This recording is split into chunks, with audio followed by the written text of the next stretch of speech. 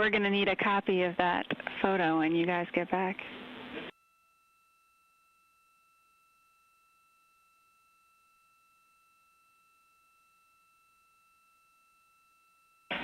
Copy them.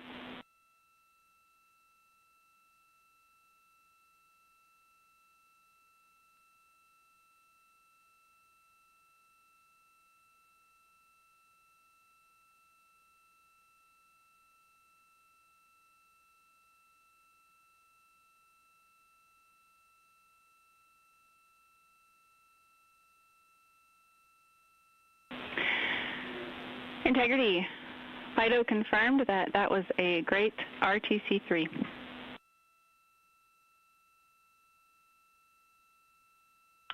Outstanding. Thanks, FIDO. And a second thanks to the team. That's awesome.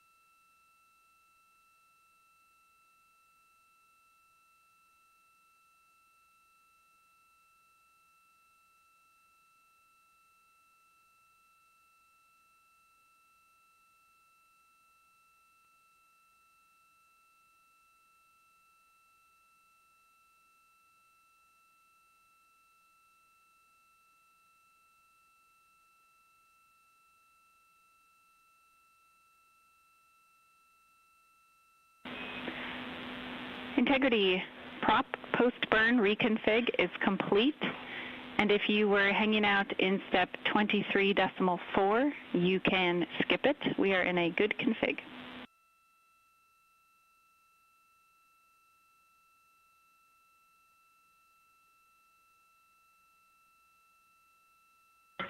And Jackie, we were talking about seats. I'm in instruction 337 of 392, and then can you repeat that call?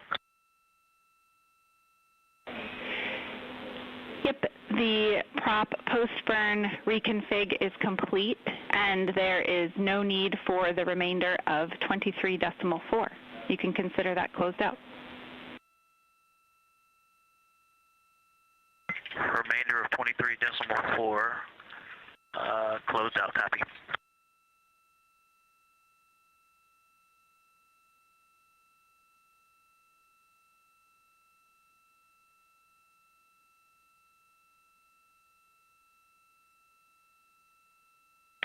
And Jackie, just confirm, I know you said the rest of 23.4, I'm not looking at this in steps, just instructions. Confirm that's the BFS configured for the burn, subsequent steps as well.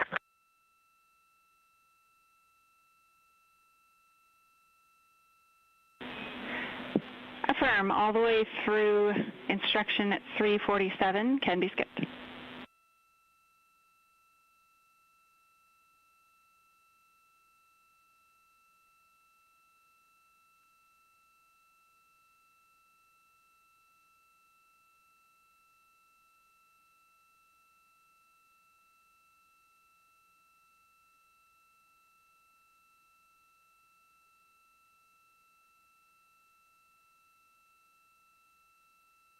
Okay, I see that takes us to step 24. I did not do any of the remaining steps in step 23, and that is over to you, MCC. We're moving back to cabin config. Houston copies and concurs.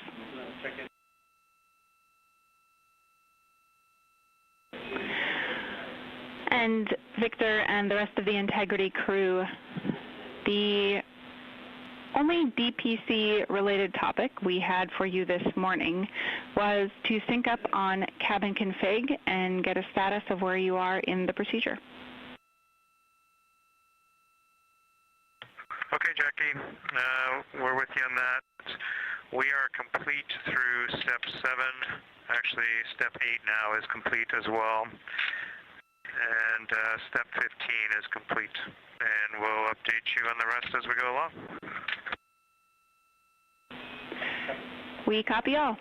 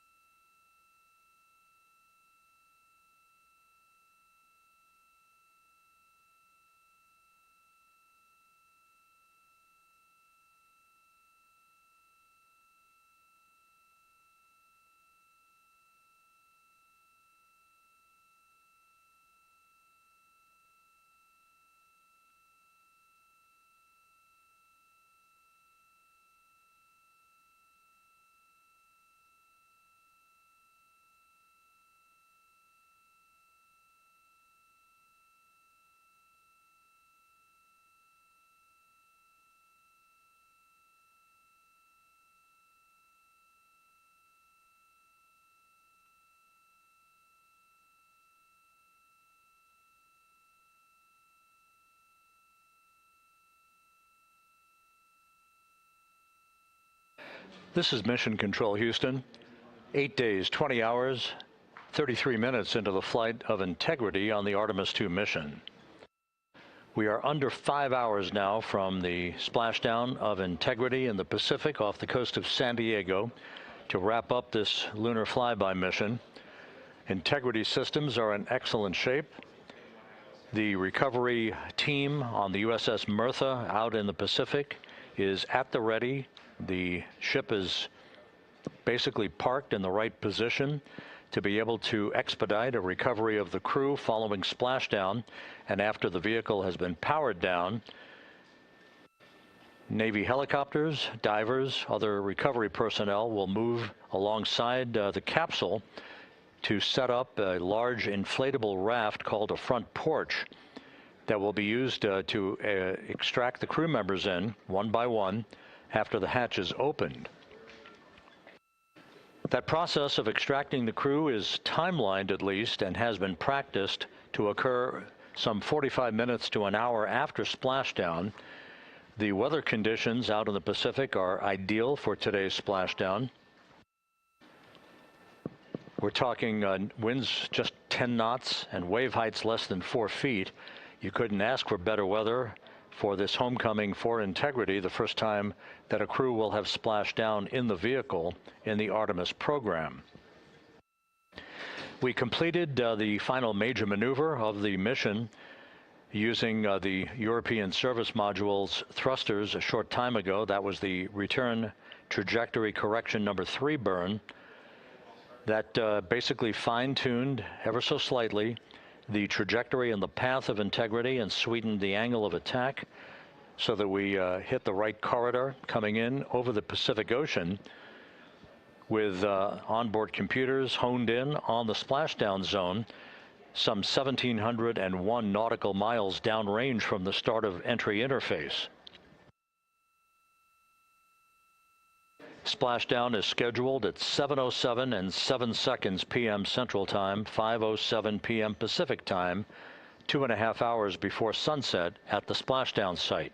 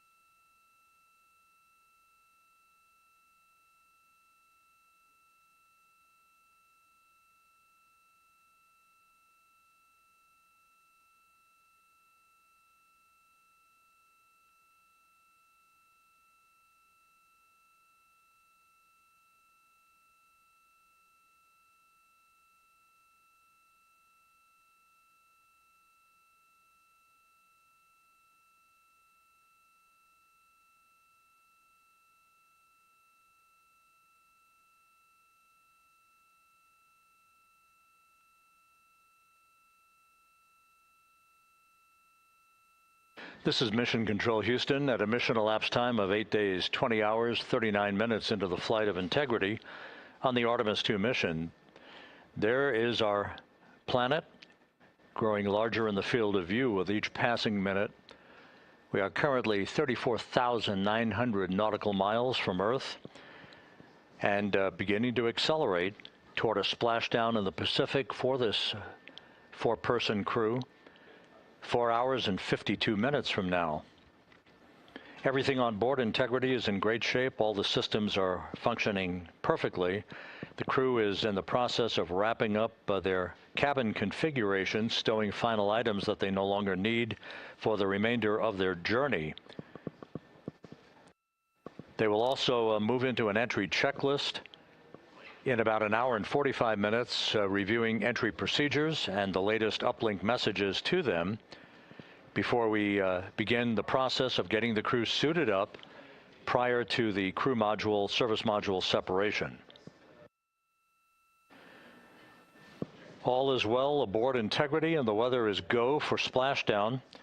The USS John P. Murtha is in place in the recovery zone, ready to begin deploying its assets for imagery as well as for the recovery operations themselves.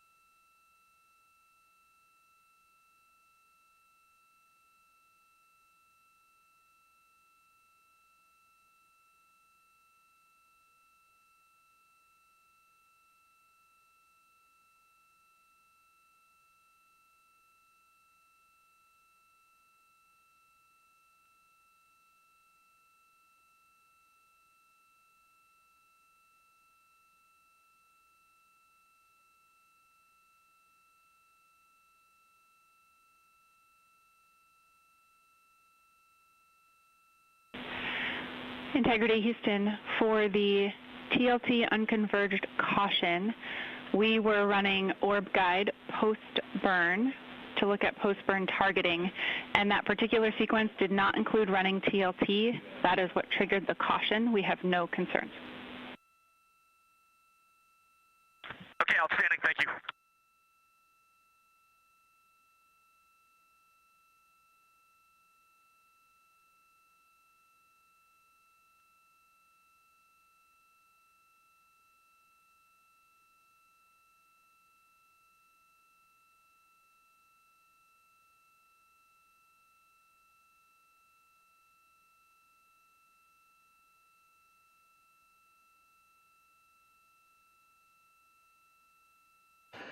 That call from Capcom Jackie Mahaffey to the crew, indicating TLT, which is a targeted landing trajectory.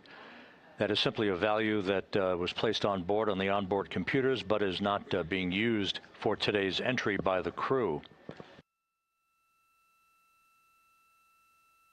The last maneuver that will be conducted by Integrity will occur at 6:37 p.m. Central Time tonight. That is the crew module raise burn. That occurs about 4 minutes after the crew module will have separated from the service module. This will be about a 19-second burn with a velocity change of about 9.9 feet per second as the precursor to entry interface. The raise burn designed as a final opportunity to sweeten the flight path angle, the angle of attack, if you will, of the vehicle as it enters the Earth's atmosphere, placing the vehicle in the proper orientation perfectly with precision to mitigate any excessive heat loads on the heat shield of the spacecraft. Entry interface will begin at 6:53 and 31 seconds p.m. Central Time at an altitude of 400,000 feet, while Integrity is traveling 34,882 feet per second with a range to splashdown of 1,701 nautical miles.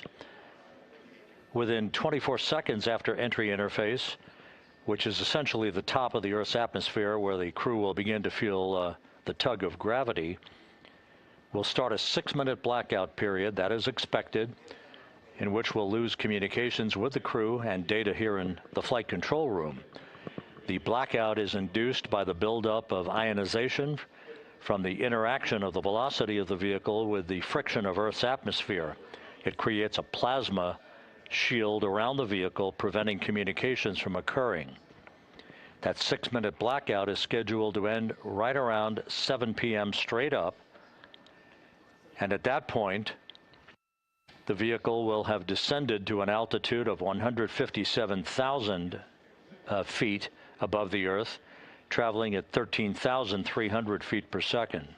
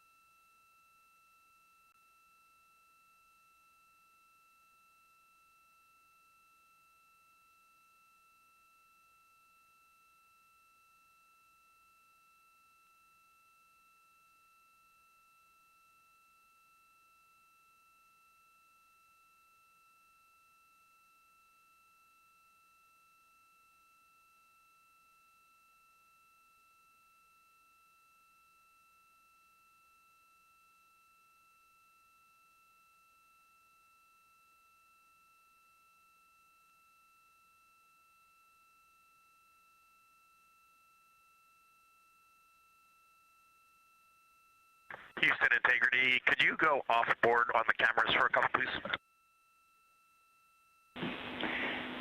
In work.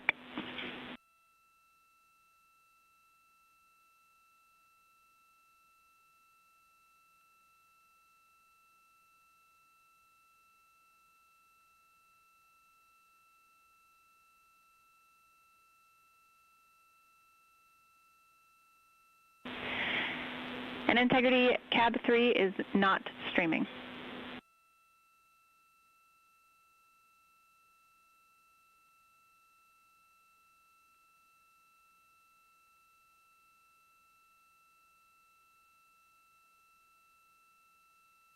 Thank you, Jackie.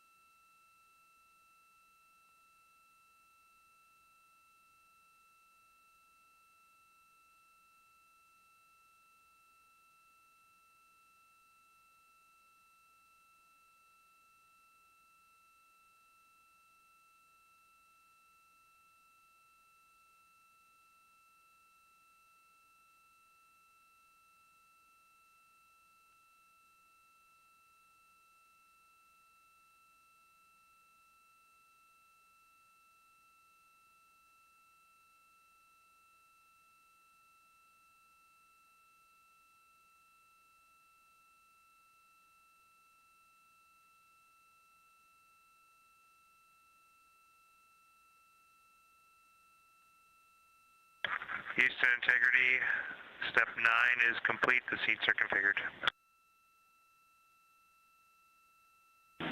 Houston, copy seats.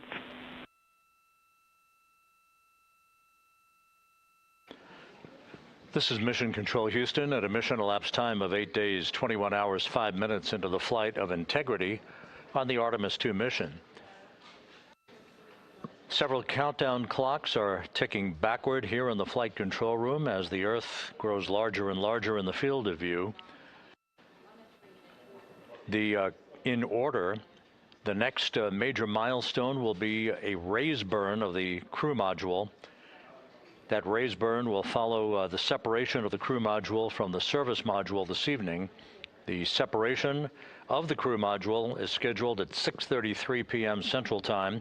4 minutes later, at 6:37 p.m. Central Time, we'll conduct about a 19-second raise burn. This is a slight maneuver to tilt up the aft end of Integrity in a final opportunity to fine-tune the angle of attack that Integrity will incur as it enters the Earth's atmosphere over the Pacific Ocean.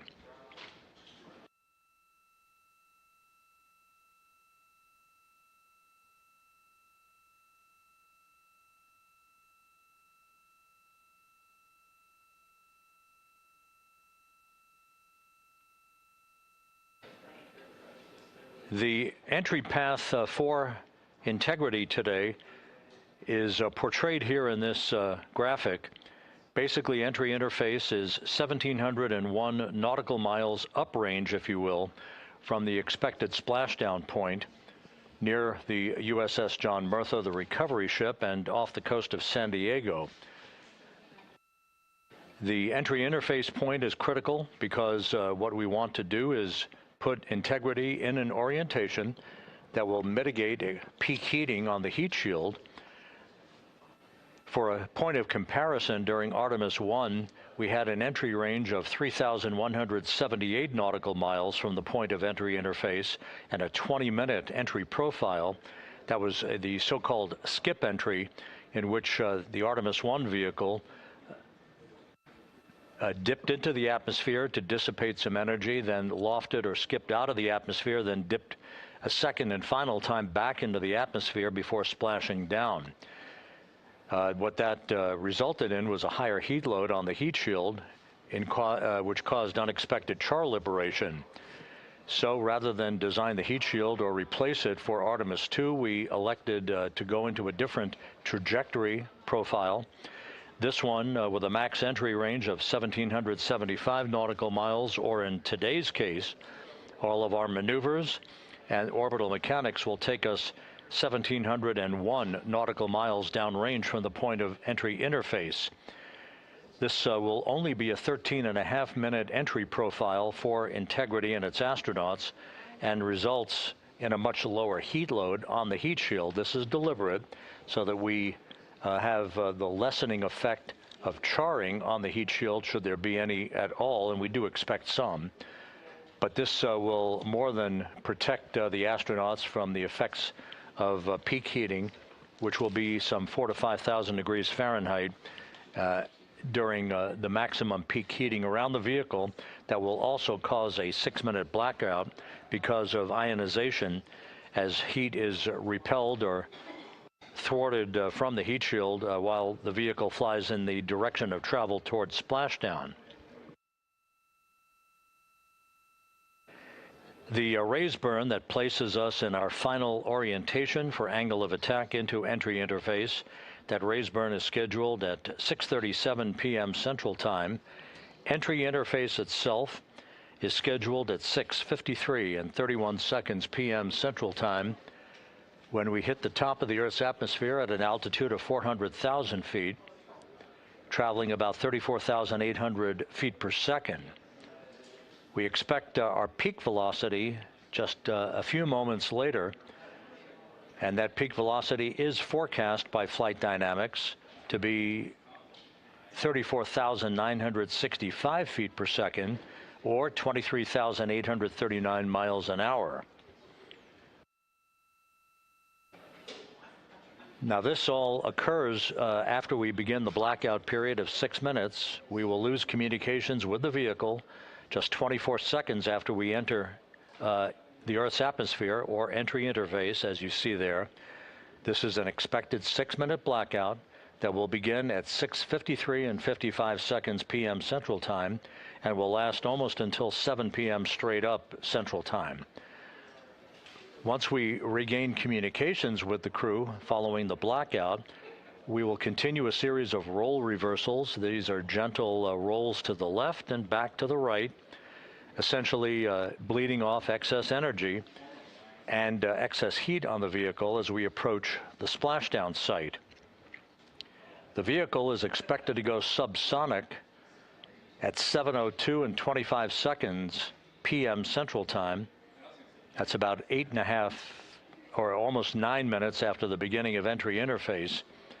And at that point, we will be at an altitude of 59,000 feet above the Pacific Ocean.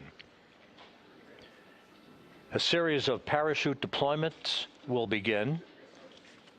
The first of that will be the forward bay cover parachutes that will basically pull the top forward bay cover off the very top of the vehicle, allowing other parachute deployment activities to occur. The forward bay cover chute deployment is scheduled at 7:03 and 22 seconds p.m. Central Time at an altitude of 23,946 feet.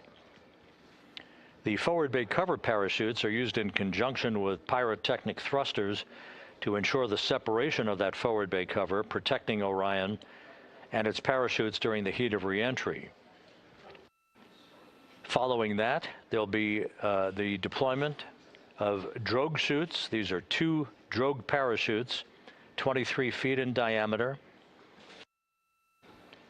These drogue chutes will be deployed at an altitude of 23,483 feet.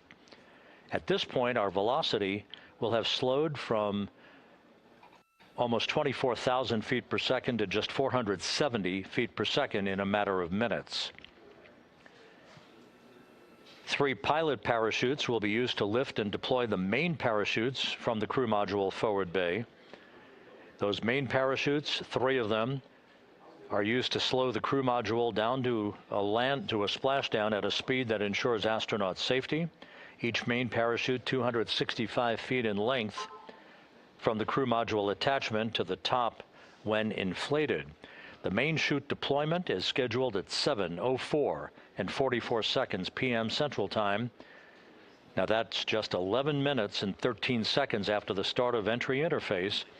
At this point, we'll be at an altitude of 5,445 feet above the Pacific. And splashdown to complete this mission is scheduled at 7:07 and 7 seconds p.m. Central Time, 5:07 p.m. Pacific Time, 2.5 hours before sunset. The crew will splash down in the Pacific southwest of San Diego at a gentle rate of just 19 miles an hour.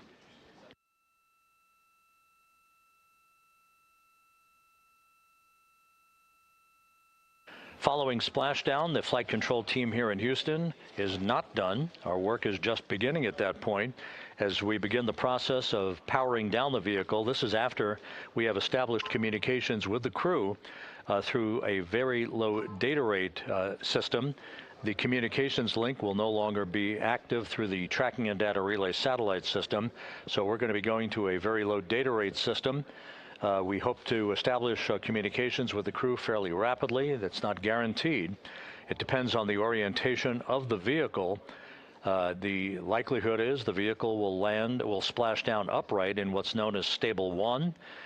Whether it's upright or in some other orientation, we'll begin the process of inflating 5 inflatable airbags that are positioned in a circumferential manner around the forward bay cover at the top of integrity. These airbags will be inflated through helium. Those 5 airbags will guarantee the proper orientation upright for the spacecraft through the rest of the process of extracting the crew, which should take some 45 minutes to an hour to complete. Navy divers, fast boats, a pair of Navy helicopters, other recovery personnel will come alongside the vehicle to begin erecting an inflatable raft called the front porch that the crew will be extracted into. You've seen that in movies. You've seen it in the Apollo program and archival footage. And one by one, the crew will be hoisted in alternating fashion to 2 hovering Navy helicopters for the trip back to the deck of the USS John Murtha, where they will leave the helicopters and move into medical bay on the ship for comprehensive medical examinations.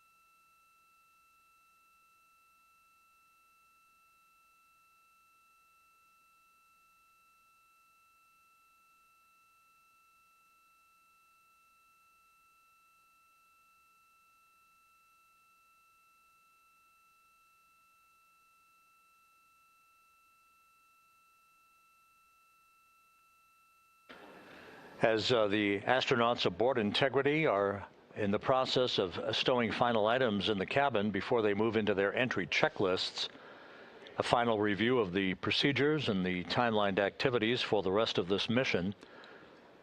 The next major milestone, once again, will be the separation of the European Service Module, which has performed valiantly throughout the course of this flight, from the crew module.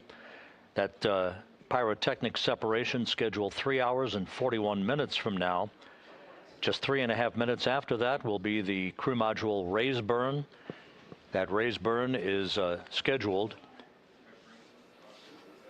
at 6:37 p.m. Central Time. It's expected to be about a 19-second firing of the crew module thrusters in one final opportunity to fine-tune the angle of attack for Integrity as it enters the Earth's atmosphere. Splashdown 4 hours, 14 minutes from now, southwest of San Diego, where the weather is forecast to be ideal. Just some broken and scattered clouds expected, 10-knot winds, wave heights less than 4 feet. You couldn't ask for a better day out in the Pacific for the homecoming of the first crew to fly aboard the Orion spacecraft. At a mission elapsed time of 8 days, 21 hours, 18 minutes into the flight, this is Mission Control Houston.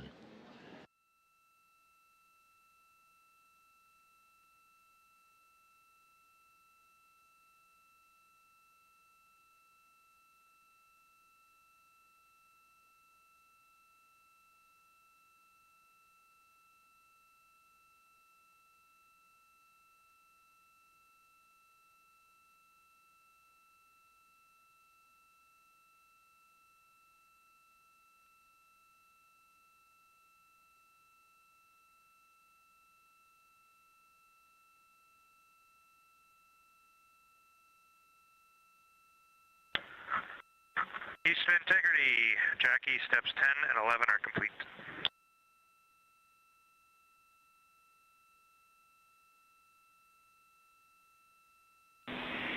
Houston copies steps 10 and 11. You guys are on track, looking great.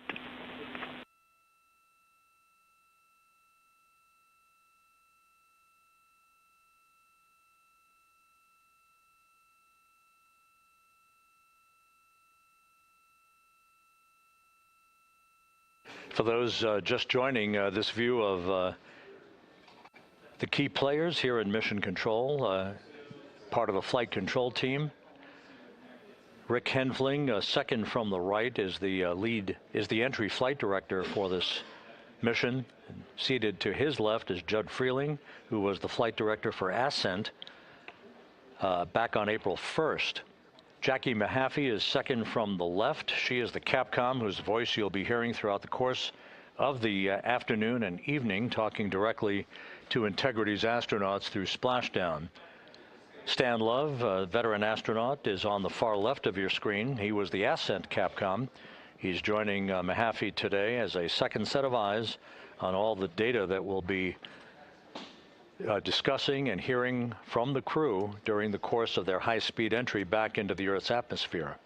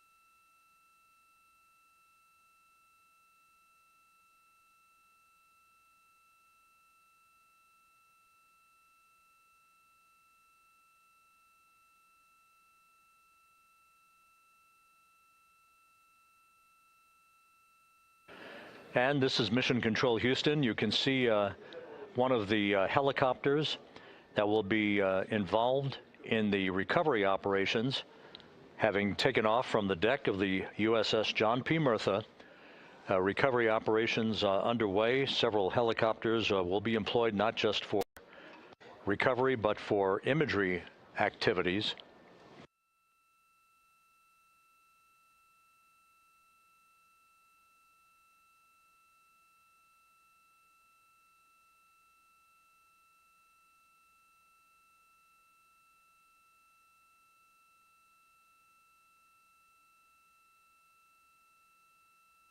On the deck of the John P. Murtha, a view of multiple views, camera views, that are being provided to us courtesy of the USS John P. Murtha that we'll be utilizing throughout the course of the evening in our coverage. Once we start the NASA Plus coverage at 5:30 p.m. Central Time, 6:30 p.m. Eastern Time, that's a simulcast of our 24/7 YouTube coverage. My colleague from the Kennedy Space Center, Megan Cruz, is on the Murtha, and she'll be providing updates and interviews as well as we continue our operational coverage of the recovery of the Integrity astronauts following their lunar flyby mission.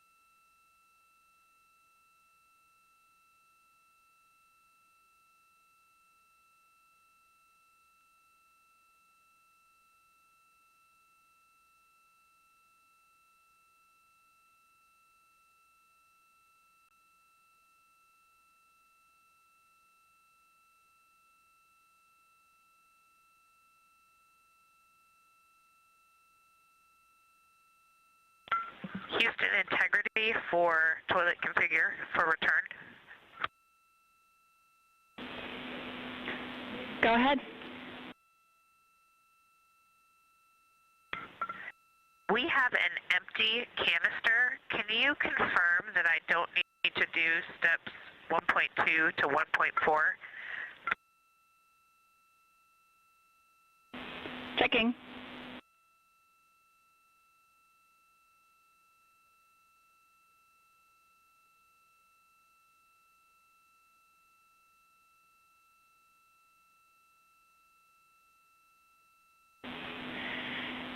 And Christina, we concur you do not need to perform the steps you listed. Thanks, Jackie.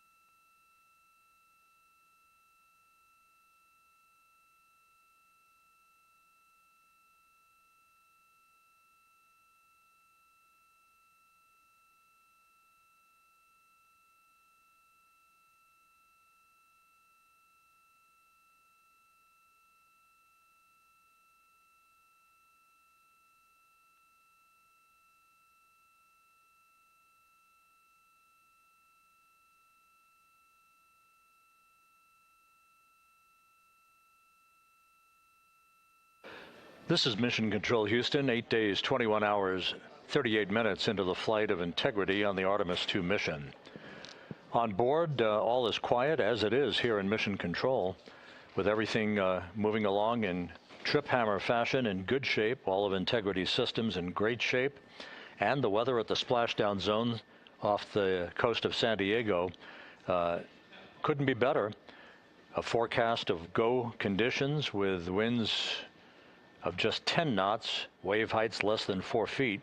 Ideal conditions for the recovery of Reid Wiseman, Victor Glover, Christina Koch, and Jeremy Hansen following their splashdown, which is just 3 hours and 53 minutes from now. The next major milestone coming up in 3 hours and 19 minutes, that will be the separation of the crew module from the European service module that has performed perfectly during the course of the flight. The service module separation from the crew module scheduled at 6:33 p.m. Central Time. Just 4 minutes later, there will be a slight maneuver, a raise burn as it is called. This will tilt the aft end of the crew module upward ever so slightly in one final opportunity to refine the flight path angle, the angle of attack, if you will, as Integrity enters the Earth's atmosphere at the point called entry interface. That is at 6:53 and 31 seconds p.m. Central Time, or some 16 minutes after the raise burn itself. All of these events will be happening fairly rapidly as we move over the next few hours toward a splashdown of the crew and a completion of a mission that will have totaled 694,481 miles from launch to splashdown.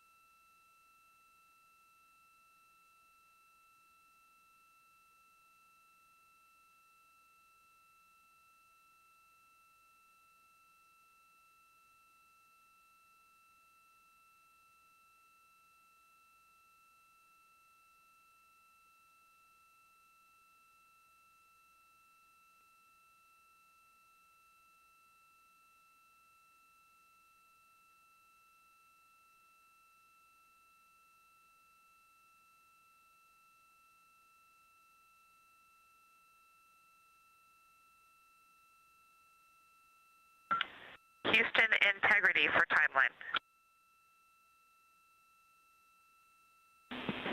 Christina, we're with you. Hey, Jackie. You guys okay if we start entry checklist 30 minutes early? Checking.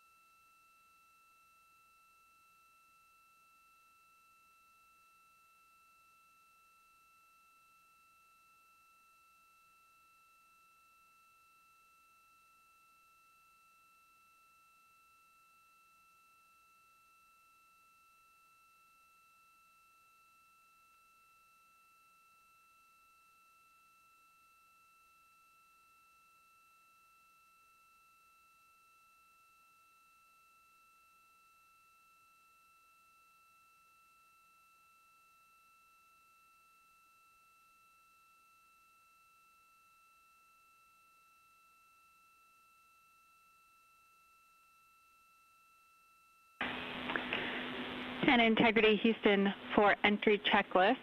We are ready for you to begin 18.0.1 entry checklist, steps 1 through 6.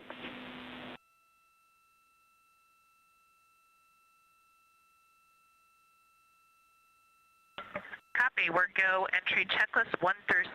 Thanks. And step 3 for GPS can be skipped. GPS has been powered and it still looks good.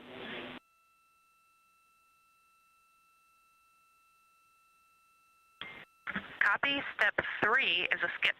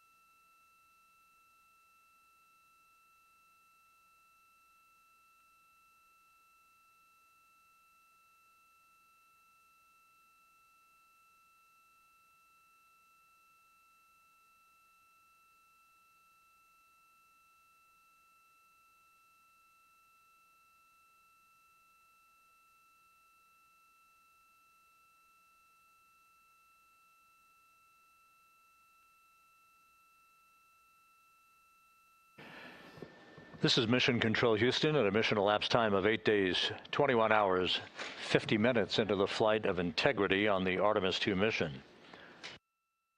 The crew is completing the configuration of the crew cabin. Soon they'll be breaking out their launch and entry suits in preparation for donning those suits and conducting leak checks as we get a bit further along in the entry preparation time frame. Meanwhile, we're looking forward to the next major milestone. That will be the separation of the crew module from the European service module 3 hours and 7 minutes from now. That's scheduled to occur at 6:33 p.m. Central Time, 7:33 p.m. Eastern Time.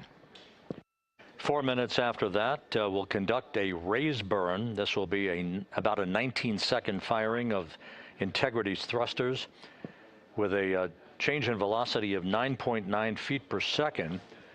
That will adjust the angle of attack of the vehicle by gently tipping the aft end of Integrity higher, if you will, like sitting in a reclining chair and basically leaning back a bit. This angle of attack adjustment is specifically designed and pre-planned to enter the Earth's atmosphere at entry interface later this evening at the proper angle to minimize heating effects on Integrity's heat shield.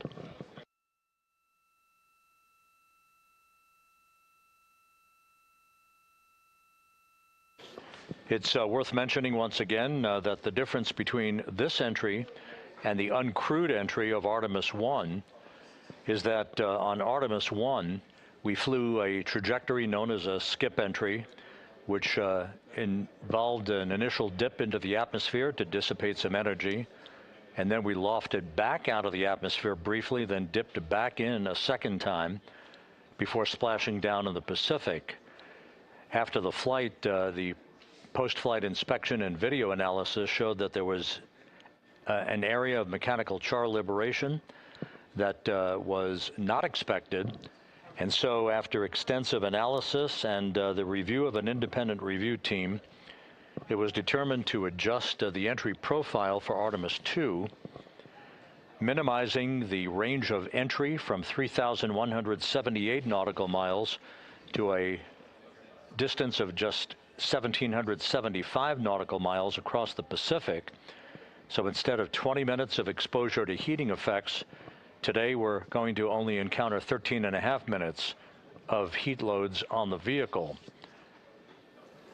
Our intended splashdown target is about 1,701 nautical miles downrange from the point of entry interface.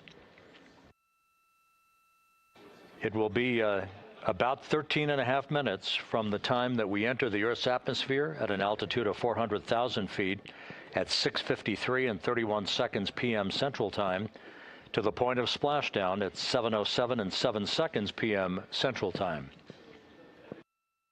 In that brief 13.5 minute period, peak heating on the vehicle should be about 4,000 to 5,000 degrees Fahrenheit.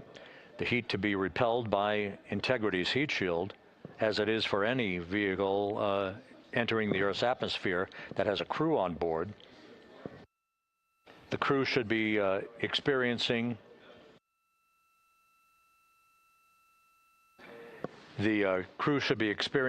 a G load on their bodies of about 3.9 Gs at peak loads on the crew members, feeling the tug of Earth's gravity for the first time in 9 days.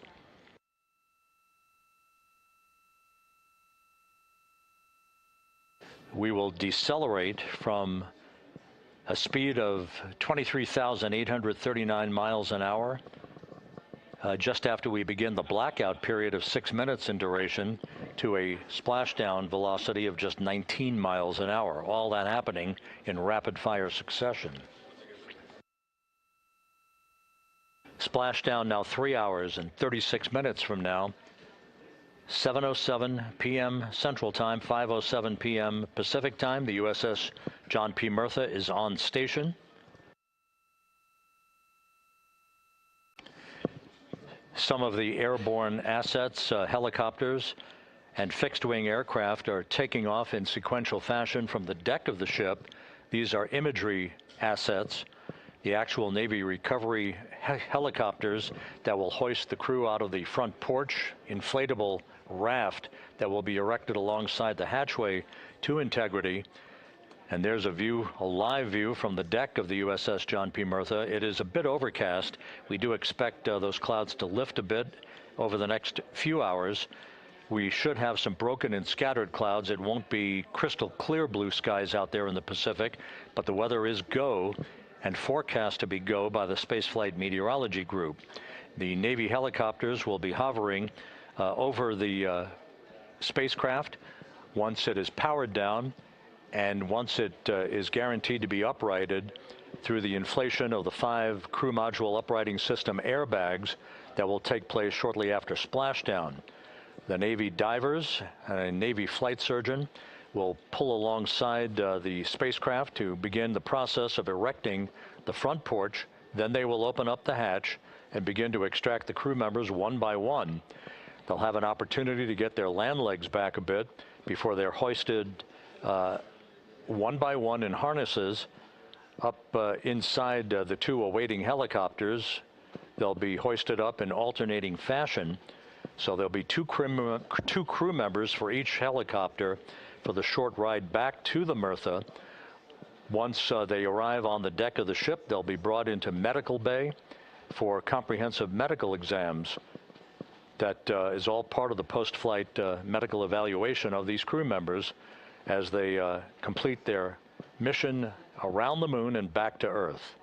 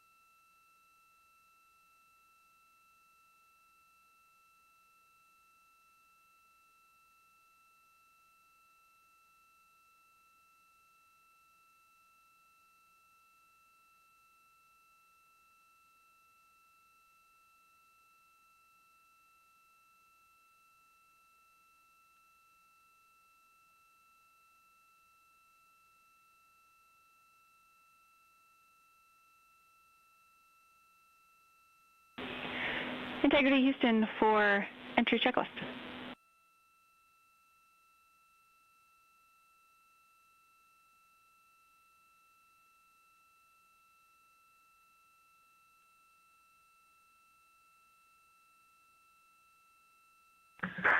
Go ahead, Jackie.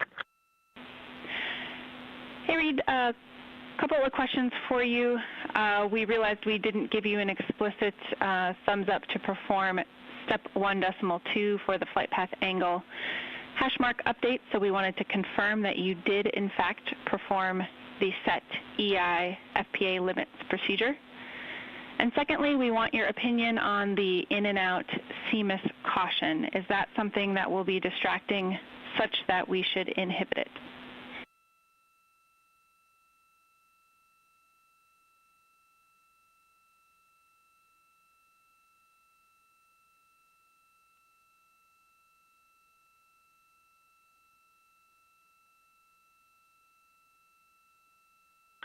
Okay, we are going to go execute 1.2. We had skipped that, and we would prefer to inhibit the CMIS caution on board.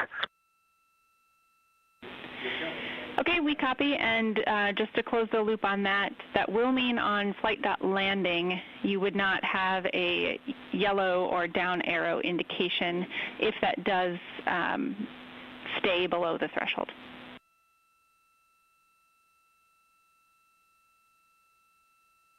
And that is totally fine.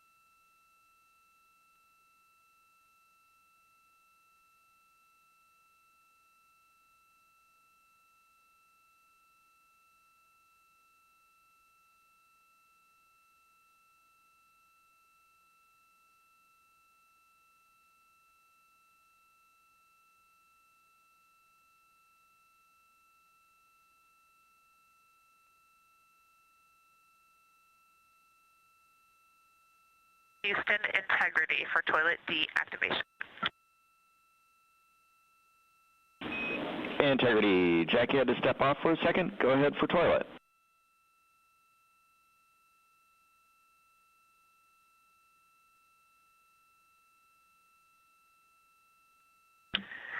Yes, sir. Hey, Stan. Great to hear your voice. We are ready for MCC to deactivate the toilet. Houston copies. Putting that in work.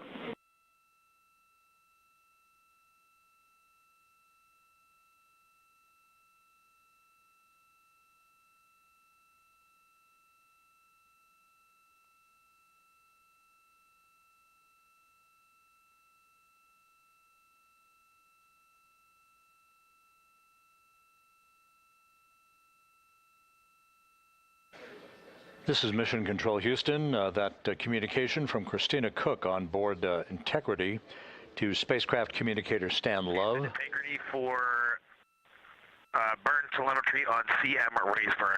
2 questions.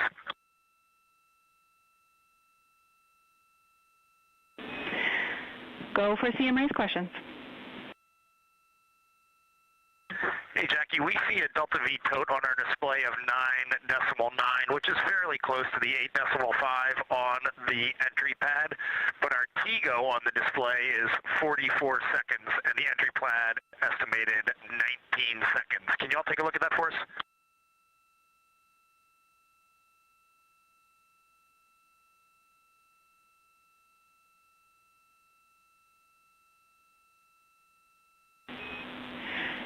Hey, Reid, good catch. The explanation there is that Delta V is about what we expect update-wise, but the TIGO calculation is not understanding that you will not have the SM when you burn CM raised. So it's doing a different mass calculation there. I remember that class in November of 2023 in Building 5 on the 3rd floor. Thank you very much.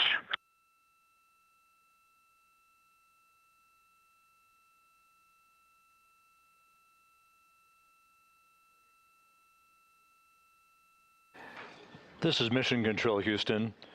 Commander Reid Wiseman inquiring about the values for the upcoming crew module raise burn. Again, as we've explained, this burn that's scheduled 2 hours and 51 minutes from now is designed to tilt the angle of attack a bit upward, basically raising the aft end of the vehicle prior to entry interface, to improve the angle of attack and minimize heating effects on the heat shield for the Orion vehicle. The crew module raise burn will occur about 4 minutes after the service module is separated from the crew module, and we're expecting about a 19-second burn. Integrity, Houston, the toilet is unpowered.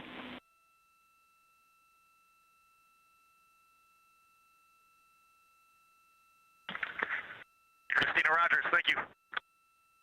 The crew module raise burn is expected to be 19 seconds in duration, with a change in velocity of about 9.9 feet per second. Once again, that's designed to fine-tune the angle of attack for Integrity as it enters the Earth's atmosphere, which will occur about 16.5 minutes after the raise burn itself. And as you heard, spacecraft communicator Jackie Mahaffey relaying that we have sent commands to turn off the ship's potty, so it is no longer to be used for the remainder of the mission, with splashdown scheduled 3 hours and 19 minutes from now. The 4 crew members on board Integrity, Reid Wiseman, Victor Glover, Christina Koch, and Jeremy Hansen, are in the process of completing the stowage of items in the crew cabin before they move into their entry checklist, basically looking through all of the chronological procedures that lie ahead for the rapid-fire succession of all of the events that will unfold over the course of the next 3 hours.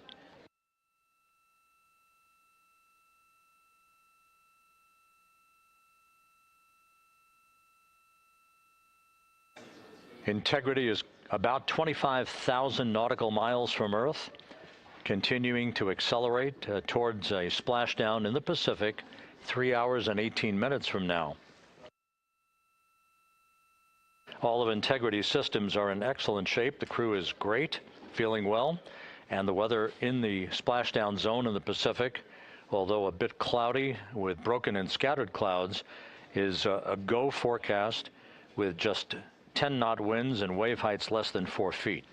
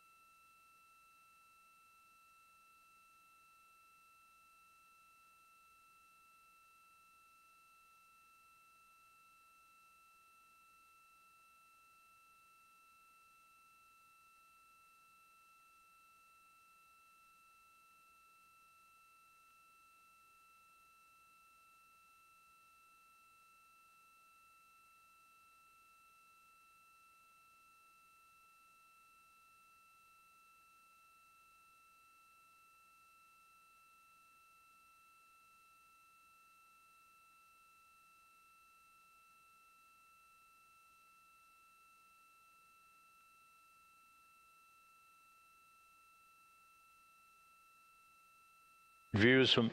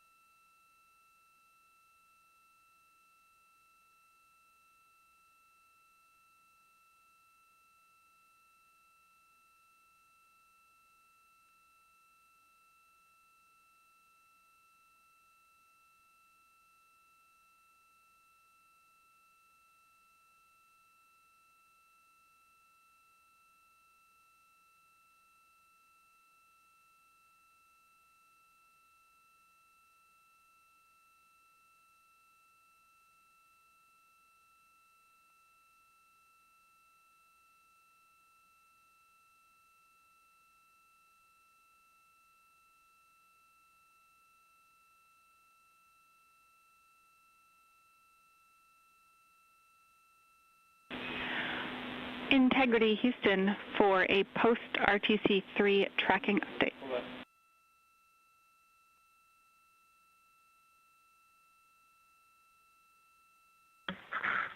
Go ahead, Houston.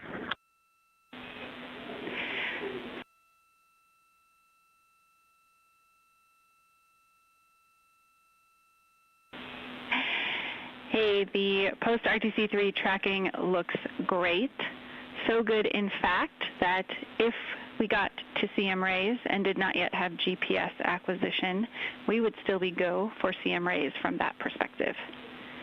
And so overall, I can confirm the post-RTC3 trajectory is within EI limits.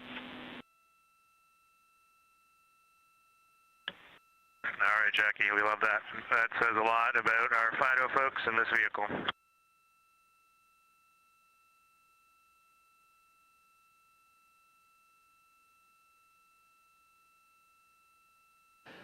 This is Mission Control Houston. A tip of the hat from Canadian Space Agency astronaut Jeremy Hansen to the flight dynamics folks and the guidance, navigation, and control officer. The RTC-3 burn that was conducted just over 2 hours ago, which was basically a final fine-tuning of the trajectory of integrity to hit the sweet spot in the corridor over the Pacific Ocean for entry interface, was so perfect that we are dead on the center line down the corridor. And the crew module raise burn that is scheduled at 6:37 p.m. Central Time, and which will be conducted, is only required to lift the aft end of the vehicle ever so slightly by a degree or two to improve the angle of attack of the spacecraft as it enters the atmosphere, mitigating peak heating effects on the heat shield for integrity. But our trajectory is dead set, right on the money, right down the pike, heading for a splashdown 3 hours and 10 minutes from now at 7:07 p.m. Central Time, 5:07 p.m. Pacific Time.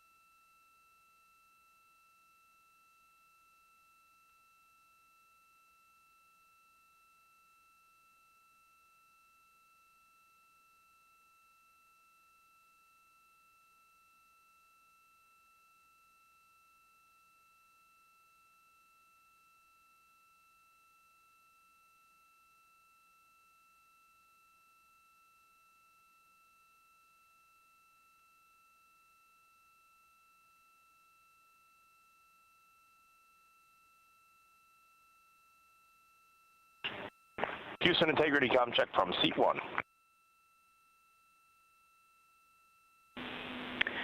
Seat 1, have you loud and clear coming down on both OE 1 and 2? How me on 1? Got you loud and clear on 1, Jackie. We're going to stay in this config on both 1 and 2, and Reid and Victor are in our seats, slowly proceeding along.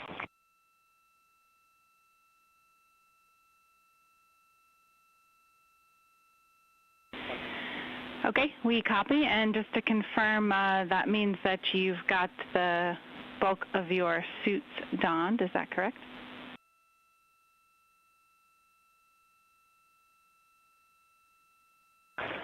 Just for Reid and Victor, A-firm. We're not gloved, not helmeted yet. Copy all. Thanks.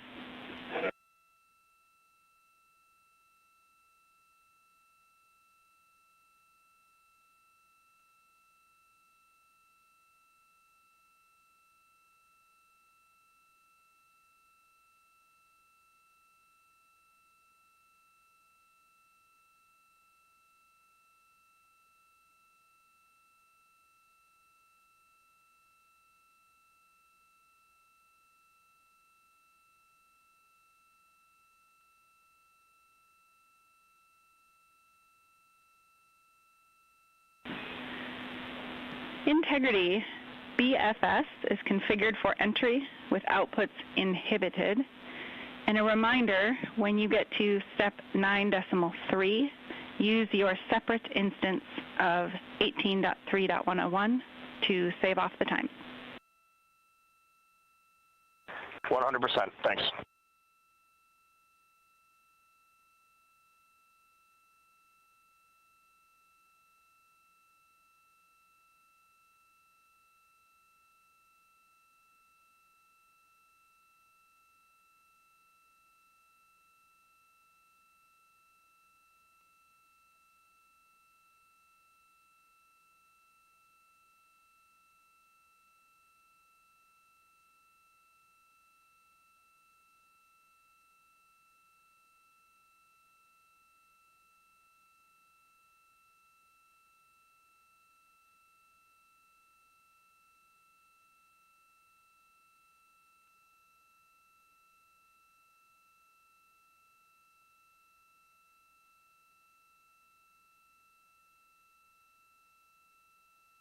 Houston integrity com check from C2. Victor, have you loud and clear? I'm coming up on 1. How me?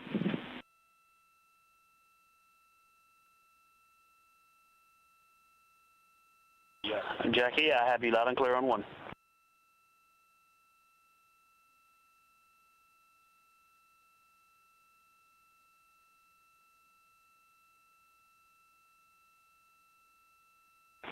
You are loud and clear on 2, Jackie.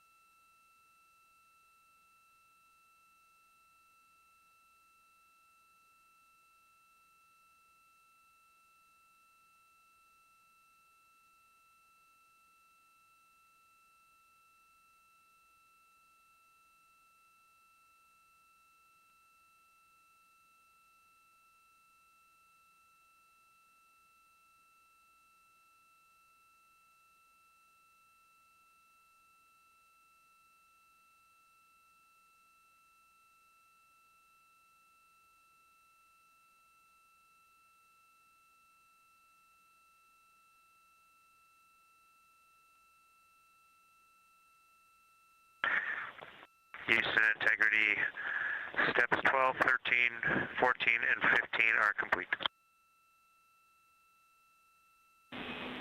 Jeremy, Houston copies. Thank you.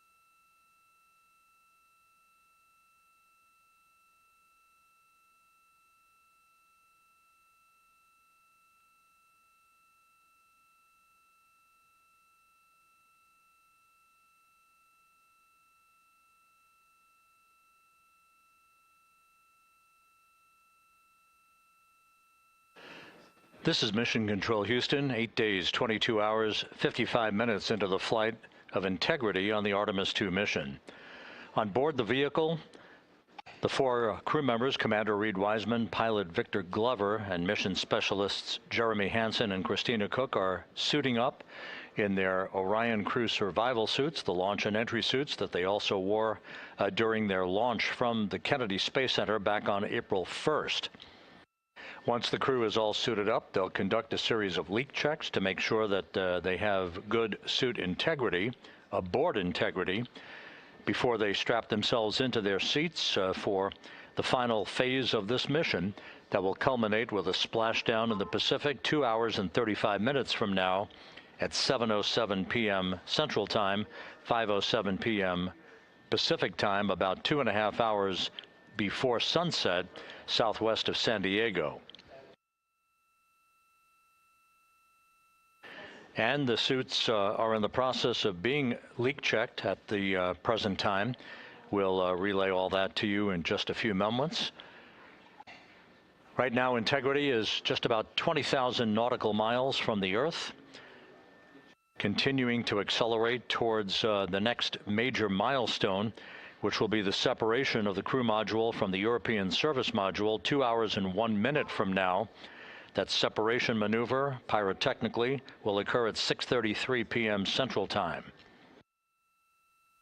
That will be followed just 4 minutes later by a raise burn, a 19-second burn of Integrity's thrusters to induce a change in velocity of 9.9 feet per second, slightly raising up the aft end of the vehicle to improve its angle of attack as it enters the Earth's atmosphere, and in the process mitigates the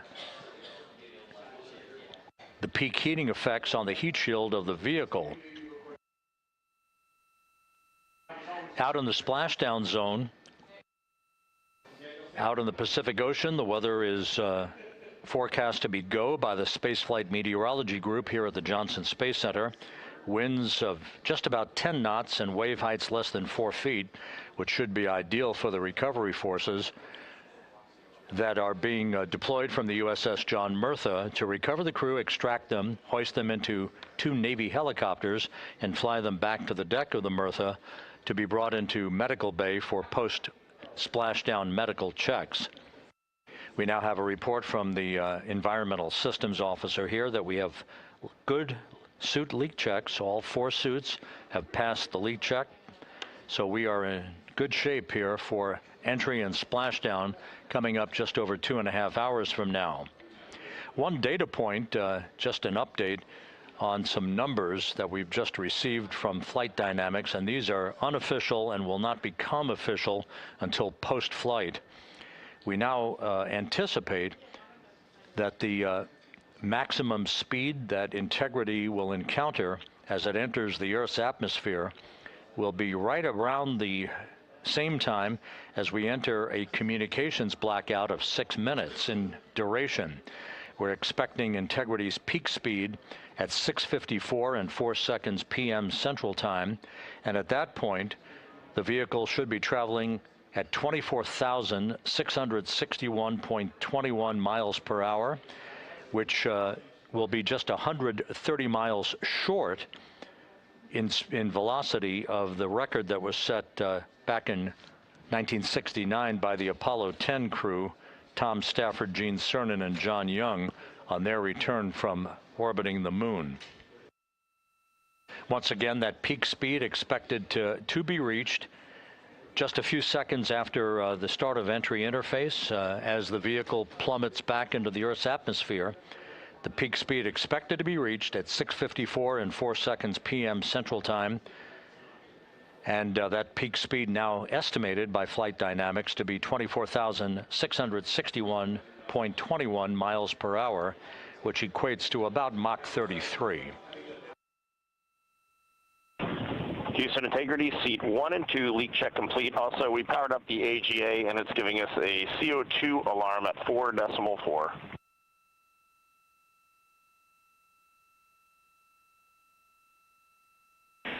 We copy leak check. We saw it as well. And copy CO2 at 4.4. We are discussing. We also on the AGA have a bit A of 16. We've seen that in the past. Should go away.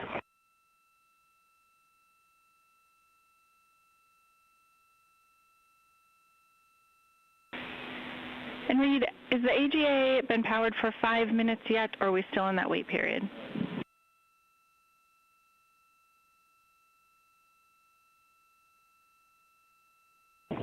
We are in the wait period. We expect that bit will go away. We copy, and that bit can also indicate that we cannot trust the other values, so we'll check back with you after the 5 minutes on the CO2 levels. A firm.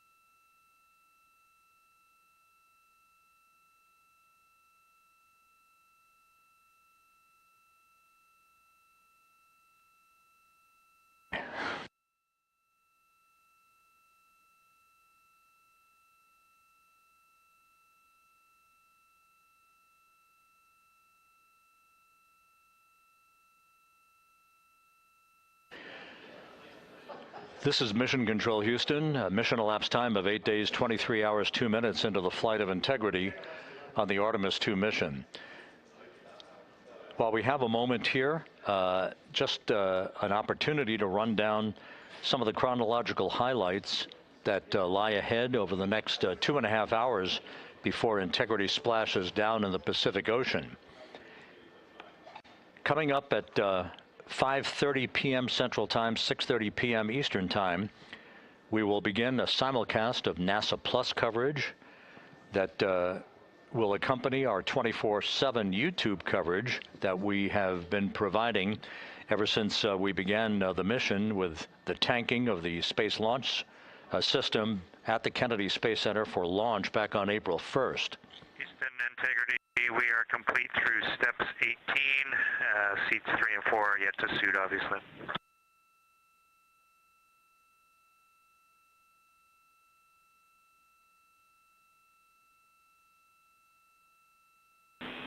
Jeremy, we copy you completed 16 through 18 and confirm for us whether you needed any adjustments of CIAS in step 17.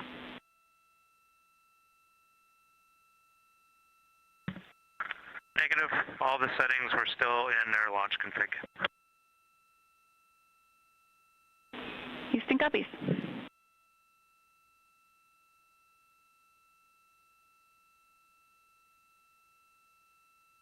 Once again, with the leak checks having been successfully completed on the 4 launch and entry suits for the crew members on board Integrity, once again we'll begin our NASA Plus coverage as a simulcast to our 24/7 YouTube coverage in less than an hour at 5:30 p.m. Central Time, 6:30 p.m. Eastern Time. At 6:15 p.m., we're going to hand over communications from the Deep Space Network to the Tracking and Data Relay Satellite System as Integrity continues to approach the Earth. Currently, Integrity is less than 20,000 nautical miles from its destination and a splashdown in the Pacific. We will separate the European service module from the crew module at 6:33 p.m. Central Time. And just 4 minutes later, we'll conduct a raise burn, a 19-second burn of the Integrity thrusters to slightly tilt the vehicle's orientation upward, with the aft end being tilted upward. That will also change the velocity by 9.9 feet per second and complete the orientation of the vehicle for its angle of attack as it enters the Earth's atmosphere. Entry interface, where we reach the first traces of Earth's atmosphere and where most of the dynamic operations will then begin. Entry interface is scheduled at 6:53 and 31 seconds p.m. Central Time, where Integrity will be at an altitude of 400,000 feet above the Earth, traveling at about 34,882 feet per second with a range to splashdown of 1,701 nautical miles.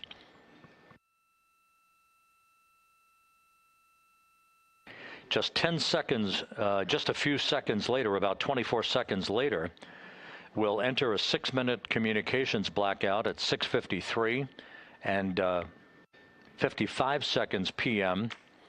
That communications blackout will be due to the buildup of plasma around the vehicle, the ionization of the interaction of the velocity of Integrity with the friction of the Earth's atmosphere. So the communications blackout, to last about 6 minutes in duration, will start 24 seconds after entry interface.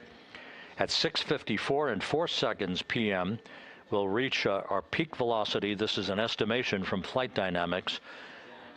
We should be reaching a peak velocity of 24,661.21 miles per hour, or somewhere around Mach 33. This will fall about 130 miles per hour short of the speed record set by the Apollo 10 command module, the Charlie Brown, during the Apollo 10 mission of Tom Stafford, Gene Cernan, and John Young back in the spring of 1969.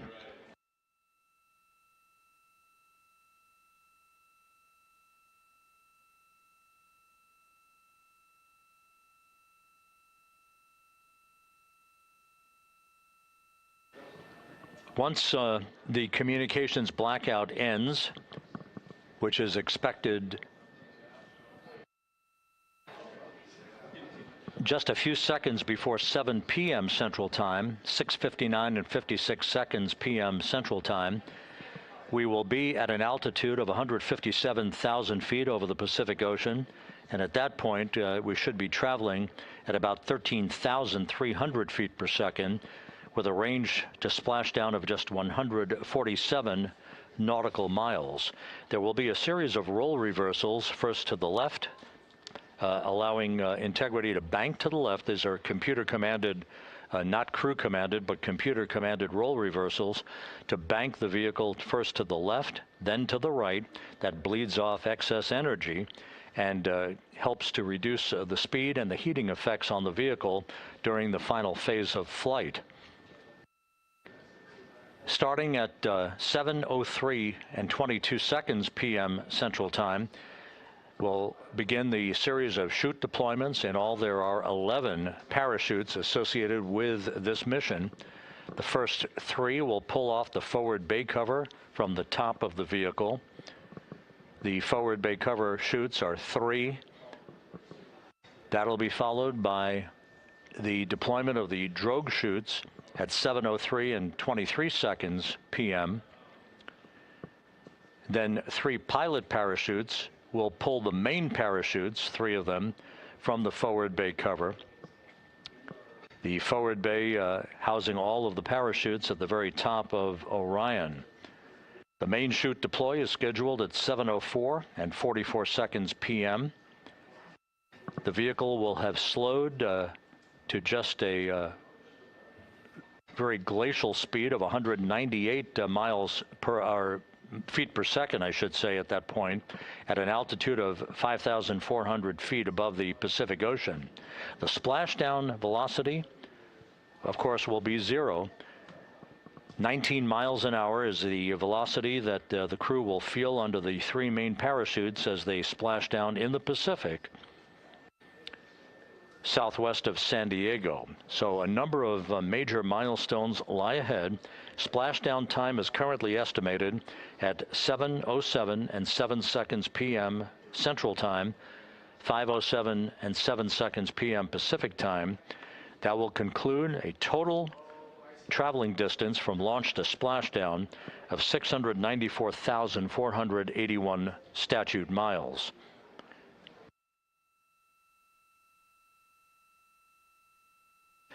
We're just 1 hour and 48 minutes away now from crew module, service module separation. The crew has donned their launch and entry suits. They've conducted leak checks. Everything is in order, and the weather is go at the splashdown site. Some of the flying assets that will collect imagery of the descent of Integrity towards splashdown have already been deployed from the deck of the USS John Murtha. The actual recovery team members will be deployed in helicopters and fast boats a bit later on as we approach splashdown, and of course after splashdown itself. Once the vehicle splashes down, we'll be deploying the 5 inflatable airbags at the top of the vehicle with helium. That will ensure that the vehicle is upright throughout the course of the recovery operations. The team here in Mission Control will check all of the systems on Integrity, make sure that we are not leaking any toxic gases from the spacecraft, and that will be the signal for the start of the power down of Integrity systems and the ability of the first members of the recovery team to approach the vehicle to set up the inflatable life raft called the front porch, which will be used to bring the crew members out of the vehicle into that front porch one by one after the hatch is open to Integrity. We expect the extraction of the crew to be some 45 minutes to an hour after splashdown, which would be about 30 to 45 minutes after the vehicle is powered down.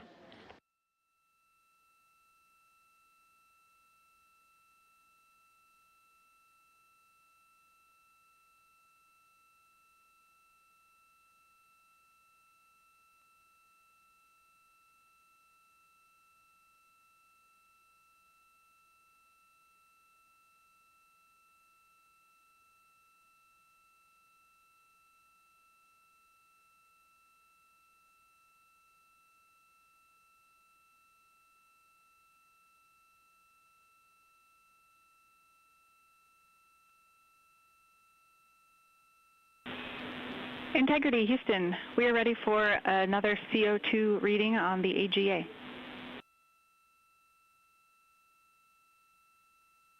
It is 5.1.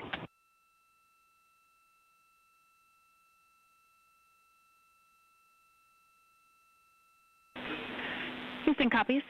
And Reid, earlier I did misspeak. The CO2 reading specifically would not have been affected by that particular bit.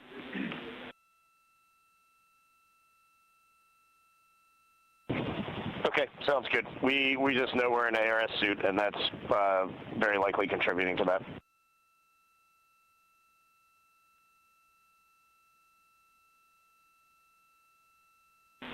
We concur.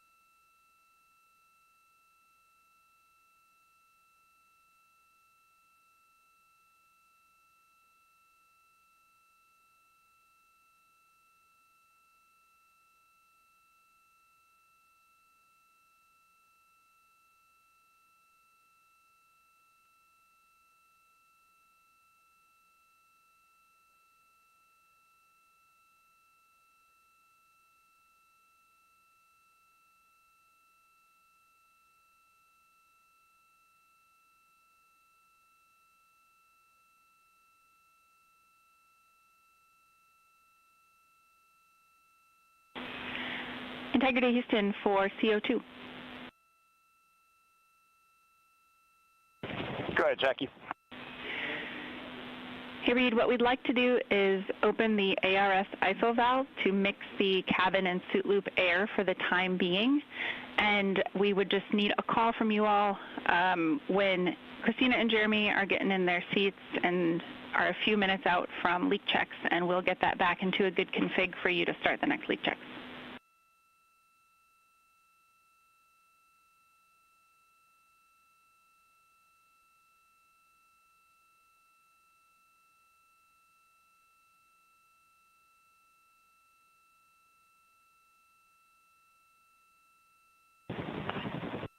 Hey, Jackie, that's a reasonably good idea. Can we just hang on that for a little bit and see how we're doing?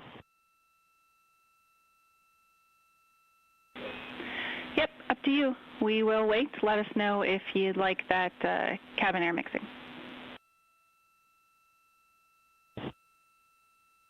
Is there a CO2 number where you guys would advise on that?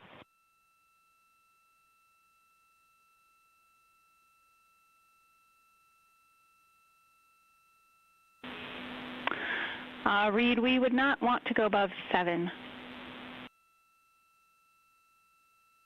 Yeah, that's perfect. Let us monitor it for just a couple minutes here.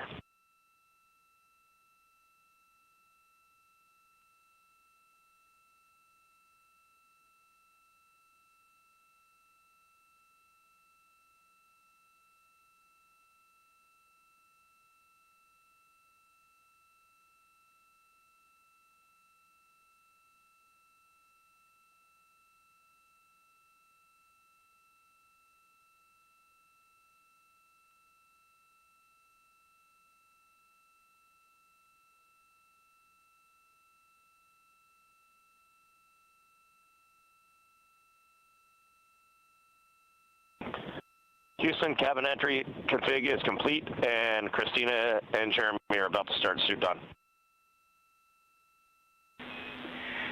Excellent on cabin config, and copy suit down.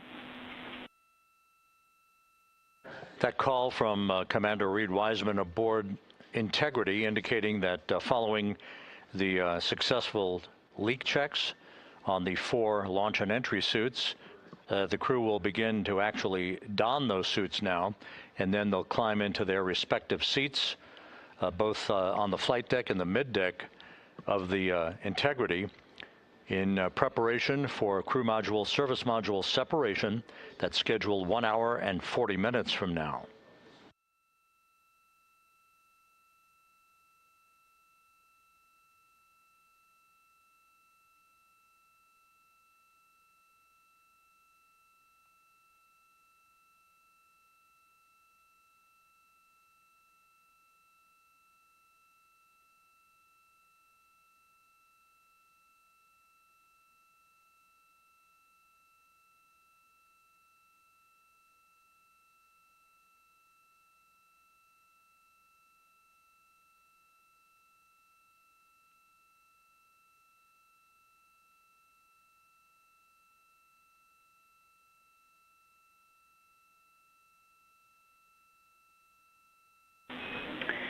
Integrity, Houston, for enter checklist. Your CMSM SEP ATP is set to go. We see that on the PFD, Jackie. And the call from Capcom Jackie Mahaffey here in Mission Control to Reid Wiseman, indicating that the pyros are armed for crew module service module separation coming up 1 hour 38 minutes 52 seconds from now.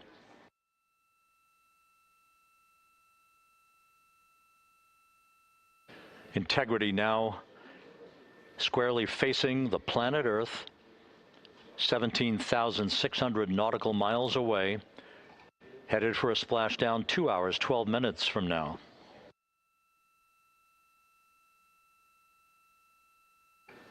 All of the recovery assets, the helicopters, the Navy P-3s, the para-rescue divers, they're all in place, ready to recover this crew following splashdown. And again, the chronology after splashdown will call for the flight control team here in Houston to assess integrity systems, make sure no toxic gases are leaking from the spacecraft.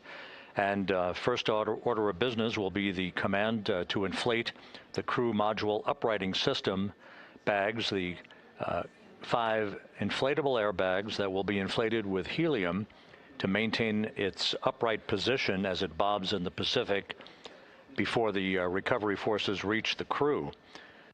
About 15 minutes after splashdown is when we expect the green light to be given to power down integrity systems, at which point the recovery teams will begin to make their way toward the vehicle to set up that inflatable life raft called the front porch, buttressed alongside the spacecraft.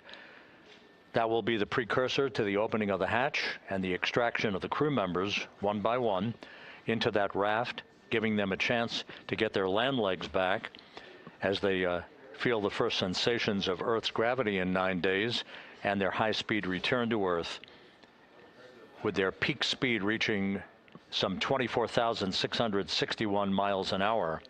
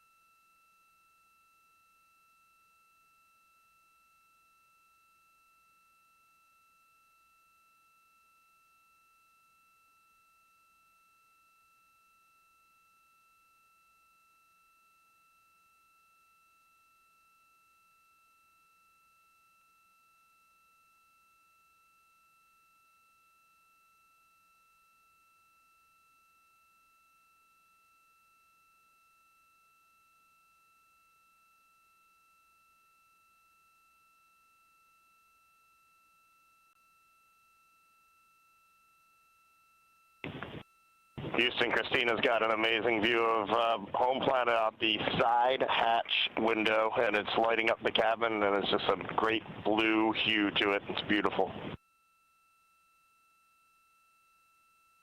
That is amazing. When you kicked us out of the cabin, we turned on one of the SAW cameras and also had the Earth's reflection on one of the arrays. It was very cool. Oh, man, that is amazing.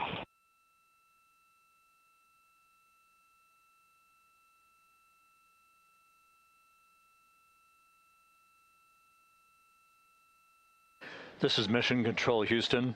Commander Reid Wiseman reveling about the view of the Earth from a distance of less than 17,000 nautical miles now. The cabin audio cable and boom mic are in F3 large stowed. We copy.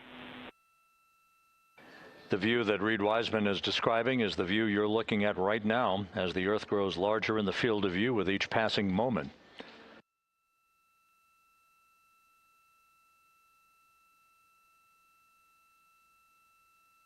We're about 29 minutes away from the start of the NASA Plus coverage, joining our 24/7 YouTube coverage as a simulcast for the remainder of the evening through the time the crew is on the deck of the USS Mertha and in medical bay. So we'll be looking forward to additional reports and other video coverage from the deck of the USS John Mertha and other assets in the splashdown zone as we continue towards splashdown and the return of Integrity's astronauts just 2 hours and 5 minutes from now.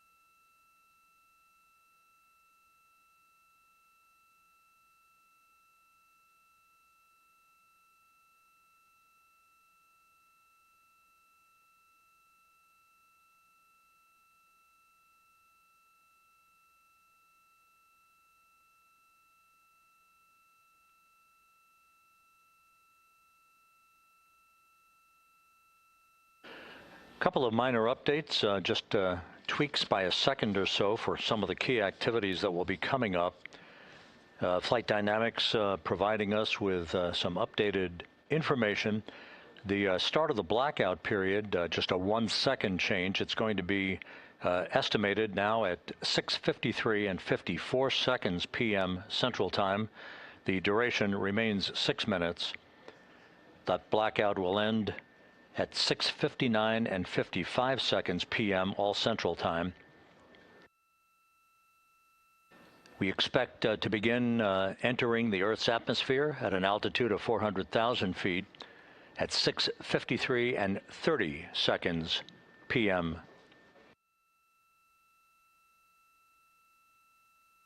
And 1 second difference now in our splashdown time, if everything unfolds the way we believe it will.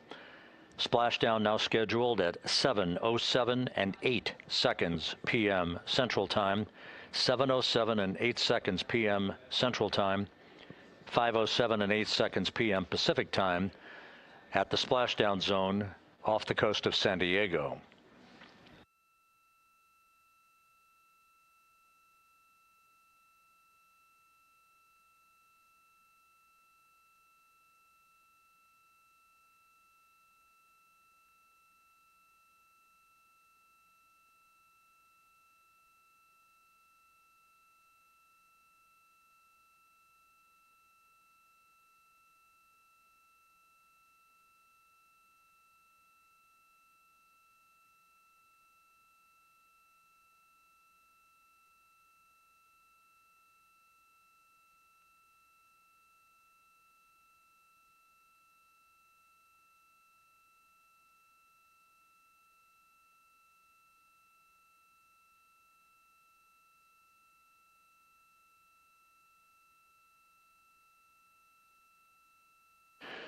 And one other update, the latest weather forecast from the Spaceflight Meteorology Group passed on to Flight Director Rick Henfling, calls for the clouds in the splashdown zone to be in the process of dissipating. The winds are somewhat reduced, now just 6 knots. The wave height's still less than 4 feet. All go forecast.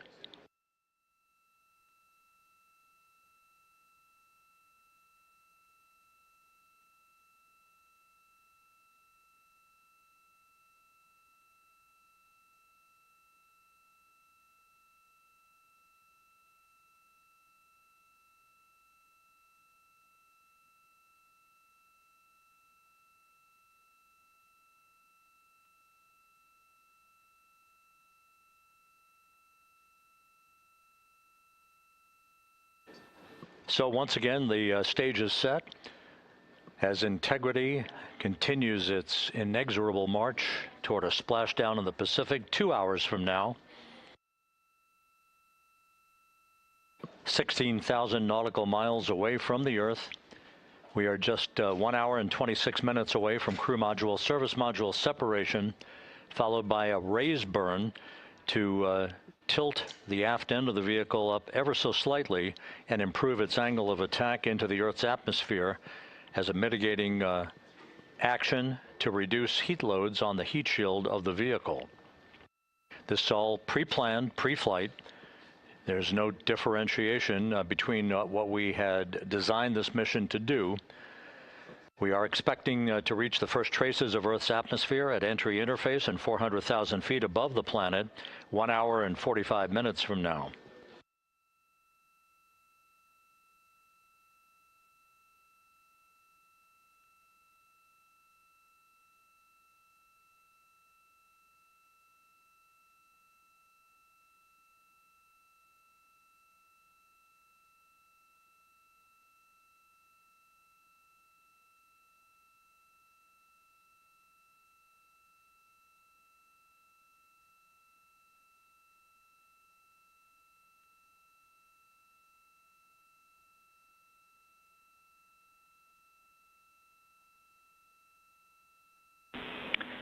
Integrity, Houston.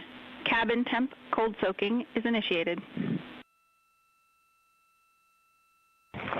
Copy that, Jackie. CO2 is 5.5, and we are still doing good on board. Christina and Jeremy are beginning suit on.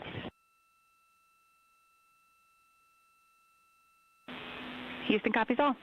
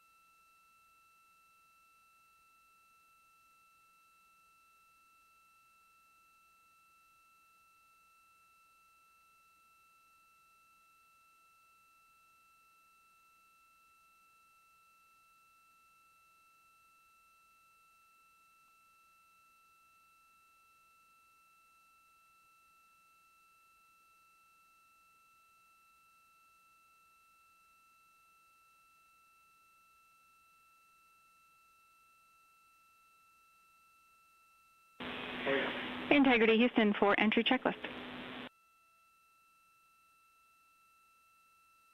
Go ahead, Jackie.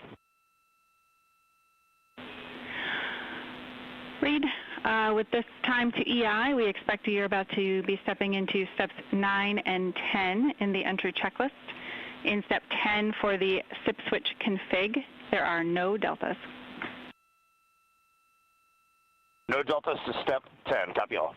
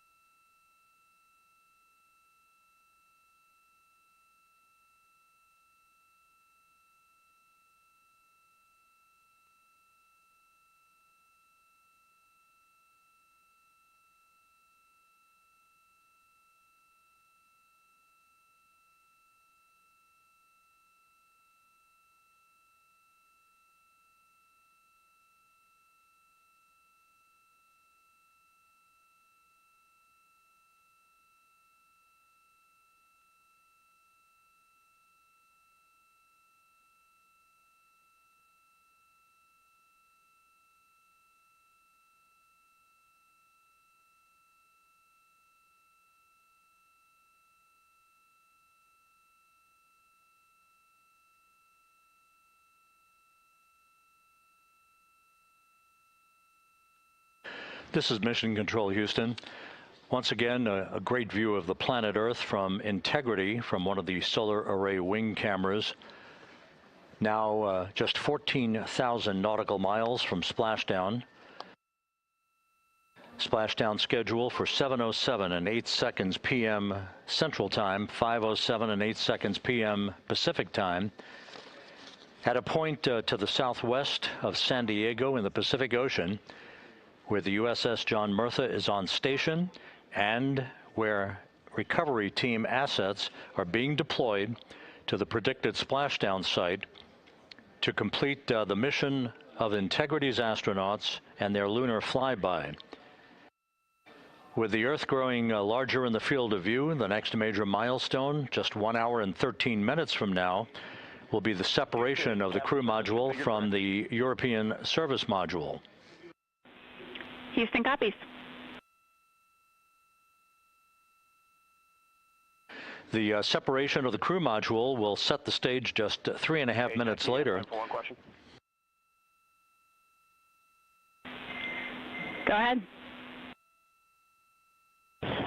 When I was looking at the BFS-SM SEP, it was the exact same time as our predicted SM SEP. Can you just confirm we don't need that to be a touch later?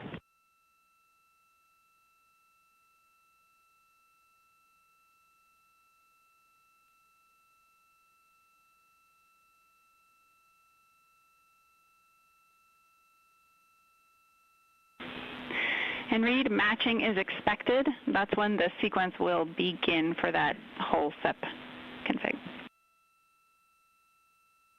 Outstanding. Thank you for the verification. Here in Mission Control in the Artemis Flight Control Room, Capcom Jackie Mahaffey confirming some of the timeline activities with Commander Reid Wiseman aboard the vehicle. The crew has suited up in its launch and entry suits, ready to begin the critical phase of this mission. Their homecoming to a high-speed entry and a parachute-assisted splashdown in the Pacific. Once again, the next major milestone, 1 hour, 11 minutes from now, the separation of the crew module from the European service module as Artemis's astronauts head home to complete this historic flight.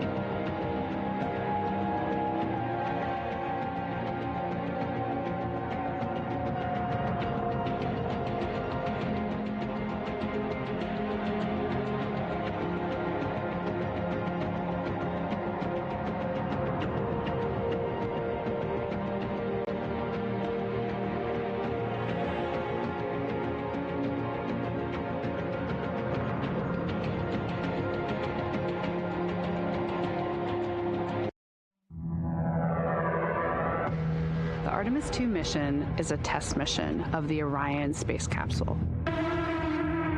Artemis II will be the first time we put humans on this rocket. We're going back to the moon because it's the next step in our journey to Mars. We were always going to the moon. Pushing ourselves to explore is just core to who we are. That's a part of being a human. And liftoff. We shall return. Continuing to test out every bit of Orion. Coming back to Earth, 7 miles a second. When humanity sets big goals, we can bring together genius from around the world. You have the best people on planet Earth putting this vehicle together. That's what's up. To innovate for the benefit of humanity and to inspire the world through discovery. And here we go.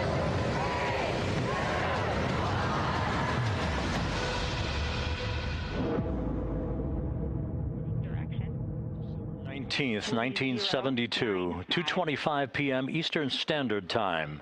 The Command Module America splashes down in the Pacific with Gene Cernan, Ron Evans, and Jack Schmidt aboard as the Apollo 17 mission came to an end, along with humanity's first series of expeditions to the moon. Today at this hour, you are looking live at our planet from the Integrity spacecraft, heading for a splashdown in the Pacific off the coast of San Diego just 1 hour and 35 minutes from now. And good day from the Artemis Flight Control Room here at the Johnson Space Center in Houston, where the entry flight control team is on duty at this hour, led by Flight Director Rick Henfling, joined on console with the voice you'll hear talking to the crew throughout the course of the day. That is Jackie Mahaffey, second from your left.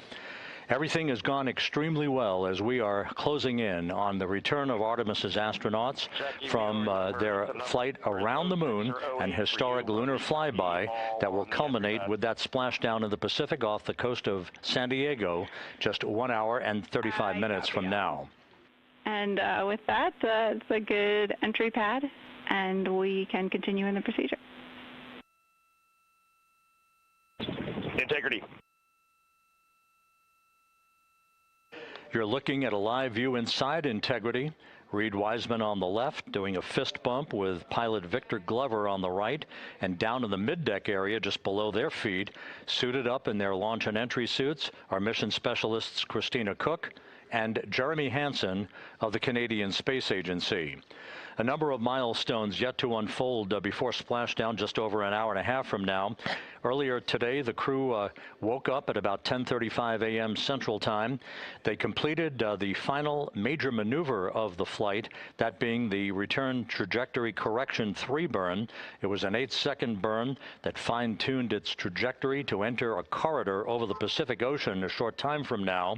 That will be the point of entry interface, where the crew will reach the first traces of Earth's atmosphere at an altitude of 400,000 feet.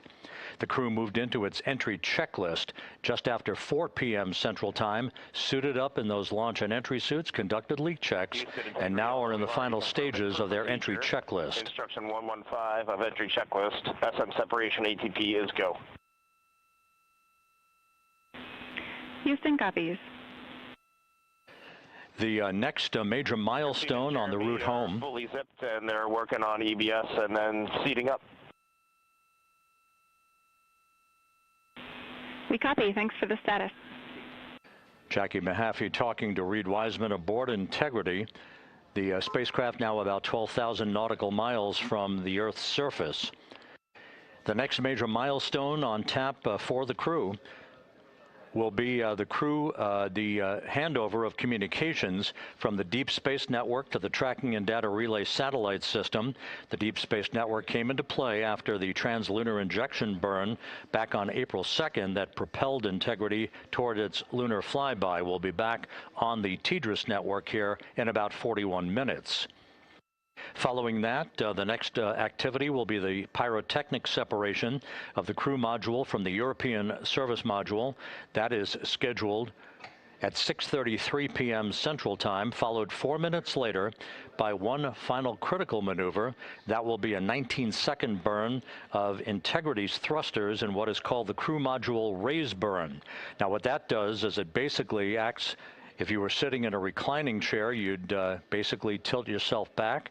It raises the aft end of Integrity ever so slightly, and that is the final opportunity for us to fine-tune the angle of attack of Integrity through the area of peak heating at entry interface that will come a bit later on, about an hour and 18 minutes from now. So after the raise burn, we will be in the final orientation that will minimize any peak heating on the heat shield of Integrity and prior to the time the crew enters the Earth's atmosphere at an altitude of 400,000 feet. Entry interface. This is the critical time where the crew will reach the first traces of Earth's atmosphere at an altitude of 400,000 feet, traveling 34,882 feet per second. Just 24 seconds after entering the Earth's atmosphere, we will experience a communications blackout expected to last 6 minutes in duration. This is planned, and it is caused by the interaction of the velocity of Integrity with the friction of Earth's atmosphere.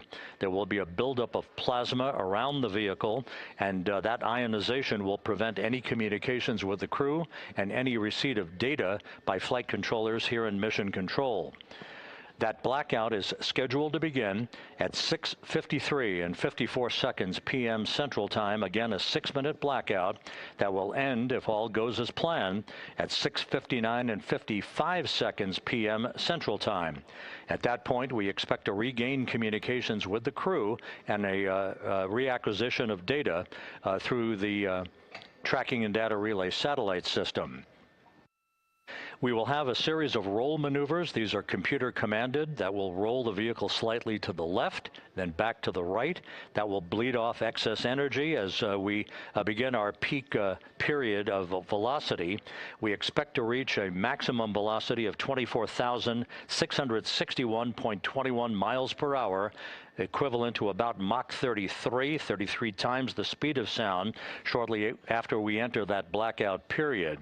Once we exit the blackout period, of course, we're in the denser regions of the Earth's atmosphere, and then we get set up for the parachute deployment sequence. First, the deployment of 3 forward bay cover chutes that will pull essentially the top forward bay cover off the very top of the Integrity vehicle. That will be followed by the deployment of drogue chutes, and then the final deployment of a series of 3 main parachutes at 7:04 and 44 seconds p.m. Central Time. From that point on, it is about 3 minutes or so until splashdown. Splashdown scheduled at 7:07 and 8 seconds p.m. Central Time at a gentle speed of 19 miles an hour. So just to give you some perspective, at the time that we enter the Earth's atmosphere, we're traveling somewhere around Mach 32. We will splash down at a speed of about 19 miles an hour. The G-forces that will build on the crew members inside Integrity will build to about 3.9 Gs. That is what is expected and what they have trained for and what the spacecraft is designed to support.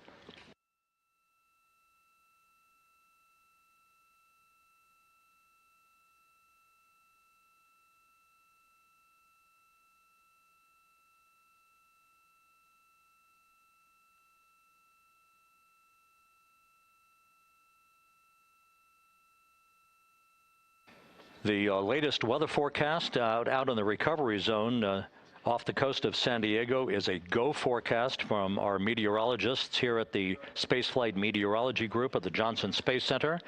And standing by on the deck of the USS John Murtha is my colleague from the Kennedy Space Center, Megan Cruz. Megan?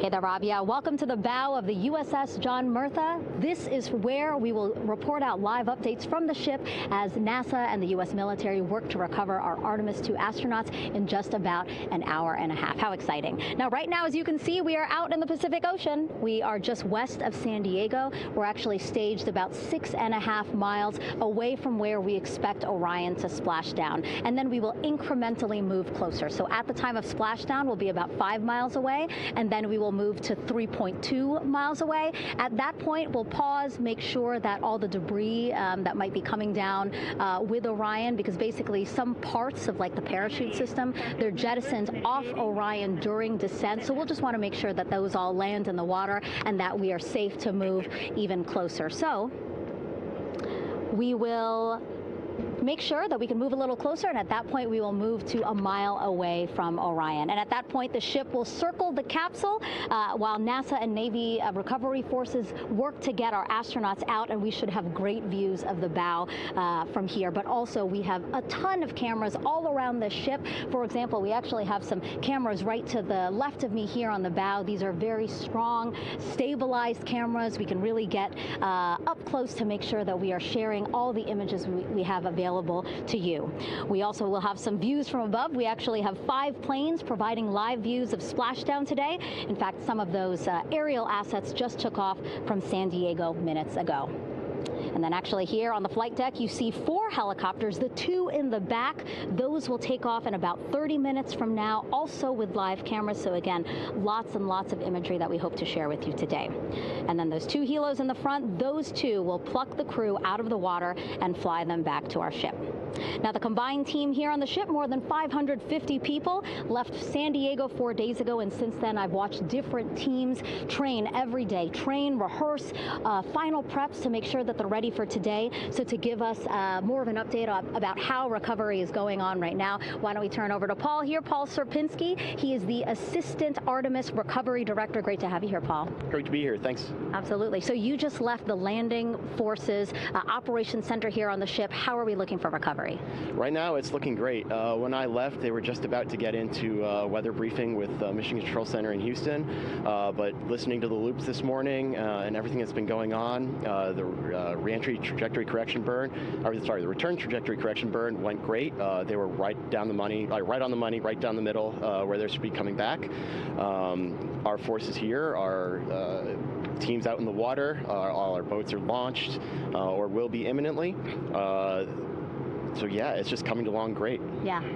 It's really nice to see. We did see some of those boats float behind us. We were hoping to give you a live view, but of course they floated right out of the camera shot as you came to us. But so basically the team right now here on the ship, basically like monitoring mode, but really things will pick up about 15 minutes after splashdown. Yeah, so a couple minutes before splashdown, things start happening really, really fast. Mm-hmm. Some events during the re-entry, they're maybe a second or 2 apart, and so it just takes a whole lot of effort and a lot of updates back and forth between us and Houston to try to keep track of everything that's happening, all in real time. And then after splashdown, that's when the recovery team really kicks into high gear.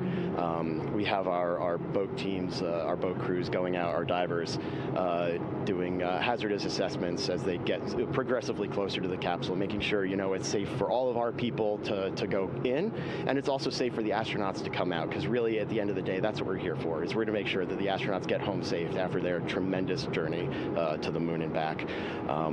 But then also we have, like you mentioned on a minute ago, all of our imagery helicopters are taking imagery, camera shots of it as it's coming in all the way through splashdown. I mean, they'll see it as soon as it crosses the horizon, all the way to the ocean here.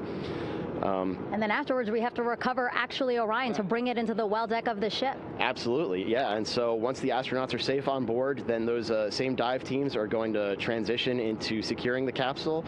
They'll position some equipment around it to kind of facilitate that. The ship will move into position. We'll attach a really big winch line to it, and then a bunch of tending lines. We'll pull the capsule around behind the ship and then start to slowly bring it in. And then, Orion comes in, goes hard down, and everyone cheers. Great day. Great day, exactly. Lots to coordinate, a lot to manage. Basically, planning for this recovery, Artemis 2 recovery, started a month after Artemis 1 launched. That was the uncrewed test flight of the Space Launch System rocket, as well as the Orion spacecraft. That was November 2022, a month later, all the planning for this. How does it feel to be so close to welcoming our friends, our astronauts, home? I mean, for the whole team, I walked around the ship this morning, just kind of visiting with a lot of people, a lot of groups, and just kind of get the feel of them. And everyone has that same kind of mentality. Everyone's excited, everyone's thrilled to see all that work that we've been doing, like you said, for the last 3 years, since right after the last one came back till now, and some people even further back. Some of them go back a decade or more. So everyone is just excited, and they're ready. They're really ready for this, and just to be able to see our crew come back, that's going to be a thrill for everyone. How are you feeling? Are you ready? Is this something you ever thought you'd be doing? I'm ready. I'm excited. This has been the pinnacle of my career so far. It really has. I've seen a lot of firsts, a lot of lasts, but I can't think of ever topping seeing the first crew to go to the moon and back in 50 years, and to be here and be a part of that. And it's just a tremendous privilege. And on behalf of the whole team, I'm thrilled, and so are all of us. We're ready. Yeah, I definitely think that those words really embody how everybody on the ship is feeling. So thank you so much, Paul. I appreciate you being here. And so, Rob, we'll toss it back to you again. We will continue to join you with live updates from the ship as much as possible. Thank you, Megan. Back here at the Johnson Space Center, the entry team of flight controllers looking over the shoulders of Reid Wiseman and Victor Glover there on the flight deck of Integrity, and again just below their feet in the mid-deck area, if you will, Christina Koch and Jeremy Hansen of the Canadian Space Agency. They're in the final review of their entry procedures and all of the activities that will follow here very shortly in trip hammer fashion. We should note that after splashdown occurs, the flight control team here in Houston will be monitoring the orientation of the Integrity spacecraft. We are expecting it to splash down upright in what is called the Stable 1 configuration, with the top of the spacecraft pointed upward. Stable 2 would indicate that it is upside down in the water. Regardless of the orientation, there will be 5 inflatable airbags called the CMOOS system. That's the acronym for Crew Module Uprighting System. We are suit on complete.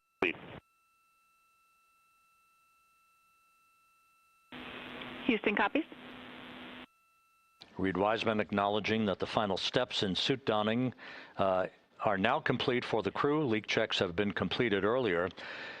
The CMOOS system, those 5 inflatable airbags, will be inflated with helium. Those airbags will ensure that the vehicle remains upright. While that activity is going on, the flight control team here will be checking the systems on Integrity, also making sure that there's no leakage of toxic gas from the spacecraft.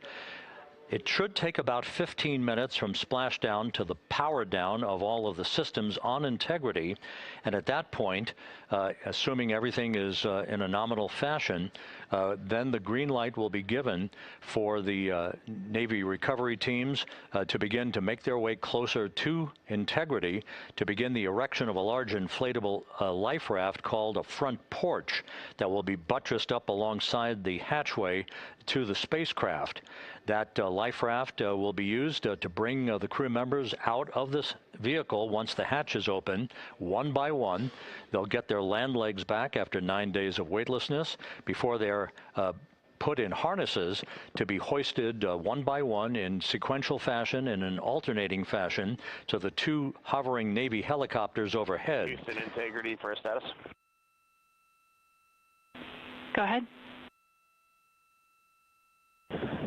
Seats 3 and 4 are connecting umbilicals. We're going to be stepping into leak check soon. 1 and 2 will be seated. 3 and 4 will be free float, and we'll configure EPROC accordingly. Houston copies all. Reid Wiseman talking about the current procedures with the suiting of the crew members and subsequent leak checks, a final leak check for all 4 crew members. Everything is actually running a few minutes ahead of schedule. So once the life raft is inflated next to the Integrity spacecraft and the recovery teams have arrived alongside of the vehicle, the hatch will be open and the crew members will be brought outside into that front porch, as it is called, one by one. They then will be hoisted into the hovering helos overhead. And those helos then will turn around once the 4 crew members are on board, 2 for each helicopter, and will head back to the ship. That should be about a 10 to 15-minute transit. Once the helicopters land on the deck of the USS John Murtha, the crew members will be exiting those helicopters and brought into medical bay on the deck on the ship itself for comprehensive medical exams. They will spend a period of time yet to be determined on board the USS John Murtha before they are flown by helicopter to the shore in San Diego, to the San Diego Naval Air Station, and ultimately will board a NASA jet for the flight back to the Johnson Space Center here in Houston. Just to recap some of the key times that are coming up. We are expecting the separation of the crew module from the service module just 43 minutes from now. That is expected to occur at 6:33 p.m. Central Time, 7:33 p.m. Eastern Time. That will be followed just 4 minutes later by the crew module raise burn, the use of Integrity's thrusters one final time in a 19-second burn to slightly tilt the vehicle up into the correct orientation or angle of attack to ensure that it enters the Earth's atmosphere at the right angle, if you will. That will help deflect the buildup of heat against Integrity's heat shield. This was a deliberate move, a change in the procedures from the Artemis 1 mission that resulted in unexpected char loss on the Avcoat heat shield that had not been intended based on the entry trajectory for the Artemis 1 mission. What we're doing is we deliberately changed the trajectory of the entry from a skip entry that was about a 3,000-mile transit across the Pacific Ocean. We are expecting now from entry interface to the point of splashdown to have a range of just 1,701 nautical miles, and that in of itself will reduce the exposure time of heating on the heat shield of the spacecraft. Once the raise burn is complete, then the stage is set for entry interface at 6:53 and 31 seconds p.m. Central Time.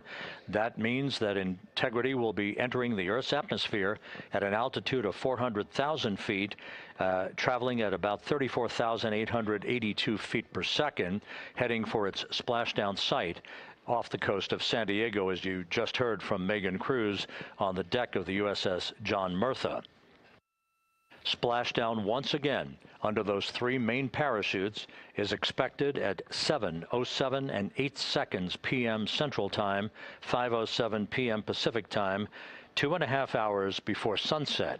The actual total distance traveled for Integrity from launch to splashdown is estimated at 694,481 statute miles.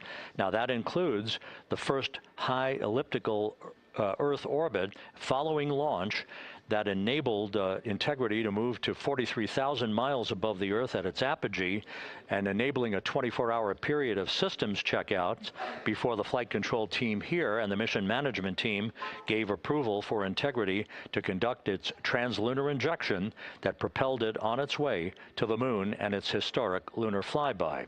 So the total distance we expect this vehicle to have traveled at splashdown, 694,481 statute miles.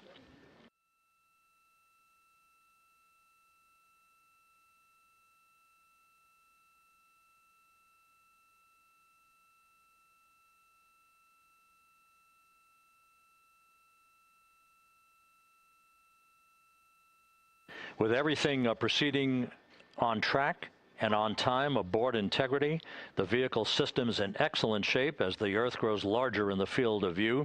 Let's go back to the USS John Murtha and Megan Cruz, who is standing by.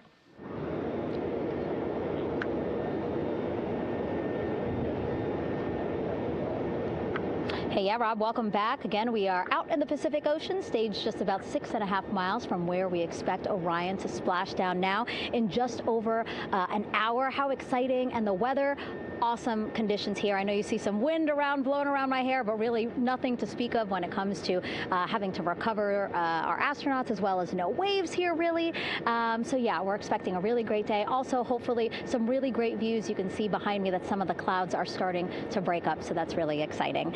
And now, of course, this ship has a lot of people ready and excited to welcome our crew back home, including Dr. Rick Schuring here. He is a NASA flight surgeon. Great to have you here, Rick. You too, Megan. It is a blessing to be out here this day with our teams. We've trained 3 years for this, nonstop with the U.S. Navy, and along with EGS, and we've so looked forward to this day. And you know, just by God's grace, everything's parting, the skies and everything. The crew's doing great. Looking forward to come back, and our teams are ready. So this is one of those days you've dreamt about, and now it's finally here, and we're ready, and just thankful to be a part of it. Yeah, and you play a really integral role. When was the last time you spoke to the crew, and how are they feeling in this last hour before splashdown? Sure. Yeah, so the crew woke up. When they splashed down, they were woken up about 8.5 hours ago. Me and my fellow crew surgeons, Doctors Chris Hansen, Rafi Kumjian from this Canadian Space Agency, spoke with them about 6.5 hours ago, just to double check on how they were doing, if there's any medical issues, you know, how they slept, and then kind of go over their landing day protocol for their medications, for what we call a fluid load, to try to replace some of the fluid and electrolytes that they've lost with just a normal space adaptation. Once they got to space, they kind of have to replace some of that fluid to help them with the whole landing kind of readaptation to 1G, which they haven't done for the last 10 days. And then just kind of let them know how things are going to play out, you know, out with the open water teams all the way until we finally get to the med deck. So they were very pumped up, very hurried though. They had a lot of cabin configuration, a lot of things to get ready. So they're excited, but also very focused on the job that they had to do. So like again, we've trained a long time for this, and we're ready. And you said some medications. I mean, those are kind of just to mitigate the effects of, obviously, their more than 695,000 mile journey back to Earth. It's just like anti-nausea medication, right? Yeah, exactly, Megan. The you know, astronauts are very healthy, fortunately, and even when they come back in reentry, you know, the human system is very kind of dynamic. It has to readapt very quickly, and one of the most common responses they get is just some stomach awareness, to some nausea, even to some vomiting. And you know, with our crews that land out in Karagana, the Soyuz crews or our SpaceX crews, you know, they all kind of experience the same thing. This will be the first time we're landing in water since December 1972, and I worked with all the Apollo astronauts years ago, and they all told me that, you know, landing in the water, especially in the Pacific, can be very provocative. So we take steps to give them medicines to really mitigate some of that nausea, vomiting, help them feel a little bit better, and also sometimes just use a little anti-inflammatory medicine just to help with coming back to 1 Earth, or 1G. The effects of microgravity, especially as you age and you have a little arthritis, you feel great in microgravity, and everyone kind of curses coming back to the ground like, oh dang, 1G, but so that helps a little bit. But for the most part, the main thing is just replacing that fluid and then trying to help them with that transition back to 1G, and then we're ready to go. Yeah, and their health is assessed almost immediately after they splash down. Yeah, so we have Dr. Jesse Wang, and we have our independent duty corpsmen, who are the Navy version of paramedics, extremely highly trained, highly experienced Navy medics and divers, who will go out there, open the capsule about 28 minutes after splashdown, and do the first initial assessment. So Jesse and his team will go out there and look at each crew, kind of do their assessments, get vital signs, report back to Drs. Haas and Kumji and I back in the med bay, let them know how they're doing, and then you know, if they've got the normal kind of space adaptation kind of things, we expect that they're good to go on that. If anything, you know, didn't go the way we want, they're all prepared for that as well. And Jesse and his team, I mean, you know, this is their full-time job, taking care of, you know, sailors and folks who might be injured. We don't expect any injuries, but coming back, you know, going 25,000 miles an hour down to, you know, 20, you know, miles an hour is still a dynamic process. I've heard it described as, you know, kind of like a car crash. And then the crew will be ready to go, and Jesse and his team will make that transition to get them out to the front porch, do assessments on them again, call it to our med bay, and then once we have that and they're all good to go and the crew's feeling okay, we'll hoist them up in the helos. It's about a 3-minute flight back to the flight deck, and that's where me and the astronaut chief, Scott Tingle, will actually meet them. I'll get eyes on them, make sure they're all good, just take very slow transitions, and then one by one we'll either get them out with the SMTs, the SAR med techs under each arm, just kind of just walk them very slowly to med bay, which actually helps them acclimate back to 1G. Or if they really don't have their sea legs back yet, then we might put them in what we call a stair chair, which will be right behind them, and then just very slowly kind of get them back into med bay to start our full assessments with the team. Yeah, so a really great team here to support them as soon as they get back, and also all throughout the mission, of course. You talked a little bit about this, but obviously, we have seen astronauts return from the International Space Station for over 25 years, so we kind of know that that journey, how it affects the body. But yes, we're talking about humans returning from the moon for the first time since 1972. How is this different from your perspective? So it's different in one very significant respect. On Apollo, for exercise, they had something called the Apollo Exergenia, which was basically just a little canister with some ropes, and they would have some resistance and kind of do that. And the Apollo astronauts really liked that. They liked the ability to exercise, because you decondition from a musculoskeletal standpoint, you lose your strength and your stamina very quickly.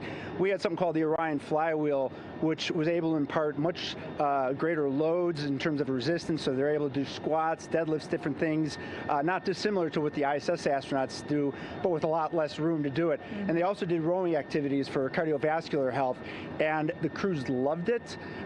Artemis 2 mission now hurtling back to Earth. The risky re-entry, the most dangerous parts of the mission. This is truly America at the cutting edge. The historic 10-day journey. You have just witnessed history. Bringing humans farther into space than ever before. The crew of Artemis 2 now bound for the moon. Now coming to a triumphant end. We've got live feeds of the Orion spacecraft as it speeds back to Earth. The U.S. Navy now positioned in the Pacific to retrieve the astronauts, and cameras in mission control for the final descent. A mission making history. Definitely, by far, the moon is bigger than the Earth. Traveling to the far side of the moon. We surpassed the furthest distance humans have ever traveled from planet Earth. And tonight we're covering it all. The critical moment of separation just minutes away. The re-entry pushing those heat shields to the limit. And the 6 minutes of suspense when NASA will lose all comms with the crew.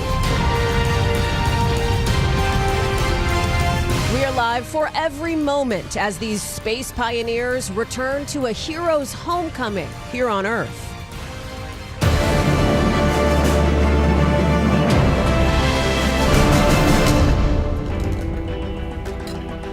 Good evening and welcome to this very special space edition of Top Story. I'm Hallie in for Tom. The drama is building. The world is watching with the eyes of everyone on the Artemis 2 crew barreling back to Earth as we speak, returning from this historic mission that took them deeper into space than any humans have ever gone before. And the stakes, they couldn't be higher. We are looking live. This is a live look at the capsule right now. You see the astronauts there in their orange spacesuits. They are just about 90 minutes, not even, from returning to Earth. Over the course of the next hour, a series of critical steps have to play out perfectly to get these four home safely. They're going to travel toward Earth at about 25,000 miles an hour. That's what they're doing basically right now. The capsule is going to have to withstand blistering extreme temperatures that could hit 5,000 degrees. The angle of entry back into the Earth's atmosphere is critical. It's been fine-tuned by the team at NASA. And then there's this nerve-wracking comms blackout for about 6 minutes as the crew makes its final descent. And then this, you see it in the animation here, the big moment, splashdown in the Pacific at 8:07 Eastern Time. That is the plan as of now. In the hours and minutes leading up to this, the four-person crew has been in total prep mode. They're packing up supplies. You saw them getting on their spacesuits in orange there for landing. Together, this crew has made history, lifting off from the Kennedy Space Center in Florida last week in the most powerful rocket NASA has ever launched. On this 10-day mission, they've traveled a record 250,000 miles from Earth, becoming the first people ever to lay eyes on some parts of the far side of the moon, and capturing, you see it here, these stunning images that all of us have been looking at here at home. The crew witnessing a rare solar eclipse, the moon passing in front of the sun. They could only see it from their position in space. And along the way, sharing powerful and emotional moments. Seen here embracing after naming one of the moon's craters after Commander Reid Wiseman's late wife. Commander Wiseman, pilot Victor Glover, mission specialists Christina Koch and Jeremy Hansen, capturing the hearts of America and the world as they forged a new frontier in space with bravery, with levity, with humanity. And as we anxiously and excitedly await their return, we've got our team of reporters, former astronauts, space experts here to break down every step. We are going to bring every moment to you live, and we'll start here, right here in studio in Washington with somebody who knows this mission inside and out, Tom Costello. This is so exciting. It's so dramatic, and there is a sense, I think, a degree for people who are watching out there of anxiety that they've got to make it through the Earth's atmosphere. They're going into this incredible burn on re-entry. Walk us through it. There's every expectation that they will, but yes, everybody is concerned because the blackout. But anyway, here they are right now, and I just checked. They're at 13,000 miles per hour. Okay. When they approach the Earth's atmosphere, the closer they get, eventually they're going to break away from the service module on the bottom. That's going to happen. Easier than I just did on the model. And that's about 25 minutes from now, That's correct. So the service module breaks away. It will break up and burn up in the atmosphere. That will then leave only the crew module, right? The crew module headed for Earth. But they're going to come in like this because they want that heat shield to take the heat, of course, right? But it's the angle that is going to hopefully help them get through that. They're going to come in at 25,000 miles per hour at about 400,000 feet, and this is going to hit 5,000 degrees. 5,000 degrees. They should be fine. But the concern here is that on the Artemis 1 uncrewed mission, not manned, uncrewed, a couple years ago, the heat shield actually showed a lot of blistering and chars, and they weren't happy with this at all. That's why they've changed the angle of entry here. So at 7:53 p.m., this is when we actually see them hit the atmosphere. Really quickly, can I just show you, because I know the seats that these guys are in right now. Well, we had live pictures, Tom. I will say they've dropped out now from NASA. I think they're back. Here they are. So I was in the exact simulator that these guys have trained in, and I can tell you that on the left, closest to us, you have the commander. That's Reid Wiseman on the left. On the right is Victor Glover, the pilot, and then down at their feet, we can't see them. That's where you have Jeremy Hansen and Christina Koch. But left is going to be, of course, Reid. On the right, you have Victor as this ship now heads home. 27 minutes until module separation, which you just laid out for us there. Tom, I'm going to ask you to stand by, but I want to bring in Liz Kreutz, who is live for us there off the coast of San Diego, as we keep an eye on some of these live pictures here, because it's going to happen behind you, Liz. They're going to splash down in the Pacific, and then there's a whole other series of things that have to go perfectly to bring them back home. Yeah, everything has to go so perfectly and all of this. I wish I could say that it was going to happen like right here, right? But no, it's actually happening like 50 to 60 miles off the coast. We're not going to, unfortunately, be able to see it with our human eye. But right behind me here is the Navy base of Coronado, and that is where the astronauts are going to be flown after they are retrieved from the Orion capsule, brought to the recovery ship, and then flown right here before being able to head home to Houston. But there is a meticulous plan, Hallie, by the Navy. We had a chance to meet up with them today, and they told us that they have been preparing for this with NASA for well over a year. They have been doing simulations and drills repeatedly out in the ocean with an Orion capsule, to the point where these divers that are involved can basically now do this in their sleep. It's going to be 4 medical Navy divers that are the first 4 people to reach the astronauts. They are going to have 1 for each astronaut. And they told us that first and foremost, they just check for trauma, any medical emergency. Then they have a checklist of things. Are they coherent? Do they feel any pain? They get a full pat down right there on the Orion capsule. From there, Navy helicopters are on place to helicopter them to the USS Murpha recovery ship, where there's additional medical teams there. There's even a surgical unit on board in case that is needed. Everything is planned out. Eventually, they will make their way here to Coronado and then back home. Hallie. And people might be able, even if they can't see it, and I know it's happening pretty far off where you are, Liz, if they can't see it, they're going to be able to hear it, right? Yeah, I mean, there's a little bit of hope in me that I'm like, maybe if I look up at the sky at re-entry, we'll be able to see a flash or some kind of fireball. Maybe. That's going to be kind of hard. But yes, very interestingly, there's a chance that those of us here in Southern California might be able to feel or hear some kind of sonic boom. And USGS has actually asked people here to watch out for it and to please report it if they do, as they try to study all of this and what that re-entry feels like for all of us. So we'll report back and let you know. Okay, I am jealous, Liz, of you being out there. It's incredible. Let me bring back in Tom Costello for a second, because I'm watching the clock ticking down. The action is really going to pick up in about 20 minutes now. But can you walk us through? We'll talk about it with some of the former astronauts that we're going to have join us in a minute, too. But it's really dramatic to watch them. The anticipation building for them to have this super critical moment coming back to right off the coast where Liz is. So again, 7:53 p.m. is when they do hit this entry interface, but actually about 24 seconds into it, they're going to go into a blackout, a comms blackout. And that's expected. We shouldn't freak out about that. That's right. Yeah. Expected. Mission Control will not have comms. They will not have comms with Mission Control. There is every reason to believe that they will come out just fine on the other side. But, of course, you're going to have heightened concern during that 6-minute period when they're in total blackout. And then at about 8:02 p.m., they go subsonic. In other words, they're going from Mach 33 times the speed of sound, and then they'll be Mach sonic, subsonic, I should say, as they actually have the parachute starting to pull them down gently at about 22,000 feet or so. And so then at 8:07 p.m., there you have splashdown.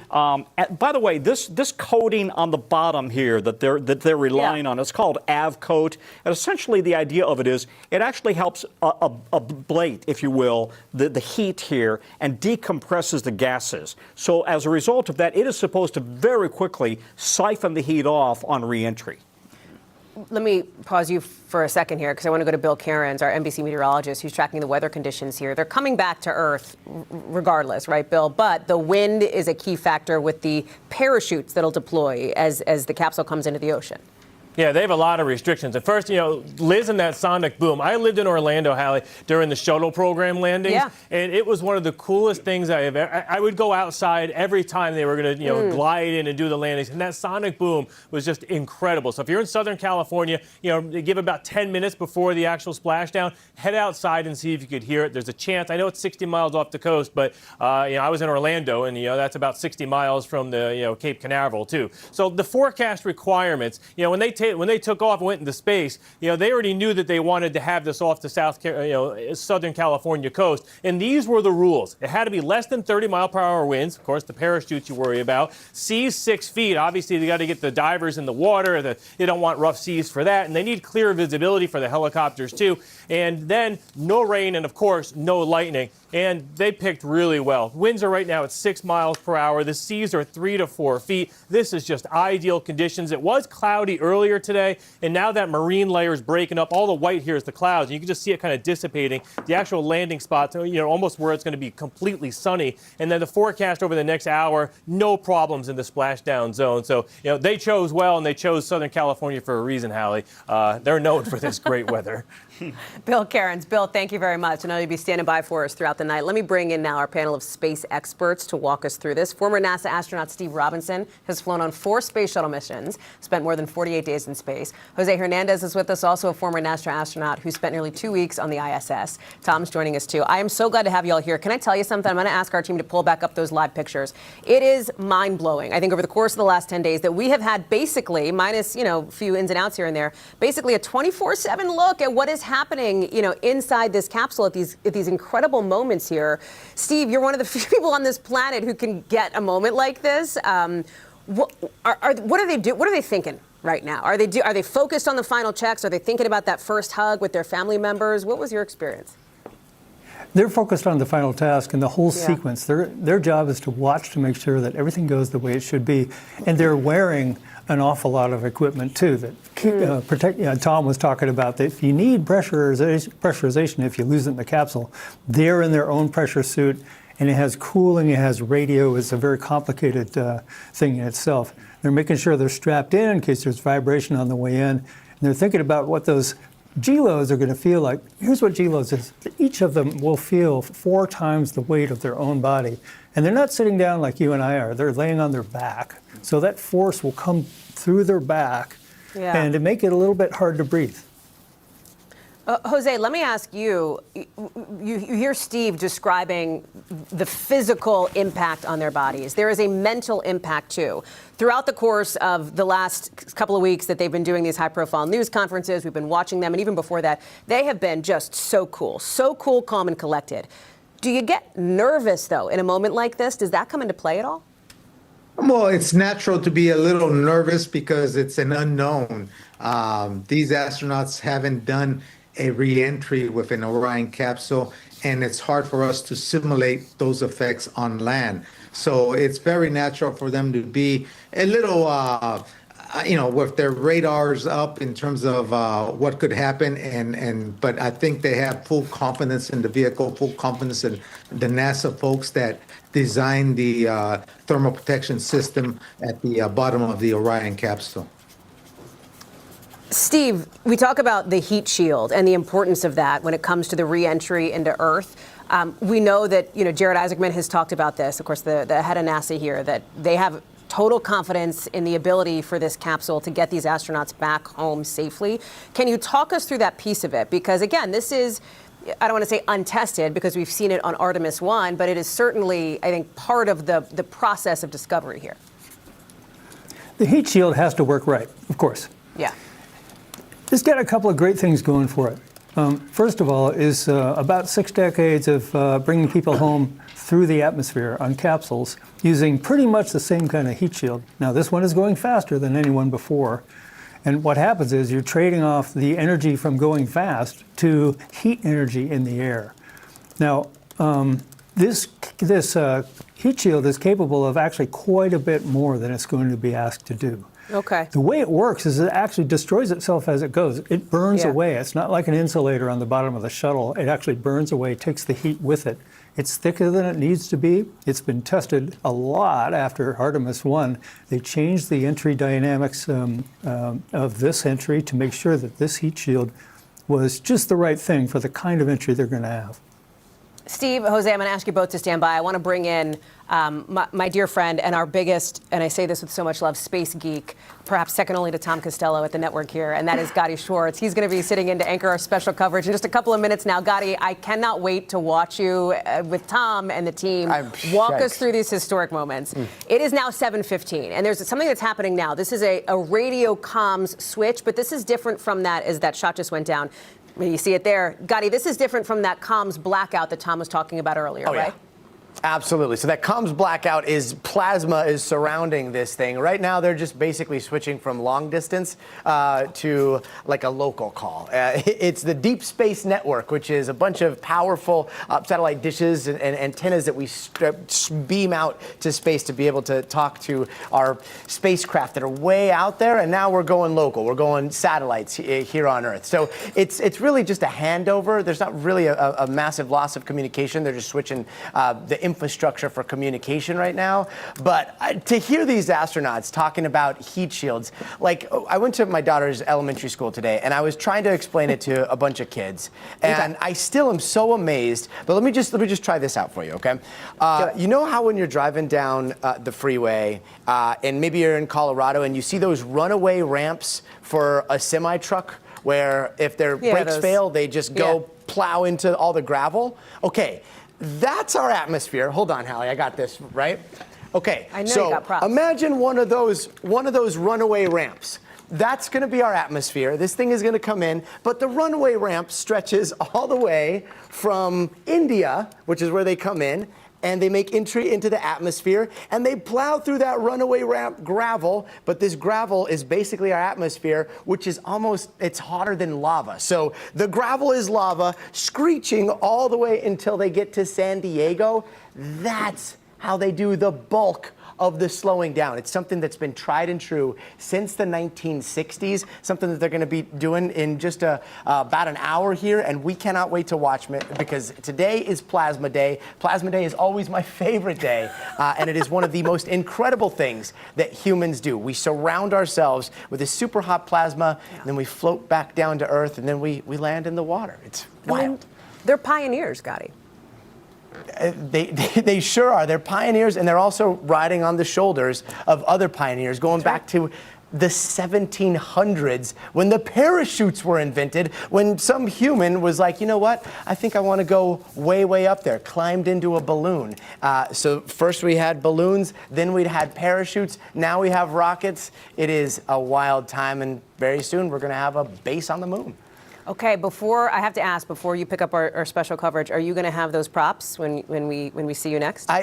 Yes, I am going to have those props, but I'm going to be very serious, and I'm going to try to not be so unhinged like I am on your show. So I will be prim, I will be proper, and we will discuss, human ingenuity at its finest. I'm super excited. We can't wait to watch it, pal. Thank you very much, Gotti. We will see you in just about 12 minutes right here on NBC News Now and NBC News. Appreciate that, pal. Tom Costello, Stephen Jose, also pioneers. I want to get back to you in a second, but Tom Costello has been eagerly holding up his prop, excitedly, because I know he wants to show us something. Go. Well, we're at the point. I mean, we're at the point where you're going to see the crew module break away from the service module. About the European 14 minutes service away module. from that. That's right. Yeah. And this has been, according to NASA, performed perfectly. It has gone absolutely perfectly. Great. So the European service module breaks away. It's going to fall into the atmosphere. It will burn up. Okay. The Europeans did a marvelous job with that. And then that leaves, of course, the Orion crew capsule inbound, and it will come in, as Gotti said, like that. And it should do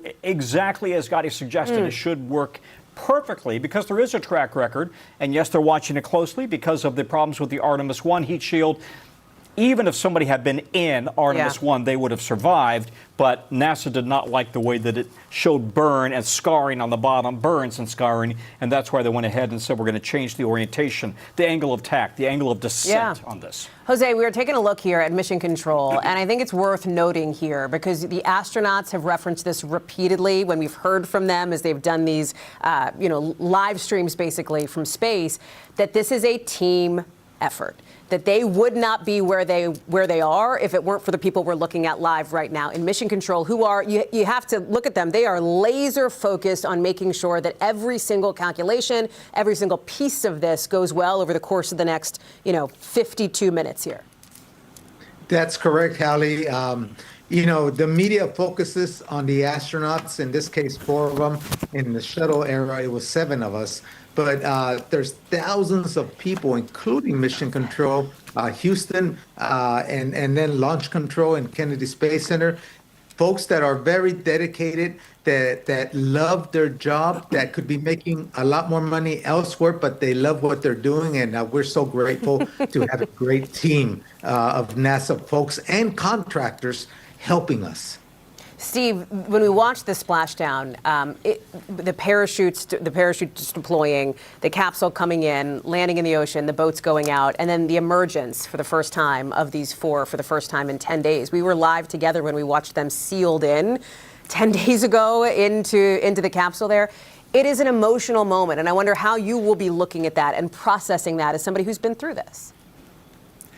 When they open the hatch and they take that first breath of ocean air, California ocean air, it's going to make you feel more like an earthling than you ever have in your previous life. It's an amazing feeling to just smell something that wasn't inside the spacecraft. It makes you just feel like I'm home.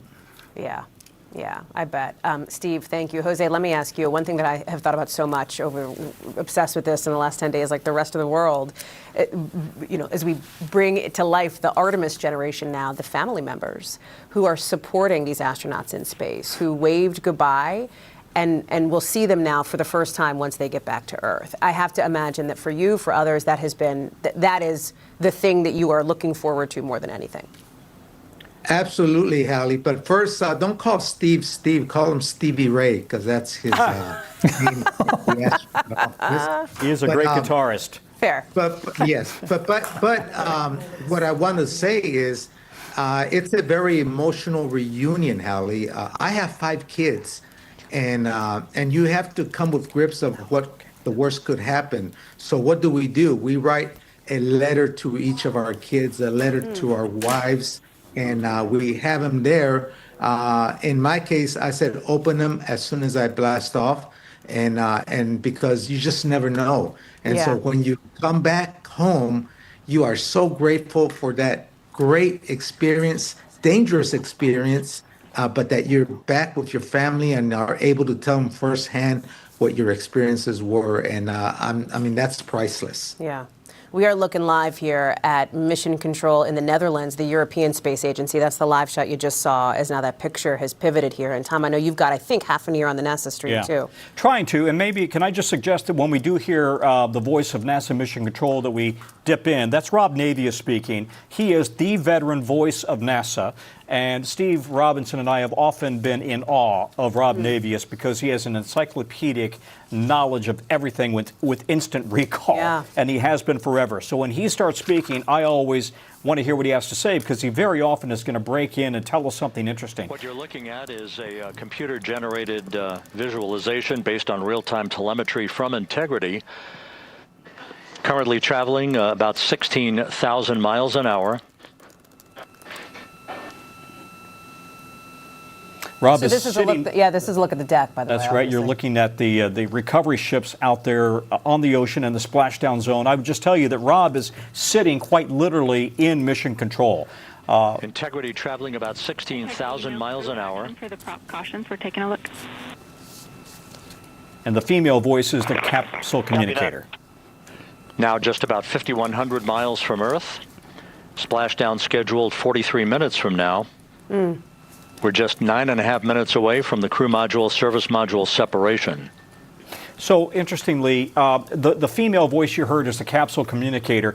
NASA only allows generally one person in Mission Control to talk to the crew because they don't want to overload the crew with multiple voices. One person. It's like an EP of the show. That's correct, like the EP of the show. Are confirming. Integrity, we are assessing details, but so far looks like a good hot fire. All right. So all systems are go, and Rob Navius is the voice that we hear. Let me let you listen here, took the words because out part of of my this mouth. too. I was just about to say that we had a good hot fire test of the thrusters in advance of the crew module service module separation that's coming up just 8.5 minutes from now. This will begin the period in which we will have rapid-fire succession of critical activities on board that will lead to entry interface just 28 minutes from now, where the vehicle will enter the Earth's atmosphere at an altitude of 400,000 feet. The time of entry interface, 6:53 and 30 seconds p.m. Central Time. If you're thinking, hey, Tom just said that, it's because Rob told me this is what's going to happen.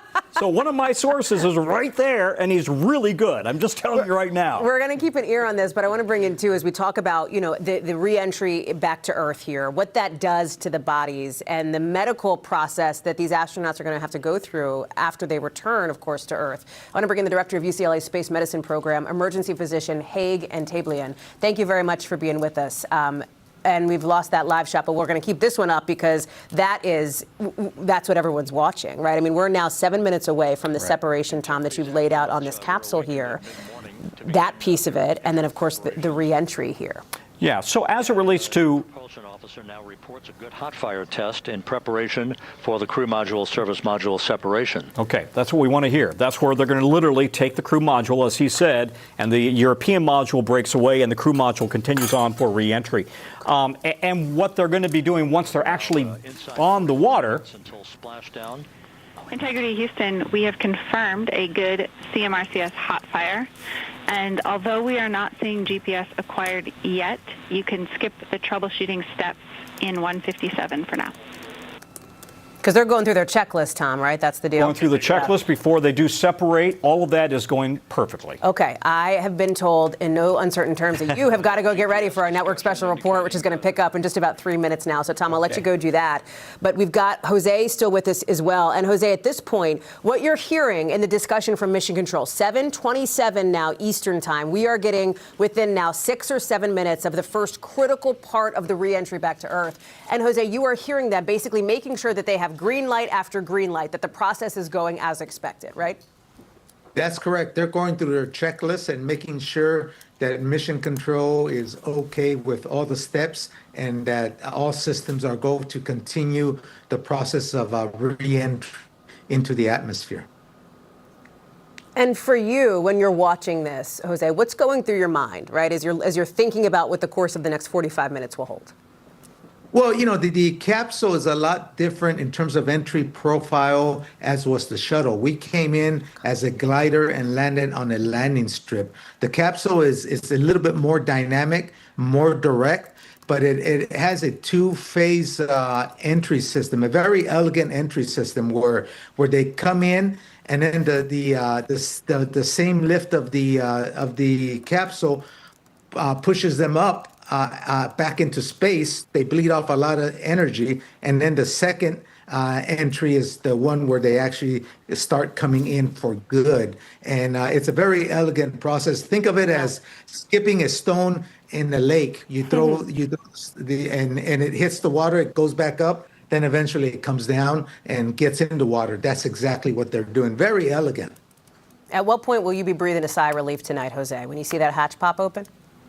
No, I think at the point where, because of the 5,000 degree temperature of the capsule, the plasma, you don't have communication. That's the most dynamic, most dangerous part. Yeah. So when that's over with, you're going to have comm with the crew. And when the comm says, hey, we're here, I think everybody's going to breathe a big sigh of relief because there's there. Jose Hernandez, thank you so much for being with us. Our thanks to Steve, to Tom, to Gotti as well. We are getting so close to the big moments that Jose is laying out there. Splashdown expected within the next hour, so do not go anywhere. We're going to have it all live right here. Here's what you're about to see. In just about 3 or 4 minutes from now, the capsule is going to separate from the service module. We've been talking about that, which exposes the heat shield that's got to withstand 5,000 degrees as the astronauts barrel back to Earth. About 20 minutes after that, the capsule is going to hit the Earth's atmosphere. That's where that comms blackout happens. 6 minutes where we will not hear from them. After that, we'll see the parachutes deploy. That's going to slow everything down. And then the splashdown at 8:07 Eastern time. From there, NASA and the Navy are going to get those astronauts out of the capsule. They'll be treated by medics. They will be getting ready to be reunited with their family and to tell all of us about this extreme, epic space adventure. We're going to bring you that historic journey every step of the way. Thank you so much for watching our countdown. Gotti's going to be picking up our coverage right here on NBC. This is an NBC News special report.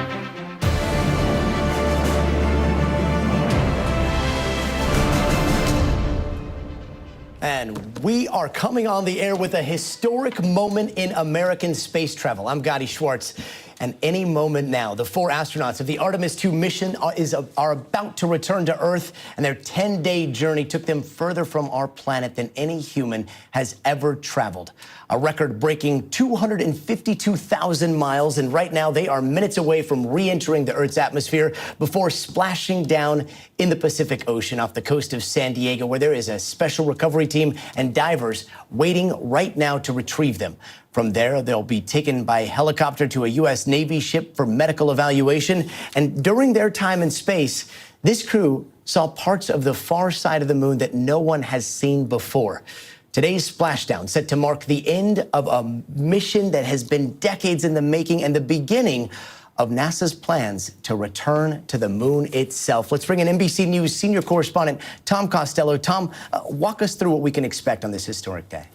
We are right now getting to the point where Orion, which is right now traveling at about 17,000 miles per hour, as I look down at my app on my phone, it is going to separate out from the service module. And when that happens, the service module will break away. Nobody's on the service module. And the astronauts inside the crew module then will begin heading towards the Earth. They will do so at this angle, at this pitch, and they will come in and hit the atmosphere at 400,000 feet. And when they do that, Gotti, they're going to come in at 25,000 miles per hour, just under it. That's Mach 33, 33 times the speed of sound. It's not the absolute fastest that any spacecraft has come in, but it's pretty darn fast. And then, of course, the issue is, as they then hit that plasma, they're going to lose comms. Total radio blackout for roughly 6 minutes. That's expected. It's because the plasma from their interface literally disrupts the radio signals. They expect that they will come out on the other side just fine. That's normal. And then they will splash down. The parachutes deploying at 22,000 feet, slowing the spacecraft from 25,000 miles per hour down to a very gentle, soft landing in the Pacific at about 19 miles per hour. And mark right now, we are exactly 1 minute away from separation, as I mentioned, Gotti, separation between the crew module and the service module, and that's going to then set Orion on its way free from the service module and on its way on. It's already on reentry, of course, but it really hits the atmosphere once it's in once it's on its own trajectory. Yeah, we're seconds away from seeing that all-important heat shield. And Tom, I know that you're going to be monitoring the NASA feed, so feel free to jump in, interrupt at any moment, and give us the update, or maybe we'll listen live to NASA. But 30 again, seconds, more or what less, we're Gotti. seeing right, Roughly 30 seconds to separation if we want to just keep an ear on NASA as well. And the shot that we have right now, as I understand it, Tom, the top part of the capsule is going to separate from that white part below NASA that we see right there, right? That the NASA is part of the module that's going to break apart, and then that disintegrates in the atmosphere. Is that correct? There it goes. Look, there Crew it goes. module just Wow. broke free. Oh, Can I suggest we dip into NASA comms as well? Momentarily. There we go. Houston, good step on board. Wow. Houston copies and concurs. The European service module now separated from Integrity. A job well done. A reminder, Integrity is the name no given action to for the Orion CD8 spaceship. Cautions. Those are SM related, not applicable. Integrity. That is a beautiful shot. That was incredible. And, you know, to see that heat shield, we just saw a glimpse of it, and yet there has been so much talk over the heat shield because of Artemis 1 and some issues with the heat shield during Artemis 1, and now we are in Artemis 2, and I think people assume that maybe there might be some overlap. But, Tom, the entry, the angle of attack, it's different this time, right? It is different. Pardon me if I pause when I'm listening as well in the other ear to NASA Mission Control. By the way, the female voice you hear is the sole voice communicating with the astronauts. The male voice. Until the rays burn. Again, this is the final tweaking of the orientation of Integrity to put it in the right angle, if you will, the angle of attack that it will fly in during its entrance into the Earth's atmosphere. Yeah. That's the voice of Rob Navius, the voice of NASA for all of us who are listening, and the female voice is the capsule communicator, the only voice that the astronauts hear. And by the way, I would just tell you that the coat on the bottom here is called AV coat. It is supposed to ablate the heat, literally cause it to just kind of dissipate immediately and actually break up, if you will. And this is on Artemis 1, they have more scarring and burning than they wanted to on the bottom, on the heat shield. So as a result, they've changed the angle of descent. It's going to come in a little bit harder and faster, but it will be in the heat for a shorter period of time, Gotti. And Tom, as we're listening to those voices from NASA, we do have a voice from NASA. Let's bring in current Deputy Director of NASA's Flight Operations Directorate, astronaut Kjell Lindgren. Kjell, thank you so much for being with us. I mean, what a crew, the very best of us. It seems like some of their descriptions were just poetry. How is NASA feeling about the success of the mission so far? Hey, Gotti, thank you so much for letting me join you all. We are so excited about this mission, starting with an incredible launch 10 days ago, an emotional trip around the backside of the moon. And here we are. We just saw the command module separate from the service module, and this crew is committed to that trip home and splash down in just a few minutes.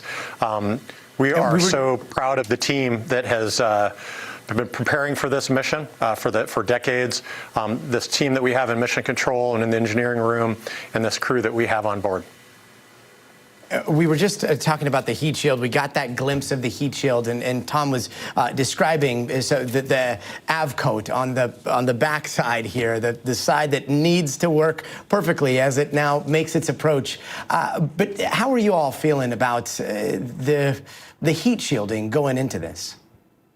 Yeah, we are very confident. You know, this is what we do. We tested the heat shield on Artemis 1. We learned more about it and what implications that had for the Artemis 2 heat shield.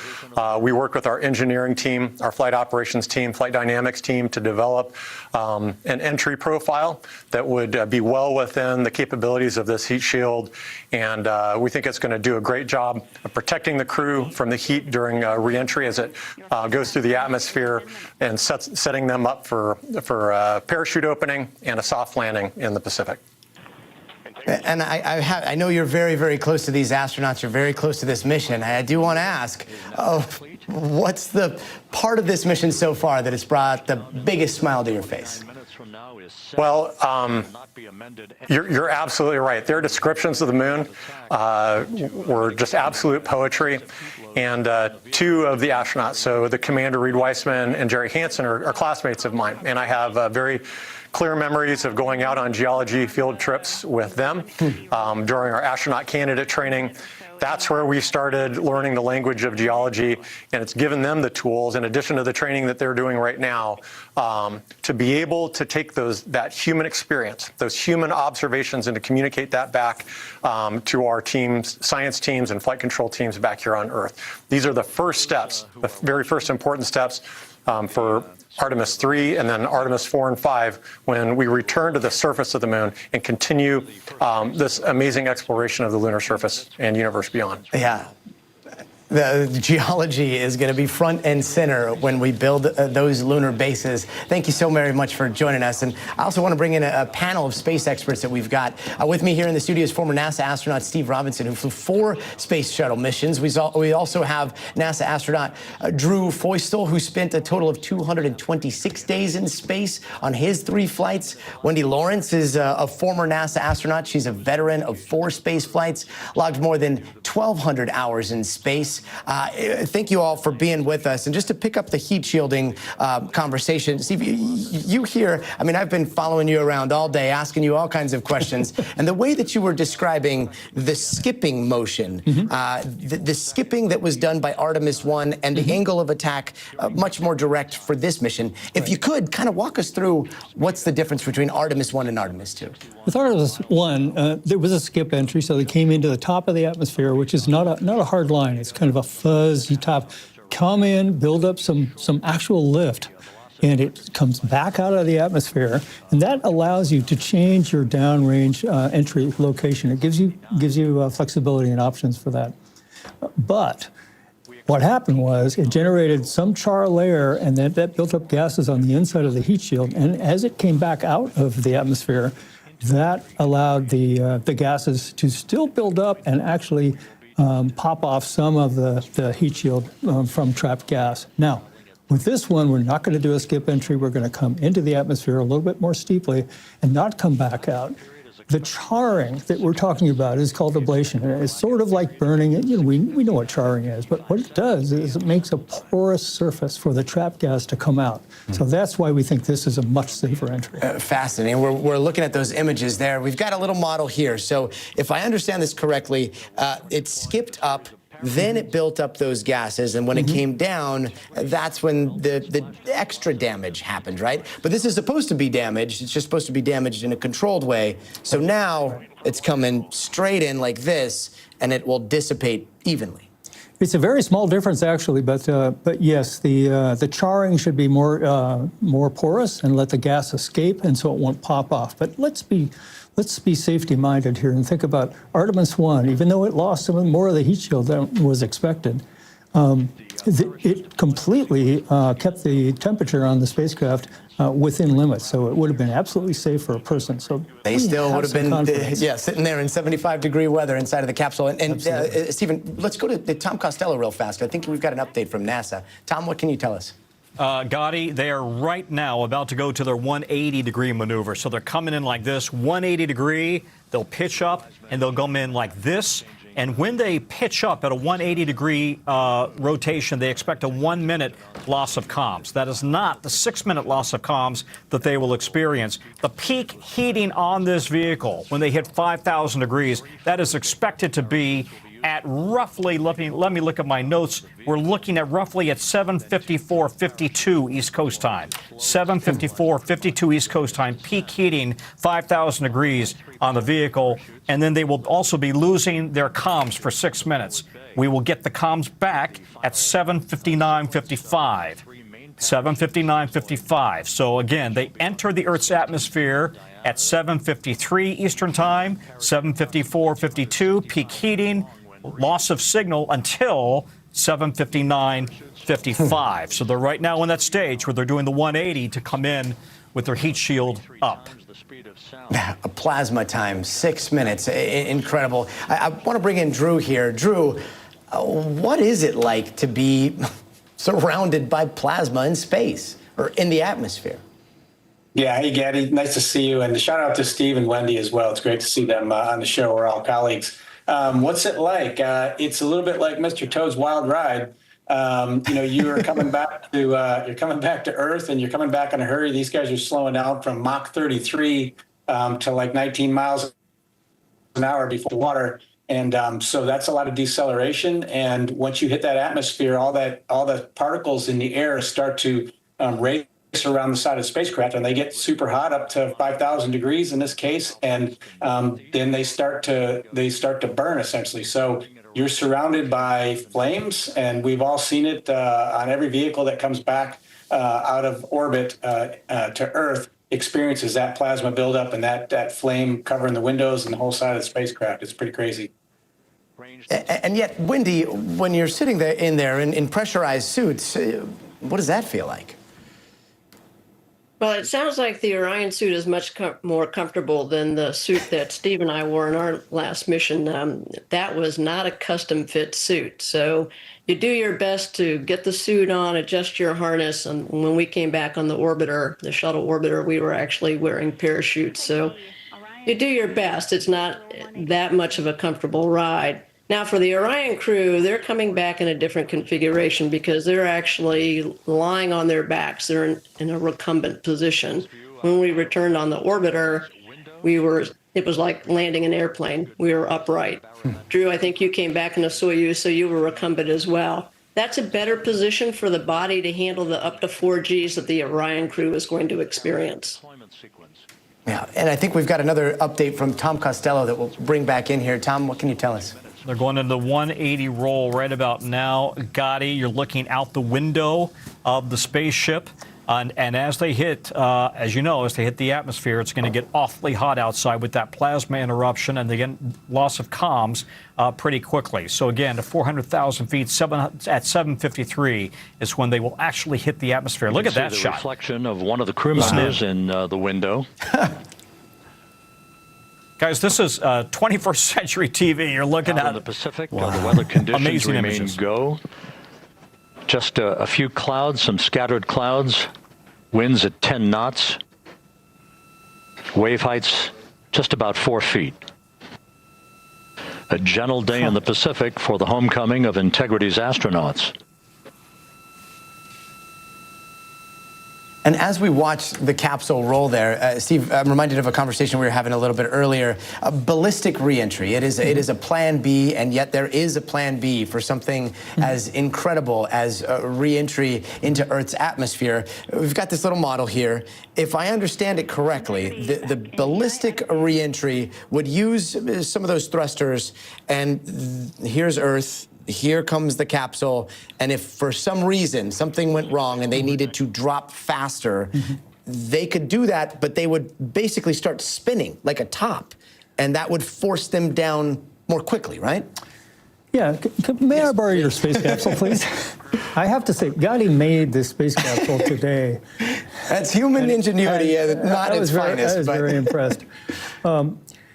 For the normal, you would think a capsule would come in like a rock, but it doesn't really. It actually has a little bit of lift. There's a little bit of force as it comes down into the atmosphere this way, which makes its trajectory a little more gentle.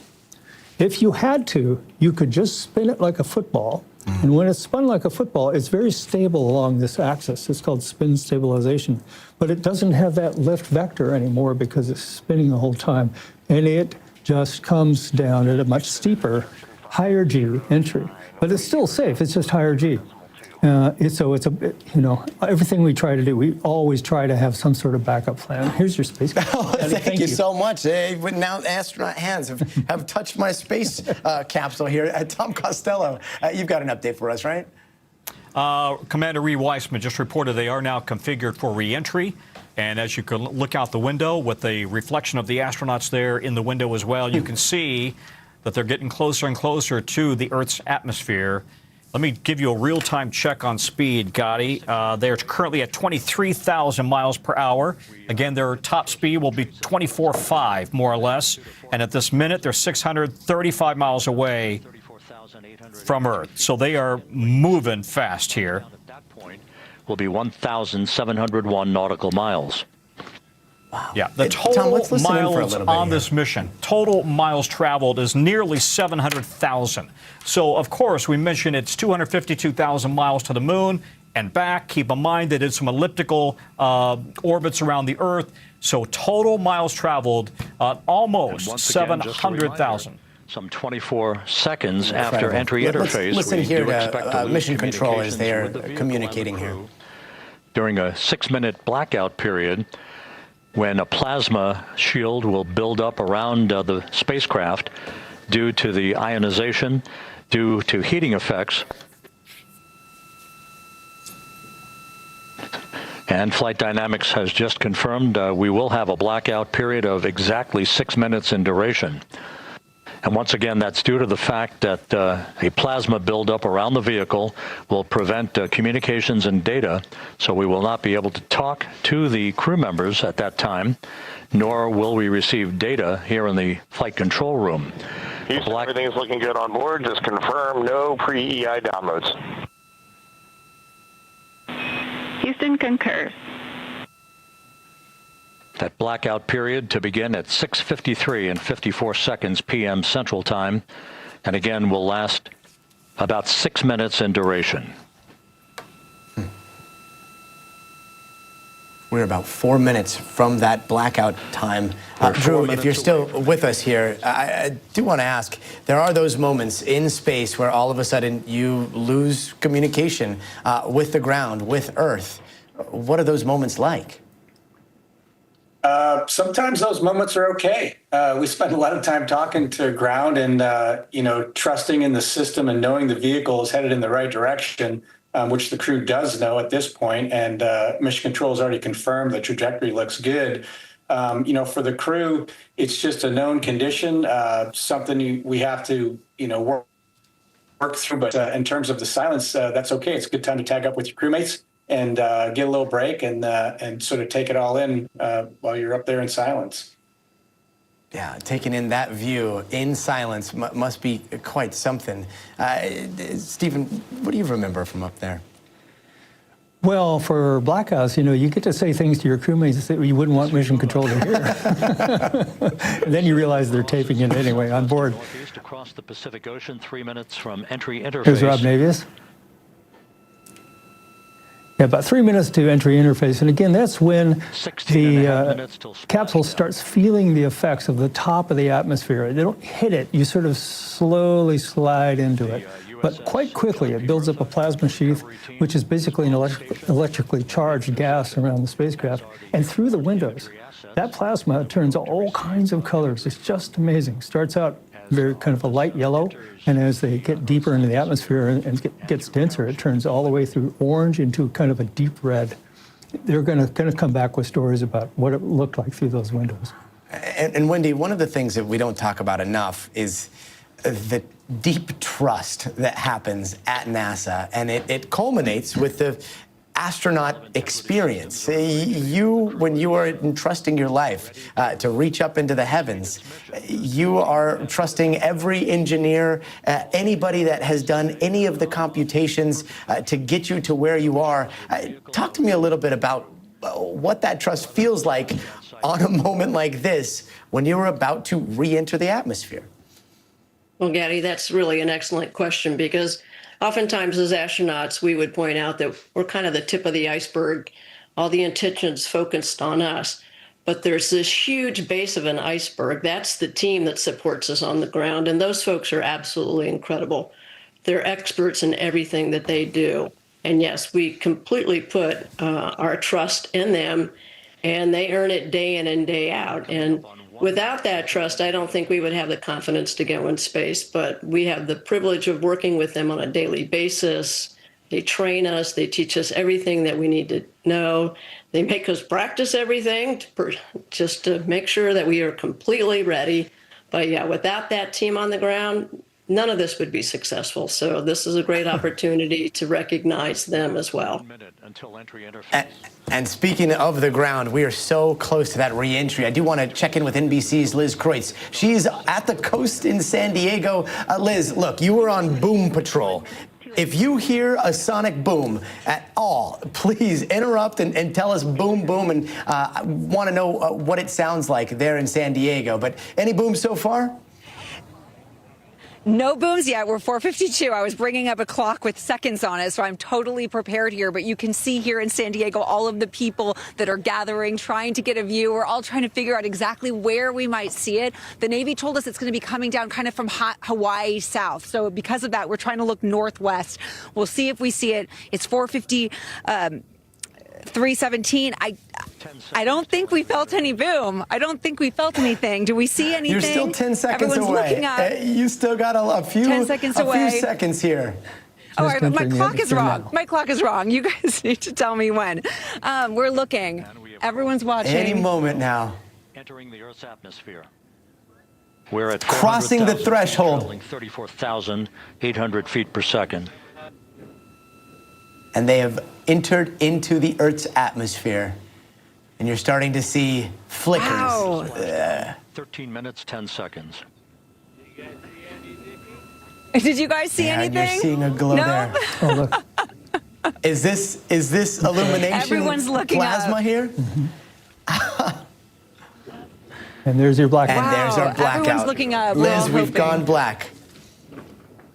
This will be a 6-minute blackout period.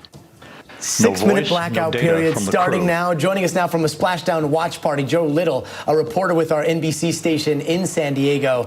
Joe, everyone's listening right now for that sonic boom. I don't know if you're going to hear anything where you are, because it sounds like people are going pretty wild there. We've ended our communications blackout. It'll be a 6-minute blackout period. I lost network. Hey, Joe, I'm not sure if you can hear us there. Let's go back to Liz Kreutz if we've got her. Liz, you're on the ground. We're on boom patrol at this point as we are now in that blackout. But Liz, any word there on the ground? Any sounds coming from the direction of the capsule? Not yet. We heard the sound of a jet ski right at that moment. So we were like, wait, is that it? Unfortunately, it wasn't. But I mean, it is so cool. You can just see it's so beautiful here in San Diego right now. This is bringing everybody together. Everybody, there's such a sense of community here with all of us just so excited about this historic moment, all anticipating whether we're going to see it, whether we're not. And even if we didn't, it's just cool to know that right here, just what, 50, 60 miles to the north of us here is where it's could potentially soon splash down. And I'll also tell you, Gotti, that the reason we're here is right across this Navy base is where the astronauts will be flown when they are retrieved from the Orion capsule. It's coming towards you hot there, Liz. Thank you so very much. Let's check in with Joe Little. He's a reporter at our NBC sister station in San Diego. Joe, it sounds like people are getting pretty excited there. What are you hearing? Gotti, it is a party here at San Diego's Air and Space Museum. I mean, my buddy behind the camera is going to zoom out and show you all these kids. This is a rock concert. We have young kids, we have their parents, we have their grandparents. And when we just had that first little countdown, the kids were chanting. It was so much fun. Who here is excited about Artemis 2? We're all looking up. There's an atrium here in this museum. We're all looking up, waiting to hear the sonic boom ourselves. But we are sitting here watching these people. This is a sellout crowd. The crowd, there's a line outside that's wrapped all the way around the building just to get in here for this moment to share with all these people. They're waiting, anticipating, just like all of you at home, just like you, Gotti. And I'm personally excited because this is just fun to be here with the people who are excited about what NASA's doing. Gotti? Joe, shake as many of those little hands as you possibly can, because those are going to be future astronauts. Joe, thank you so much. We are getting closer to the big moment. Our coverage continues in just a few seconds.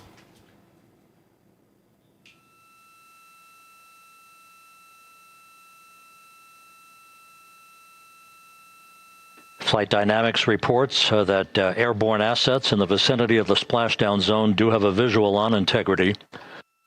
Still 2 minutes and 40 seconds left in our blackout period.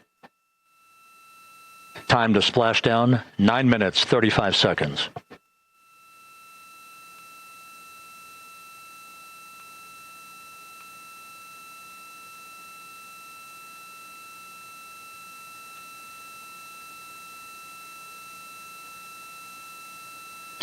Multiple airborne assets as part of the recovery team all have visuals on integrity.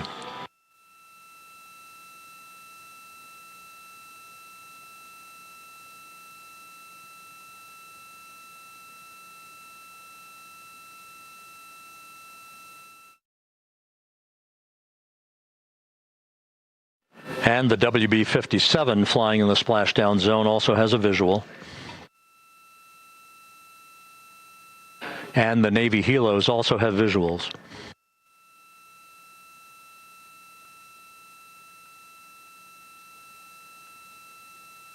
We're still in the blackout period. Still do not have communications from the crew. The excitement is building as the astronauts make their way back. Let's listen into NASA TV for a few moments here.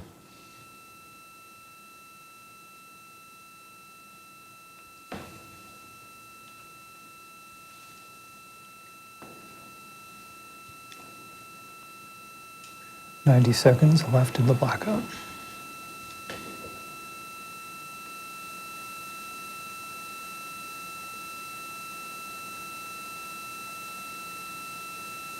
And what we're seeing here is a visualization. We are still in the blackout right now. Communications from the crew. We should be out of the blackout period less than a minute from now.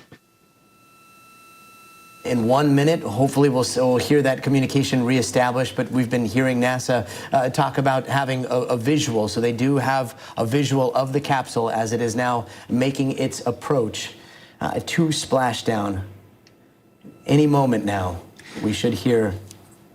I've seen capsules enter. We are now processing data from integrity. And Stephen, if I can bring you in here, you have seen. Hold on, let's see here. They should just be coming out. They said they're getting data from integrity. Landing and support officer reports the small boats are en route to the splashdown target zone. I want to.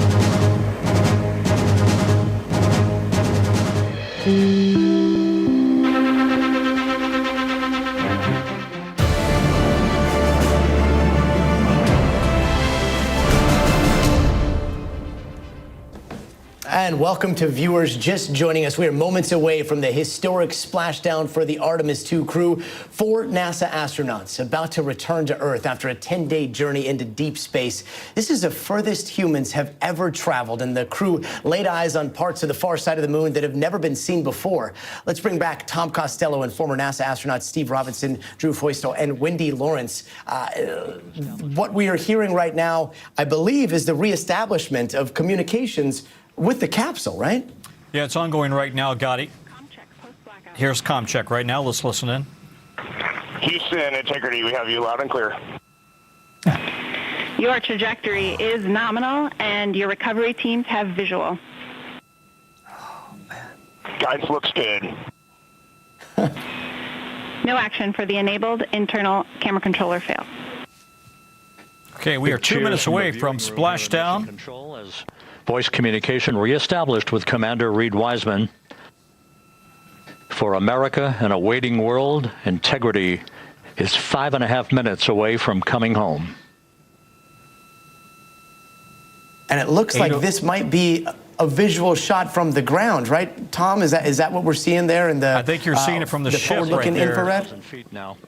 I think you've got the ship. This is it looks like the naval ship, and it is supposed to nautical miles. Splash down at 8:07 p.m. Eastern Time. Comms are reestablished. Everything about this has gone perfectly. And already the Navy helicopters are mobilized. Divers are ready to immediately jump in and assist the crew. They will inflate big rafts around the spacecraft, as they did back in the days of Apollo, and help the astronauts out onto what they call the front porch, really just an inflatable ring around the capsule. Impact to the camera controller fail. There it is. No Cab 1 views of the chute. Look at that.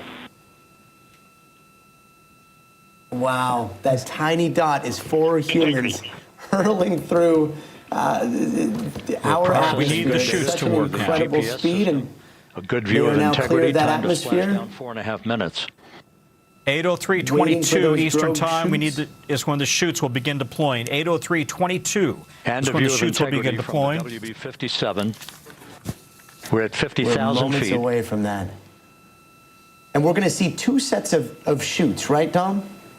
In total, 11 chutes, but you're right, they come in sequences. The first will begin, look closely. In 22 seconds. Yeah. First, you'll see the chutes at the very top of the ship. Pyros are armed for forward bay cover jettison.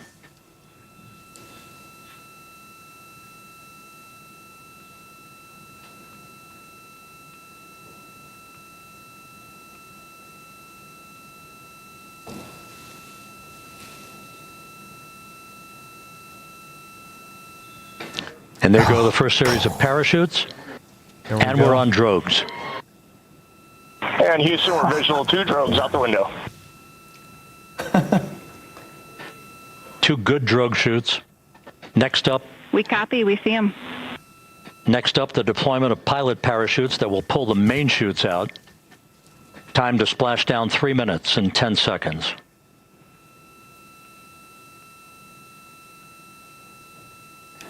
This is from a NASA airplane. Beautiful Perfect shot. descent rate according to flight dynamics. Good rates on 2 drogues. We see the same on board.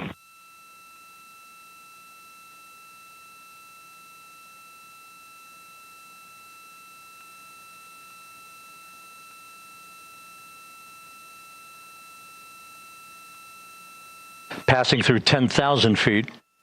Still on drogues.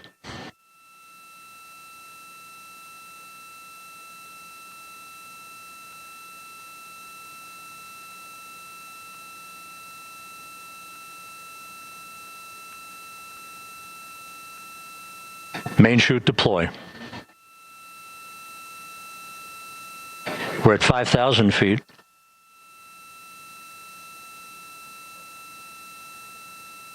Search and recovery beacon has been activated on integrity. And we have 3 good main chutes.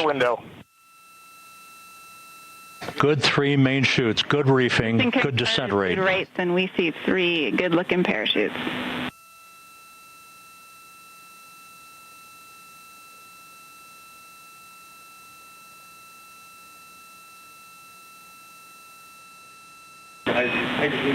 Integrity. Cabin pressure indicates no need for hydrazine checks.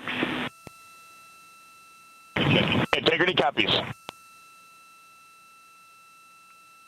This is a perfect descent for integrity. Its crew sounding hale and hearty on board. Time to splash down 1 minute, 15 seconds.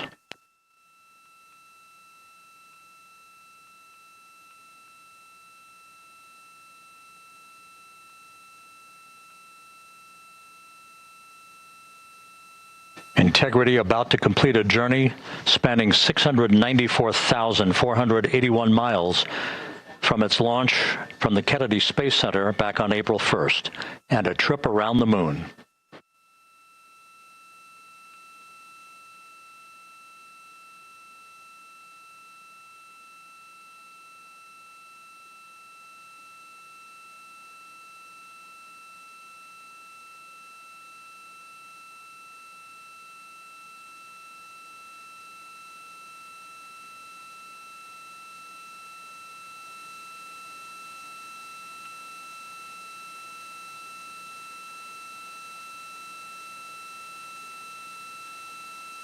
Passing through 1,000 feet.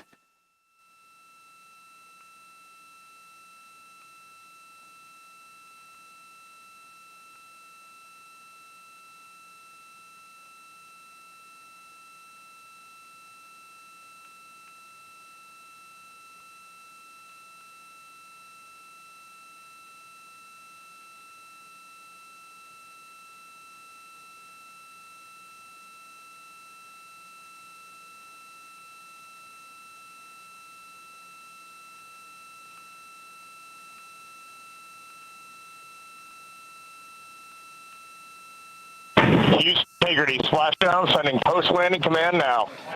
Splashdown confirmed. Copy splashdown. Waiting on VLDR. Splashdown confirmed at 7:07 p.m. Central Time, 5:07 p.m. Pacific Time. From the pages of Jules Verne to a modern-day mission to the moon, a new chapter of the exploration of our celestial neighbor is complete. Integrity's astronauts back on Earth.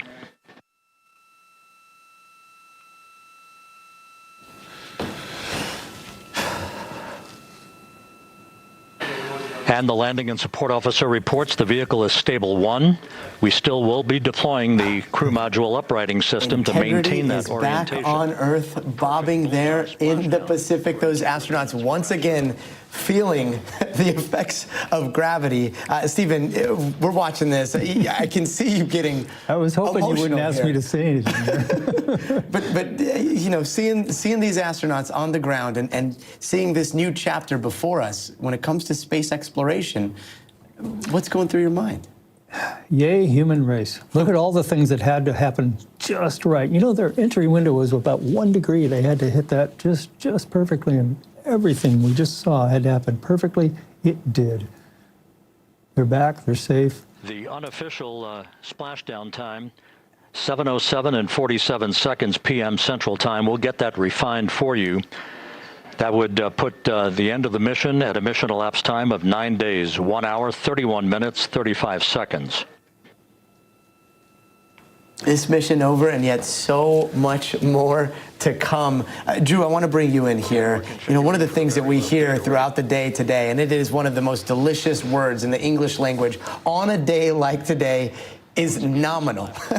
And we heard that again and again and again. It seems like all systems were go throughout this entire mission, with maybe the exception of the first few days in the head up there. But as we see these boats, these fast boats, make their way to the capsule, what's going to happen next?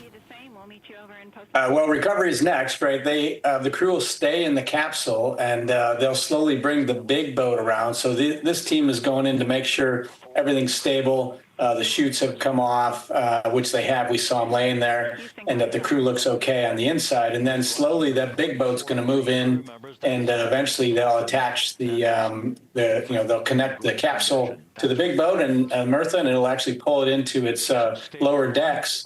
And at that point, they'll extract the crew once they're safely on board. So a lot still has to happen. It takes a little while for them. I think they're in this spacecraft for like an hour.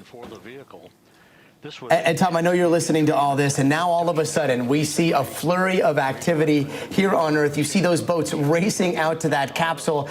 You know, this is now the moment in which gravity has done its work, physics has done its work, and now it's back in human hands, getting these astronauts safely on board the ship, right? Well, you know, my very first reaction to all of this was, wow. I mean, congratulations yet again to the brain power and the engineering expertise at NASA. Beautifully done, beautifully executed from the moment they lifted off, and this touchdown, the splashdown right on the money. Could not have been any better. And so to your point, now we see those boats that are on their way to the capsule, and in those boats, we have Navy divers and Navy corpsmen, or diving medics, if you will, experts who are both involved in the recovery. They will immediately put an inflatable collar around the capsule, and then they will call that the front porch. Stand by. Let's listen. Of the CMOOS system, the airbags are being inflated to maintain a stable 1 or upright configuration. And there's a good view from one of the naval helicopters hovering overhead. Beautiful view. And what he was also making a point of is that already Reid Wiseman has reported that all three, they're all in excellent shape. I was just going to say, they are reporting condition green. No, they're not nauseated. They could be, but green means they're in great shape. All of them in great shape. So the medics are going to check them out regardless. They're going to be hoisted up by helicopter, 2 helicopters. Each chopper will take 2 astronauts. They'll go to the ship. And on board the ship is Lieutenant Commander Wang, who is an ER doctor. 406, and we're powering the radio now. Go ahead. And Lieutenant Commander Wang, Dr. Wang, will be in charge of their immediate evaluation. The team is not seeing the signal. Your SAW radio uses the same antenna, so you may run into trouble with the radio. copy. And we are also powering up the sat phone now. And assuming, Gotti, assuming that they check out medically, and there's every reason to be that they will then be choppered over to San Diego Naval Air Station at Coronado, and then off to Houston on a plane tonight. So there's no rest for the galaxy travelers. They're immediately going to get on a plane and go to Houston. Excellent shape. Wow. And we have 5 inflated. And hopefully get some food in their bellies, some food that doesn't come from a squeeze pouch. Can I just make one more point, Gotti? I think the world has fallen in love with these 4 people. And having gotten to know them myself over the last couple of years, they are every bit exactly what you have seen on television and in our coverage for the last few weeks. Every one of them is kind, decent, smart, thoughtful, considerate, and damn good at their jobs. And I think you have seen over the last few weeks who they are, their character coming through in every interview. And honestly, having gotten to know them so well over the last few months and years, I've gotten choked up a number of times in the coverage. Because you start to think of them almost as friends, given how many times we've talked. But so I think the world can breathe a sigh of relief. They're all safe back on Mother Earth. Yeah, that sigh of relief comes with the knowledge that, as you've described it, that they are truly the best of us, and they are now safely here on Earth. Drew, I know that you've been in contact, up until this mission with some of the astronauts on board here. How would you describe this crew? I would describe this crew as competent and capable and caring. I mean, they exemplify, what we train for as astronauts. They show expeditionary behavior and caring for themselves and for each other as a crew. And I think these individuals are exceptional together, and they show what we expect of all astronauts. All NASA astronauts come from a similar mold, and we train and work together to be able to execute missions with this level of excellence. And I think you've seen the culmination of all that work here over the last 10 days for this Artemis 2 crew. And Wendy, I've been struck by the prose that has come from so high above us. It almost feels like we're listening to poets as they're on, near the lunar surface, and just to hear their words transmitted across this void and have it resonate with so many humans. This is something that has been your life's work, and yet, how has it made you feel? I had the opportunity to be at the visitors complex at the Kennedy Space Center, and there were tens of thousands of people there, and they were just enthralled by listening to the crew. I think this moment has really resonated around the world. This is a superb crew. Not only are they technically competent, but they have an amazing ability to communicate with us back on Earth. I am of the generation that remembers Apollo, and I'm wearing this blue jacket because of the impact the Apollo program had on me. And thanks to this crew, I think there are millions of kids around the world who are going to be similarly inspired. Yeah, there is the Apollo generation. There is the Artemis generation. And Stephen, now they are almost one and the same. We are all part of this Artemis generation, right? We are a spacefaring species, and I think something like this, it's great. It's great for NASA. It's great for all the contracting companies. It's great for the people. Great for the United States. But more than anything, it's great for us as a people. It's something that brings us together in times when there's a lot of bad news on the news. This is something that we can all be proud of, aspire to. And kids today, they know we can do this. So they have to be thinking, what can I do? And then this is something that we have all contributed to in one way or another. Drew, and yet there is so much work to be done. I know that you're working with VAST right now, but there is an entire new frontier of space exploration, space industry to come. How do you see the next few years unfolding? Well, I mean, this mission was very intentional to send humans back around the moon and open up the pathway for us to send additional crews for the Artemis 3 and 4 flights, and we have those capsules built already. NASA's working on with contractors on the landers and, of course, a spacesuit.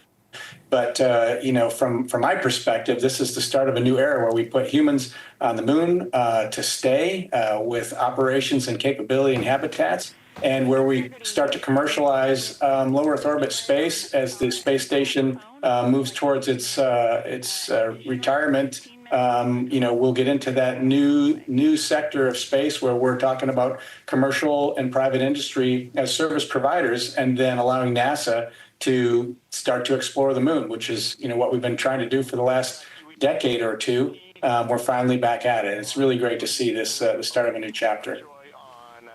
And Wendy, the big question, the question that so many people are asking when they come down from the awe that we have just seen is timeline. We have an ambitious timeline in front of us over the next 2 years, possibly back on the lunar surface, for the beginning of what could be lunar bases or a lunar base.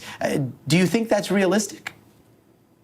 I certainly hope it is, but it's not going to be realistic if the budget doesn't stay set and NASA doesn't get a continuous flow of money. That's the challenge, unfortunately, when you work for a government agency and you don't get the budget you request, or you don't get the budget that you requested on time. But yes, there's a lot of work to be done to be ready for the the Artemis 3 mission. Testing out the landers, that's going to be a big challenge. It sounds like the two contractors are ready to step up. They've submitted their revised proposals to NASA. With the success of the Artemis 2 mission, I think the astronaut office will feel comfortable in assigning the Artemis 3 crew, and that crew has got a lot of work ahead of them. I know that the Artemis 2 crew is going to give them an immense amount of knowledge. The crew will come back. They will be immersed in doing debriefs, but that transfer of knowledge will be critically important for the Artemis 3 crew. Yeah. And that momentum, we'll see how far it carries. But I do want to bring in Tom Costello here as we watch these boats approach the capsule.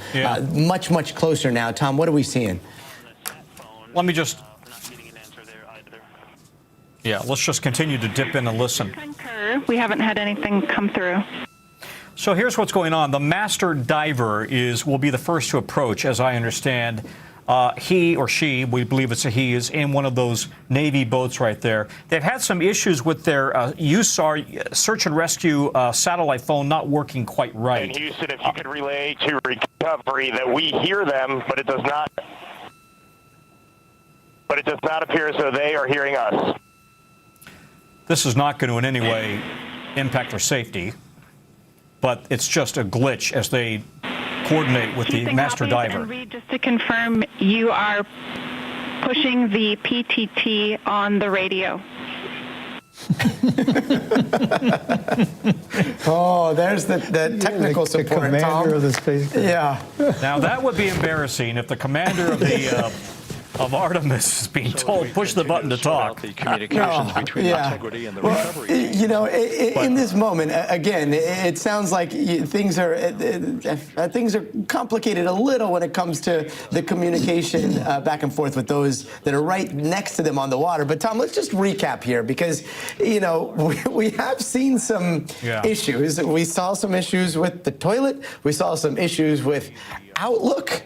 And now a little bit of issue with the radio, but nothing in terms of critical life support. And yet it does show you that there are always going to be some gremlins in some system, right?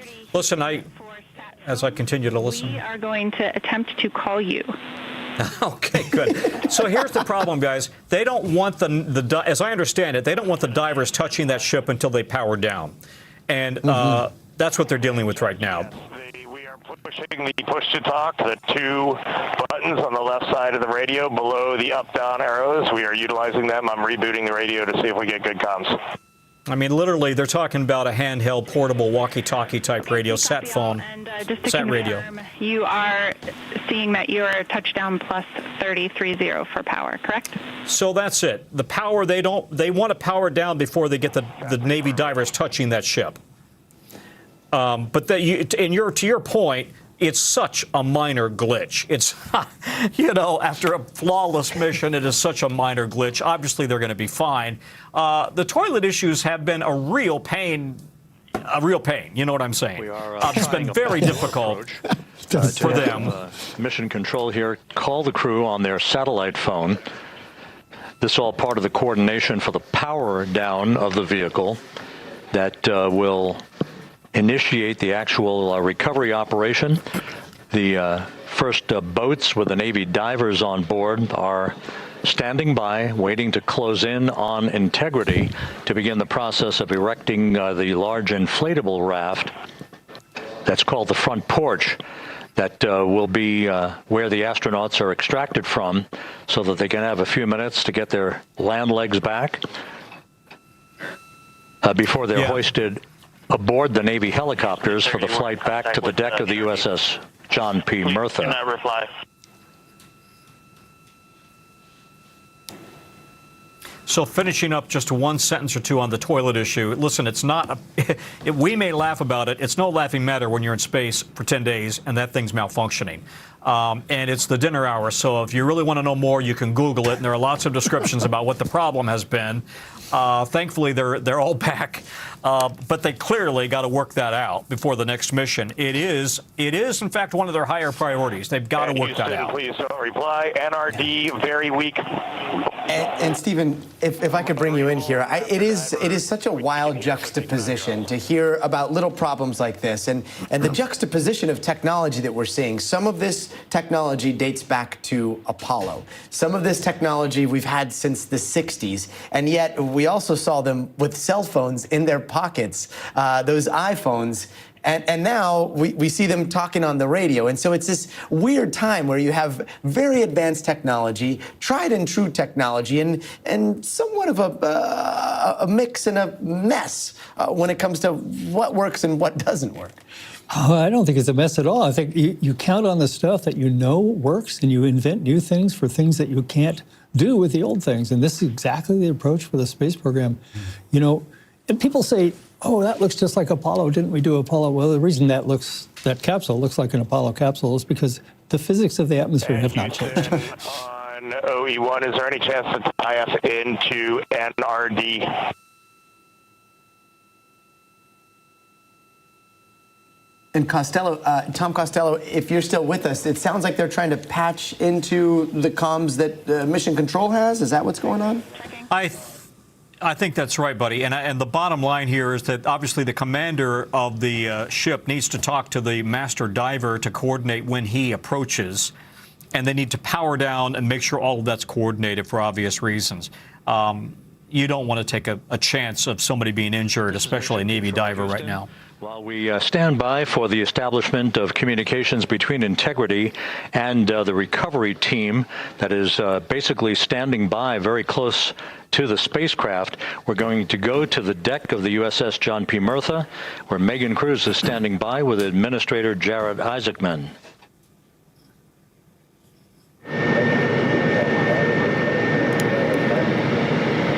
Rob, yeah, just such an honor to be able to be here on the ship, to be able to share and experience this moment with everyone together. And of course, as you just said, yes, here with NASA Administrator Jared Isaacman. Administrator, how did you feel getting to witness this and seeing NASA at its best? Oh, I mean, I'm honestly, I'm still at a loss for words. I mean, you know, like the childhood Jared right now can't believe what I just saw. I mean, almost been waiting my whole lifetime to see this, and then it's NASA Administrator. I just couldn't be more proud of the entire workforce. The years, the effort, the late nights, all the hard work from across the country that contributed to this incredible moment right now. And yeah, incredibly grateful too for our teams here on the John P. Murtha right now. Yeah, look at them behind us here. We've got everybody. Hey, what do you guys think? We just brought some astronauts back from the moon, huh? Unbelievable. Thank you. Yeah, so grateful to the Navy, the sailors that are here, the NASA teams. I mean, this is a joint effort that's on their way right now. These recovery forces are getting out to our Orion spacecraft, to Integrity, to get our astronauts back on the ship safely. Yeah, and this is not just an accomplishment for NASA. This is an accomplishment for humanity. Again, a historic mission to the moon and back. How does this make you feel, and what do you hope people take away from this? Well, I'll tell you, I think about the crew members that we've all had an opportunity to observe over the last 10 days, right? I mean, they're absolutely professional astronauts. I mean, wonderful communicators, almost poets. But then I think these were the ambassadors from humanity to the stars that we sent out there right now. And I can't imagine a better crew than the Artemis II crew that just completed a perfect mission right now. So, yes, it's a huge moment for everybody, right? I mean, we are back in the business of sending astronauts to the moon, bringing them back safely, and to set up for a series more. I mean, this is not a once-in-a-lifetime, which you hear sometimes around here. It's like, this was a once-in-a-lifetime. No, it's not. This is just the beginning. We are going to get back into doing this with frequency, sending missions to the moon until we land on it in 2028 and start building our base. Yeah, are we going to build on the momentum for Artemis 3? I mean, it's just around the corner. Absolutely. So, I mean, that's, you know, part of me too. I can't wait to get the crew off of Integrity right now, but also getting Integrity back on this ship so we can start taking a look at it, because all that data is so. And you hear Jared Isaacman there, the NASA administrator. Steve Robinson, Drew Feustel, Wendy Lawrence, thank you so much. What a testament to what humans can do with trust, with courage, collaboration, and integrity. Now to the moon and beyond. This concludes NBC News' special report. We're having continuing coverage ahead on our streaming network, NBC News Now, and online at NBCnews.com. I'm Gotti Schwartz, and thank you for watching.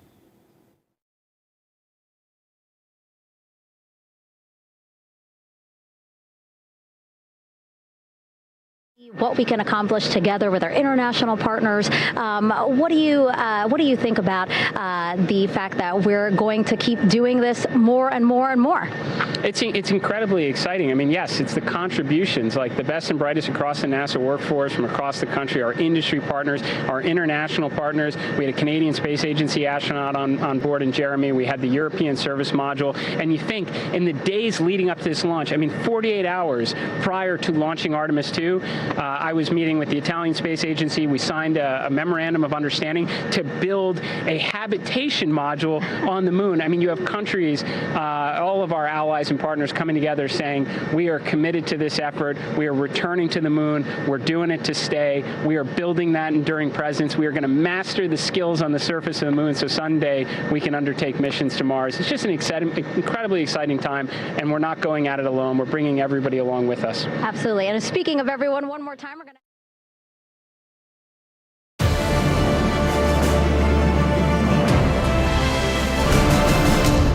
Thank you so much, Administrator. Appreciate you being here. We're, of course, going to stay on. Hey there, I'm Gotti Schwartz, and if you're just joining us, history was just made moments ago as the 4 astronauts on the Artemis II mission just splashed down in the Pacific Ocean on their return to Earth. We're hearing that they've got 4 astronauts, 4 green astronauts, meaning everybody is in good condition. And right now, a special recovery team and divers are working to retrieve them. After that, they're going to be taken by helicopter to a U.S. Navy ship to get checked out by a medical team. This is the grand finale we have all been waiting for after a historic 10-day journey around the moon and back, traveling further than humans have ever traveled before. That mission capturing stunning images of the far side of the moon, something we have never been able to see in its totality like we did. And there are other breathtaking pictures of our little planet Earth, that beautiful miracle from hundreds of thousands of miles away. This record-breaking flyby now becoming the first major step in NASA's plans of landing humans on the moon again and again and again, and eventually establishing a base there. In the last few days, the world has been moved by these 4 astronauts, from the Spotify playlists to the space selfies. This team has provided us with more moon joy we could ever imagine. Let's listen in to the recovery efforts now as they try to get to those astronauts on board that capsule. With this team until the crew has been extracted into the front porch, that inflatable raft that will be erected along the side hatch of Integrity. So we're standing by for that in the next step in the recovery procedures. But everything is in great shape, and we have 4 healthy crew members on board the vehicle.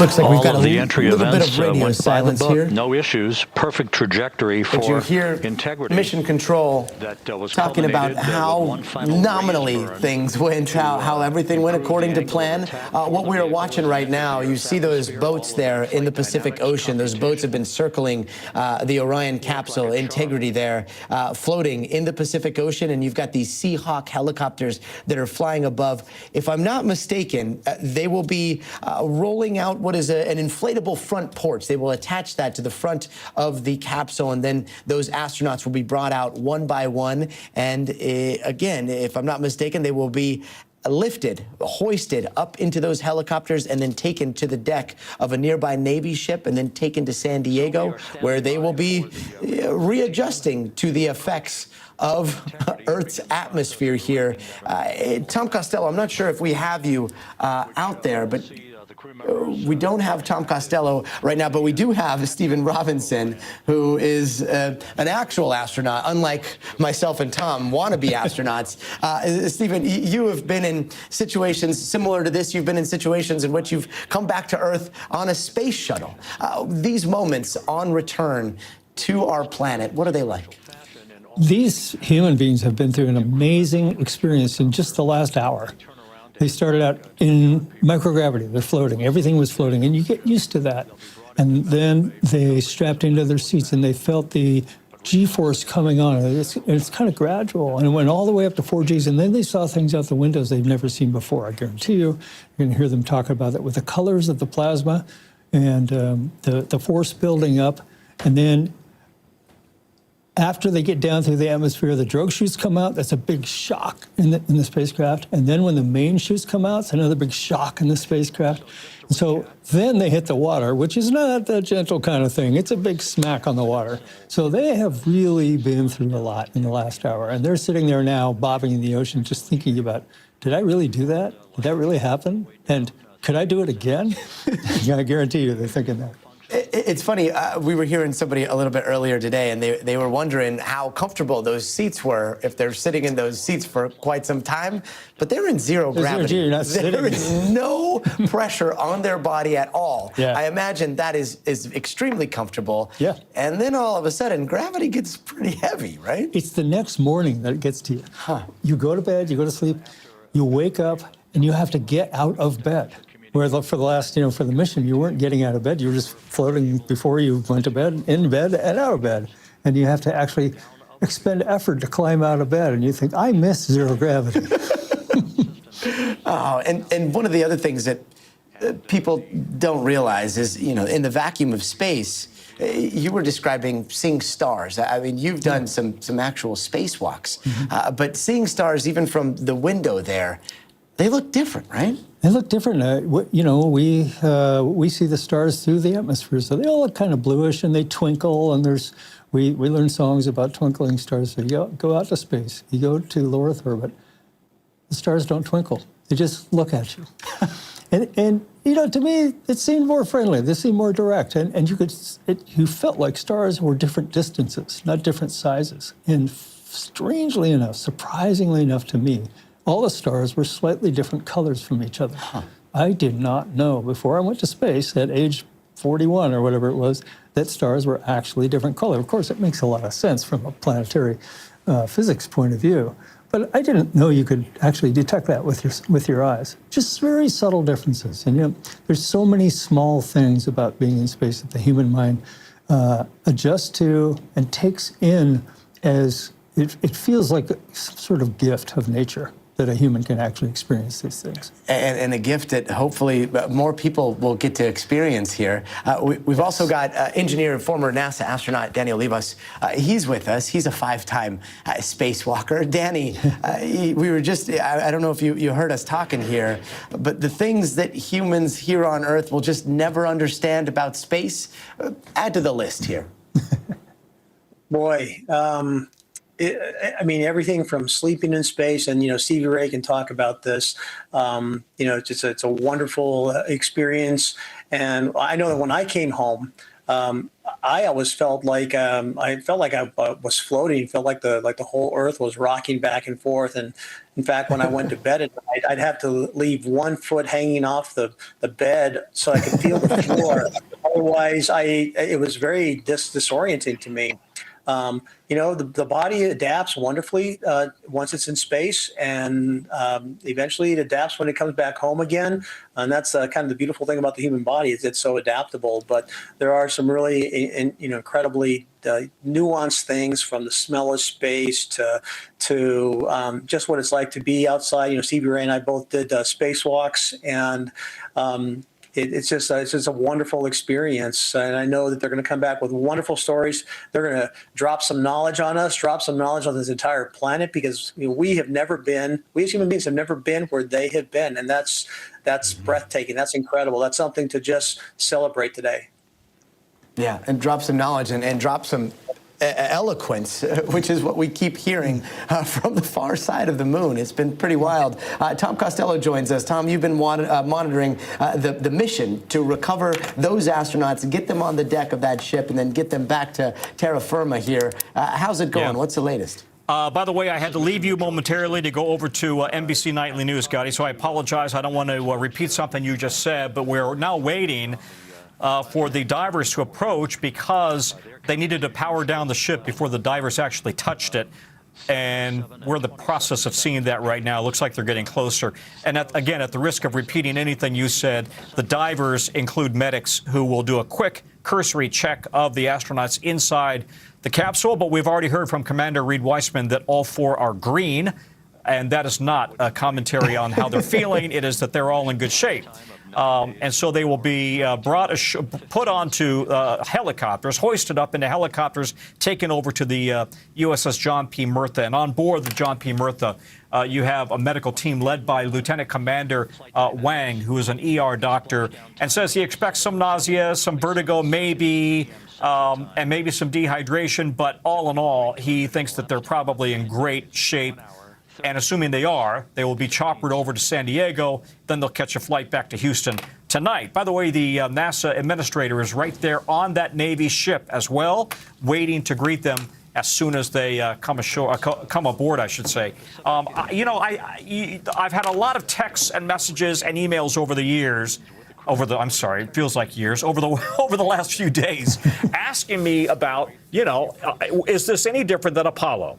And the truth is, of course, Artemis is the twin Greek god of Apollo. This is all about building on what Apollo accomplished and literally standing on the shoulders of Apollo. And yes, the Apollo missions, most of them orbited the moon and saw the far side of the moon, but they were at such a low altitude, they took in a very limited view of the far side of the moon. However, this crew, the Artemis crew, was at a distance of about 4,000 to 5,000 miles above the surface of the moon, and therefore they took the total view in from pole to pole. And with modern high resolution photography capabilities, we're able to photograph it. So while it is true, yes, astronauts have seen the far side before, not like this, but the true mission was really a test mission, a test flight to see how well Orion performed before we do actually send astronauts back. And look at this approach now. So that's the next step in the recovery process that will lead to the hoisting of the crew members. For 2 crew members for each helicopter, they'll be hoisted to a pair of Navy helicopters that will then fly a short distance back to the USS John P. Murtha. And again, to reiterate, why are they waiting? They're waiting because they wanted, it's protocol. You got to wait till the ship is completely powered down so there's no risk to those Navy divers. And I will say, Tom, comparing this to the last time we saw, I believe the last time we saw a splashdown in the Pacific Ocean, it was Crew Dragon, there were dolphins, and there was the most still water I've ever seen, on the recent memory. And yet here, it looks like there are some waves out there, yeah? It looks like it, but I think it's just about as perfect of a day in Southern California as you could expect. Although you're there, I'm on the East Coast, but it certainly looks like a beautiful day there off the coast of San Diego. They're about 50 nautical miles or so off the coast of San Diego. Yes, you know what they call. And we are told, the by the way, coast Gotti, of- I want to make it clear. It is powered down, but there's a wait, right? Once it's powered down, they have to wait a certain amount of time before they actually give the go-ahead. And Tom, do you know what they're calling the coast over here, the West Coast, on this day? They're calling it the Space Coast. You're stealing that from Florida, huh? Just for a day. Just for a day. Okay, Let us have it for one day here. Let's bring in Dr. Emily Rice. She's a space scientist and an associate professor of astrophysics at the City University of New York. Doctor, thank you so much for joining us. We have astronauts joining us as well, but I don't want to put them on the spot for this question, because this is a question that so many people have been demanding answers for, and it's a political question. Why has it taken us so long to go back to the moon? Yeah, I mean, we chose to go a different direction for what we call the space shuttle generation. Like after Apollo 17, yes, after Apollo 17, there were more Apollo missions planned up until 20. They had plans for them, but then they decided to work on low Earth orbit instead. And so there was, political motivations and kind of technology motivations for things like that. But we got Skylab, we got Mir. We have the International Space Station, which is, started in 2000, was built by the space shuttles. And then we went back with Soyuz, we went back with Dragon capsules. And one of my favorite things about this mission is when the astronauts in orbit around the moon talk to, or in flying past the far side of the moon, not quite in orbit, talk to the astronauts on the International Space Station. I don't believe that has happened before with two astronauts and two crews of astronauts in very different places. Maybe it has, because when the shuttle went up to, say, launch space satellites and things like that, they didn't go to the same orbit as the International Space Station. But still, from that long of a distance, definitely hasn't happened before. Wow. And as we watch these helicopters and these boats get closer and closer to the capsule, let's listen into NASA here for just a bit. Entry Flight Director Rick Henfling now waiting for the life raft, the front porch, to be erected along the side of the vehicle so that the hatch can be opened and the crew members extracted from integrity, soon to be hoisted one by one into a pair of Navy helicopters for a short flight back to the deck of the USS John P. Murtha. If you missed it earlier, we talked to Flight Dynamics and received a more official touchdown time or splashdown time, as it were, of 7:07 and 27 seconds p.m. Central Time, 5:07 and 27 seconds p.m. Pacific Time. That would equate to a mission elapsed time of 9 days, 1 hour, 32 minutes, and 15 seconds.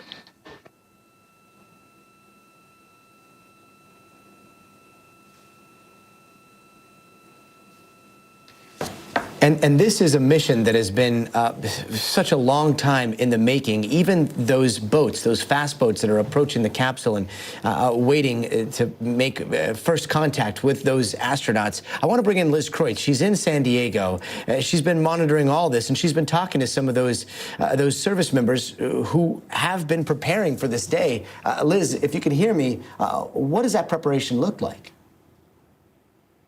Yeah, hey, Gotti, we had a chance to talk to the Navy colonel from the Marines who is organizing this entire recovery mission that we're watching right now. And it was just amazing to hear from him the preparation, no surprise, that went into this. Well over a year of training meticulously every single part of this recovery.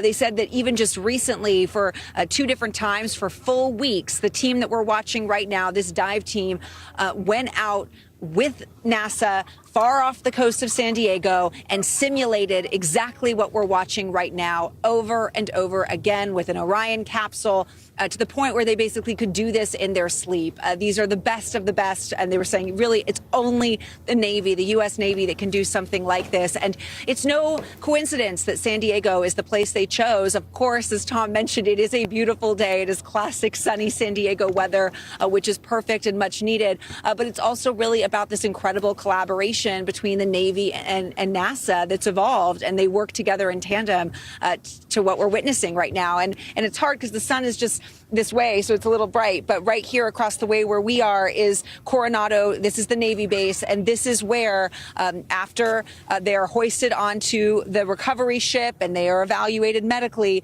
this is right here where they are going to be brought in those helicopters. And then from here, if they want to spend the night here, they can. We wish they would, but it sounds like they want to get home to their families and most likely are going to fly home from here to the Johnson Space Center tonight, Gotti. Yeah, very, very understandable, and unclear what we're seeing there. But it looks like there might be a flare or something that is giving some signal or some smoke off in the water. I'm not sure if we have Tom Costello, but Tom, what is this? What is this smoke coming from the ocean?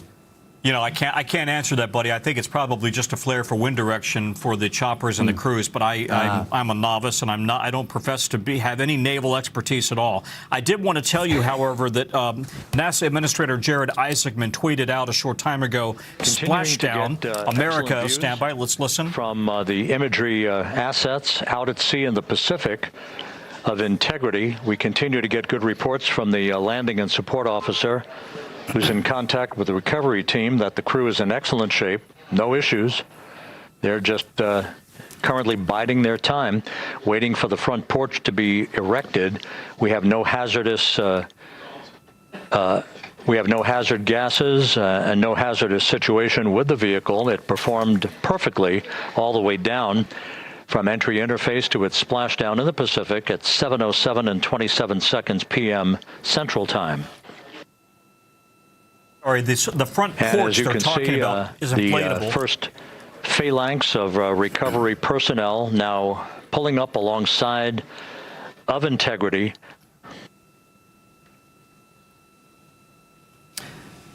I was going to say the front porch is quite literally an inflatable collar that they will put around that ship, around the capsule rather, and then bring the astronauts out onto that collar, out onto that front porch as they call it. Can I finish the tweet from Jared Isaacman, the NASA administrator, saying America is back in the business of sending astronauts to the moon and bringing them home safely. Reid, Victor, Christina, and Jeremy did an outstanding job. These talented astronauts inspired the world and represented their space agencies and the nations as humanity's ambassadors to the stars. I'm reiterating that this is a test mission as they hope to return astronauts to the moon as soon as 2028. Now we are seeing that boat filled with service members at this hour make its way to the capsule. The vehicle has been powered down. There's no hazardous gas emanating from the vehicle. That's why the first team of recovery personnel has been able to pull alongside Integrity. And the reports continue to come in that the 4 astronauts are in excellent shape.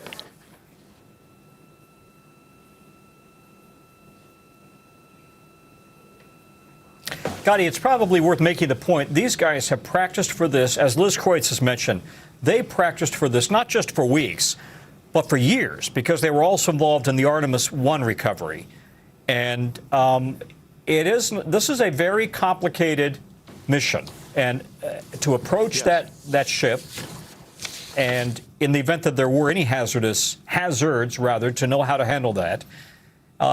And of course, you're on an ocean, so all of that is not something you just jump into the into the fast boat and run out there. They practiced and practiced and practiced all of the procedures, including if one of the astronauts were in the middle of a medical emergency, how to expedite help to him or her.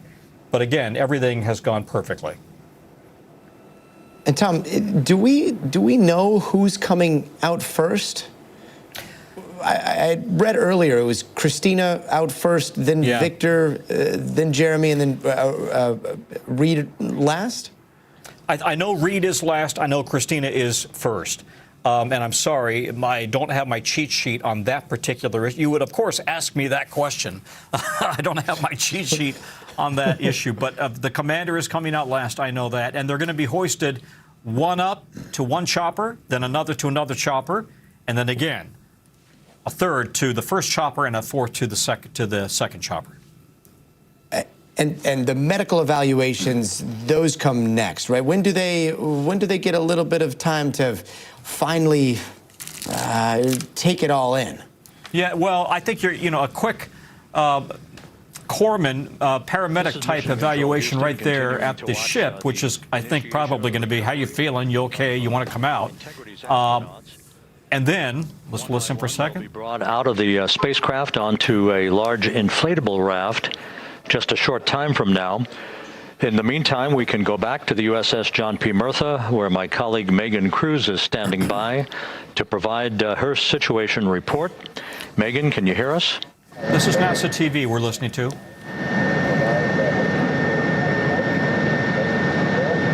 Hey, Rob. Yes, I can hear you. Thank you. Yeah, we're back here on the bow of the recovery ship where there are still plenty of people peering out into the water. We are not very far from the action everyone is seeing on their screen now. The Orion spacecraft, Integrity, in the ocean, surrounded by a number of recovery boats.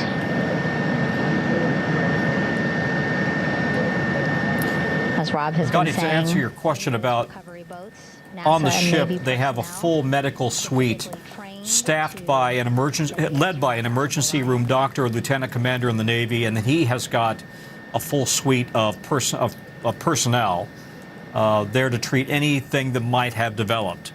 But he was expecting, and we interviewed him in a pool interview, he was expecting there to be really nothing of any serious nature.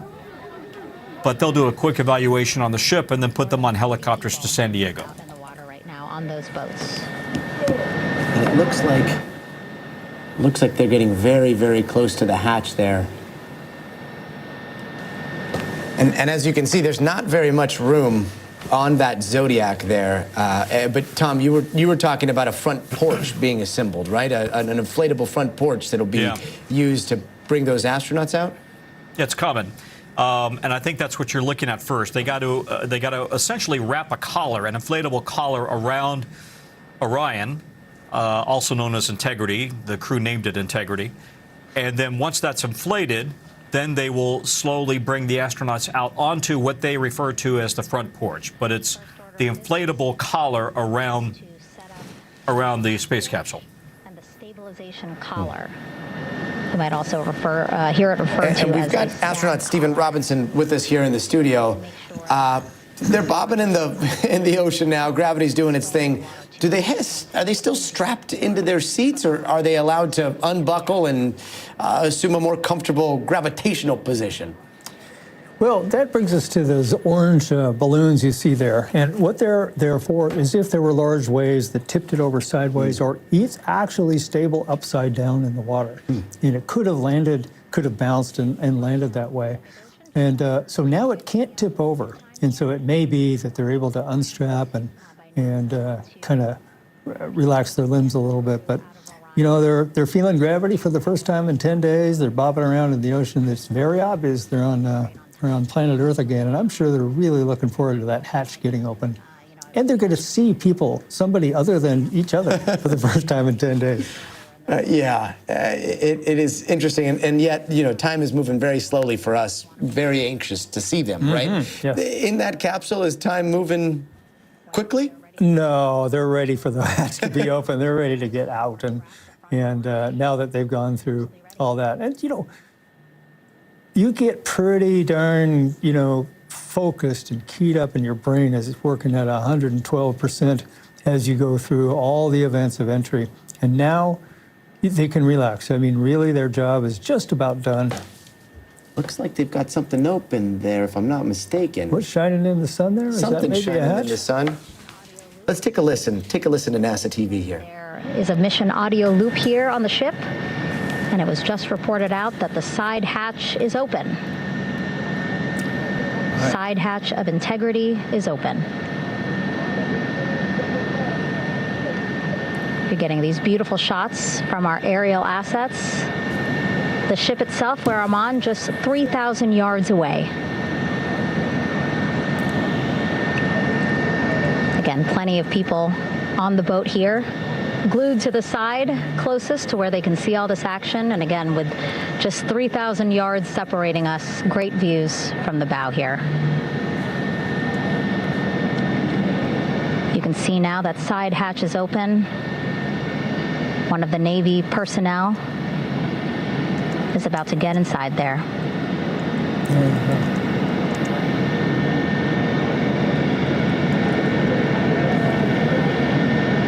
Looks like somebody's going in. So before they come out, somebody goes in. Yes. So it'll be a little bit of a tight squeeze, but Wow. Four of the medics will go in. a recovery personnel with each astronaut assessing them. After all that training of the Navy personnel, think how exciting it is for them to actually do this and to be the first to shake the hands of the crew. First human hands on touching that spacecraft after it's been surrounded by plasma must be something too. Yes, yes. And to see this thing come out of the sky, looks blistering out of the sky, trailing a big trail of flame, hits the water, open the hatch. There's humans inside. There's humans inside, and there are more humans racing towards them. The divers that will go in to the spacecraft to check on each of the astronauts. These other boats will begin doing a number of things, putting on that stabilization collar onto Orion, building that front porch. Eventually, they will retrieve the parachutes, as well as tow Orion back to the well deck of the recovery ship here.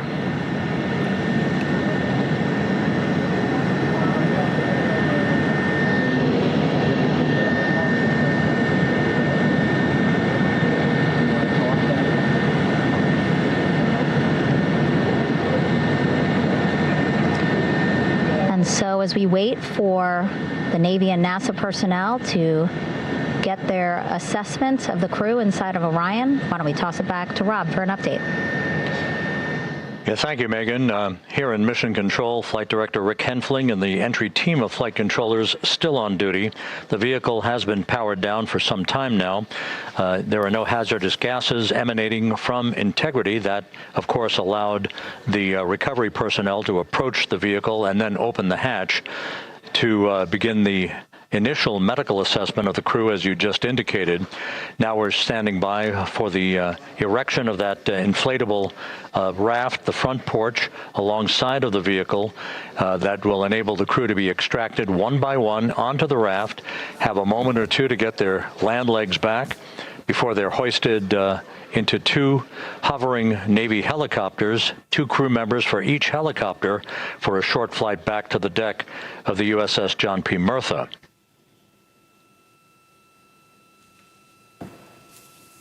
All of Integrity's systems operated flawlessly throughout the course of the approach to the Earth, the entry into the Earth's atmosphere, and all of the key milestones that followed in this high-speed return to Earth for Integrity, a mission that spanned more than 694,000 miles from the vehicle's launch from the Kennedy Space Center atop the Space Launch System back on.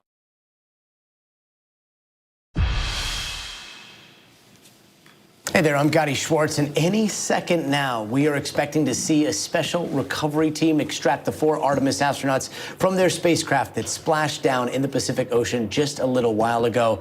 Let's listen into NASA television as they get a little bit closer to the capsule, and there are specialists on board now.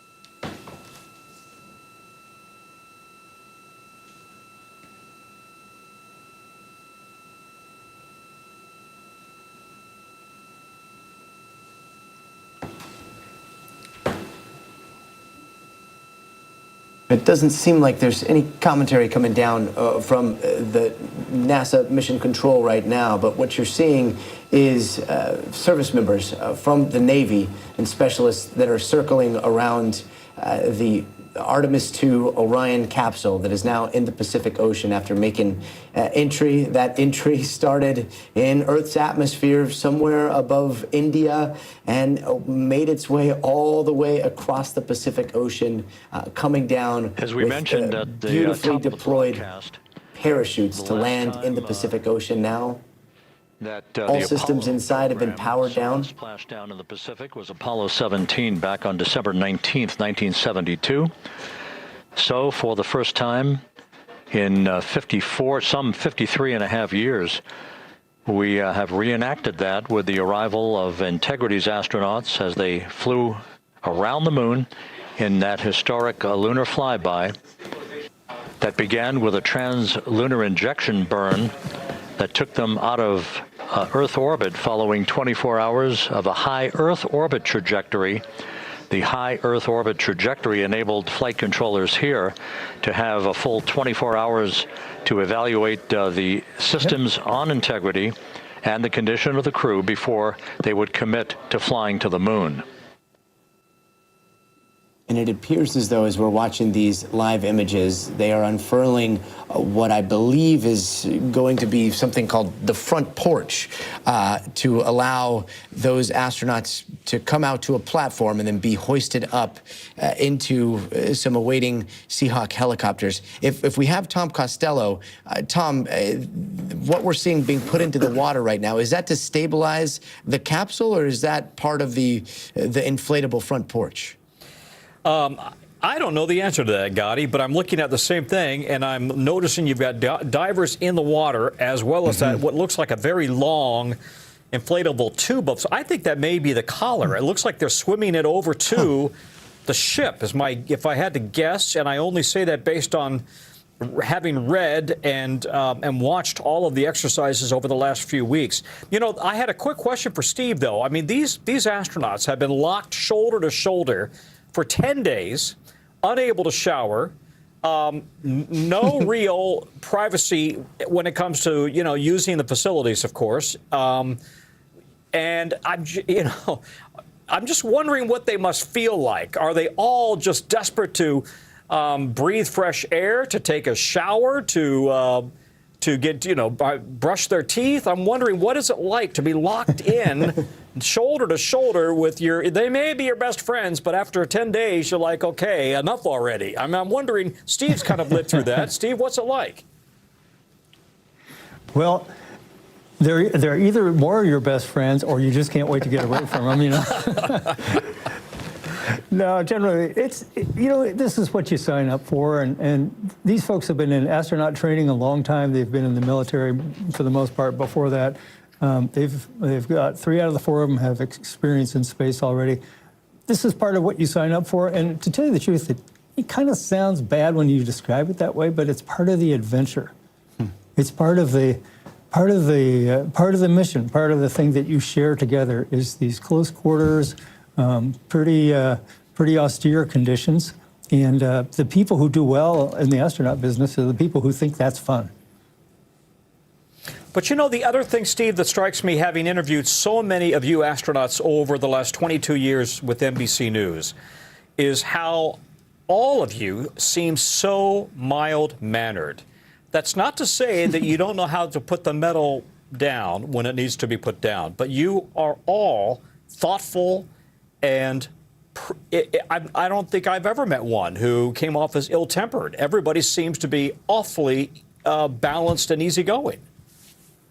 That's because we're trained in Tom Costello classes to act like that around you.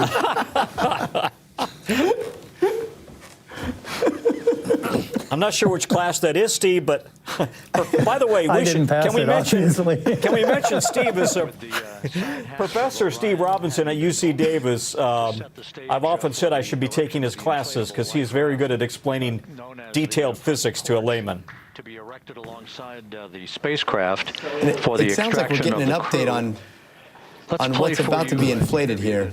My colleague Megan Cruz conducted on the USS John P. Murtha with Navy diver First Class David McMahon that explains how this process is unfolding.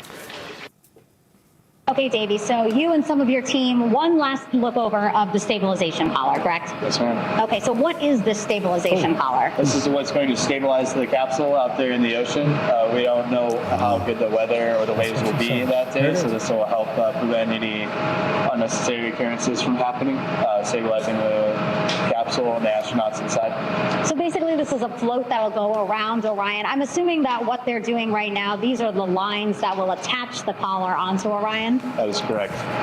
And so what are they doing here? So we've got the lower line that will secure the inflation device before we inflate it. That gives us the go-ahead that it's secure in its space, and then we'll inflate it. And then once that is done, we'll undo all the carabiners and get this orange line on top tied in the same fashion. And then this will be secured to the capsule, and the astronauts can safely take their first steps out of the capsule onto the front porch. Okay, and how long will it take them to set up the stabilization collar? We should definitely be able to handle this in under 10 minutes. Okay, wow. And then you just mentioned the front porch. So basically after they set up this stabilization collar, then they set up what's called the front porch here. That's correct. Okay, and what's the front porch? Front porch is basically a bigger waiting room for the astronauts to sit in while we wait for the helicopters to show up and grab them. Okay, so the medical team that was inside with the crew, they're going to help them out and onto the front porch? That is correct. And then what happens here?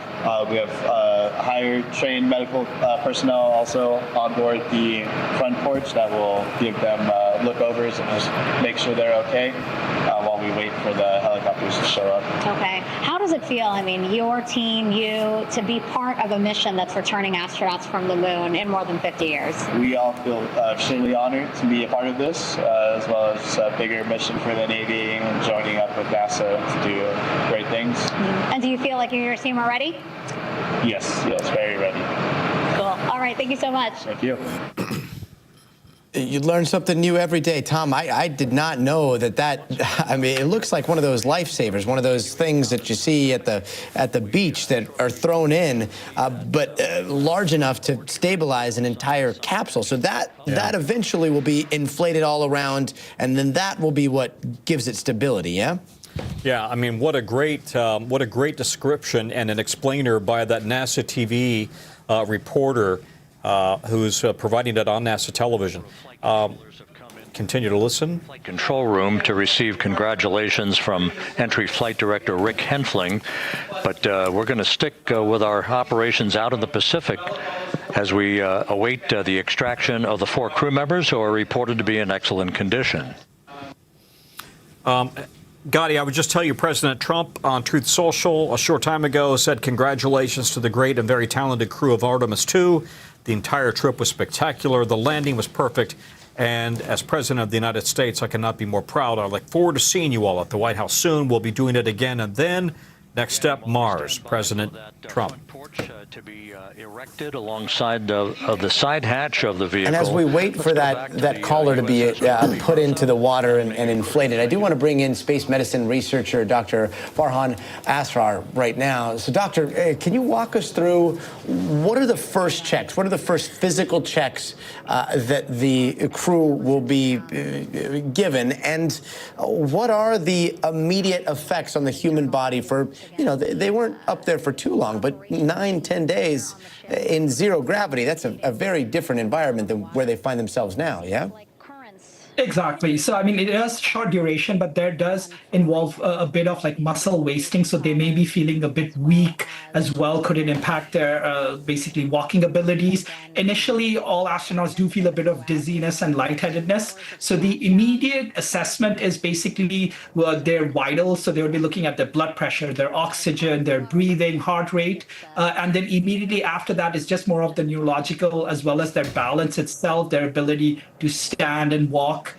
Is something that they would be looking at. And if anyone might be experiencing any kind of difficulty, whether that's breathing or anything else, then it's really kind of catering to it. And then during each and every step, so exactly how they said that they bring them to the front porch, that assessment is ongoing. Once they move in even to the helicopter and then the next facility, they'll keep checking them just to see how they're doing and are things improving as they would expect. Or basically if they need any further assessment to assistance. And then beyond that, it's just kind of preparing them for the rehabilitation phase once they hit Johnson.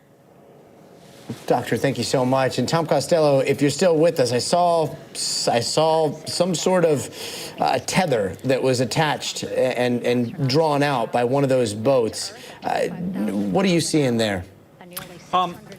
Just listening also to the NASA comms, there are internal radio loops that we're not privy to, but there's some discussion that the waves may be giving them a little bit of a difficulty in getting that collar in place, which is interesting because the waves don't look significant at all to us, right, as laypersons.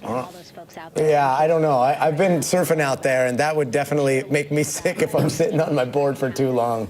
But so that may be what's holding this up. I mean, they've been in the water now for more than an hour. And listen, let's be clear. NASA is very deliberate, I mean to say, and they follow the procedures item by item by item to make sure they don't miss a step. They're very methodical. And Tom, looks like they're trying to get on the collar. I see Navy divers in the water now with that collar. That might have been what we saw. We saw them holding on, and then I think there was some drifting. And I could see the waves kind of carrying some of those divers away. That'd be pretty hard to kick against. But hopefully they'll be able to get it in position here. Tom, as we're watching this capsule in seawater, I mean, it is now gone from the far side of the moon to, this vacuum of space. Now it's in seawater, which is not great for electronics, and obviously the electronics are inside. But is any of this reusable? Well, the spaceship itself is not reusable. As for I've not heard, and I spent the last week at Houston and at NASA in Houston, and before that at the Kennedy Space Center in Florida. I've not heard anybody discussing that anything within Orion itself could be reusable. I can't be absolutely 100% sure that there's not some piece of telemetry, but I think it's not necessarily going to be reusable. But they are building, of course, on what they've learned from Artemis 1, Artemis 2, and then Artemis 3 would be next year, an orbit around the Earth, not the moon, to test docking procedures. One challenge with that, and again, I was just at Houston, just in the mock-up room where they have vehicles that they are testing. One challenge is they don't yet have a usable lunar lander, right? They have, and you've heard, NASA has kind of really put the onus on SpaceX and on Blue Origin, owned by Jeff Bezos, to get them a lunar lander that can take astronauts down to the lunar surface. And until that's ready, we simply can't land on the moon. So they do need to practice docking procedures with whichever vehicle that might be, and do that in space, and do that around Earth. Let's listen for a second here. Capsule with the crew. He is reporting all 4 members are green. All of our 4 astronauts, Reid, Victor, Christina, Jeremy, green, meaning they are feeling great, not the complexion of their skin.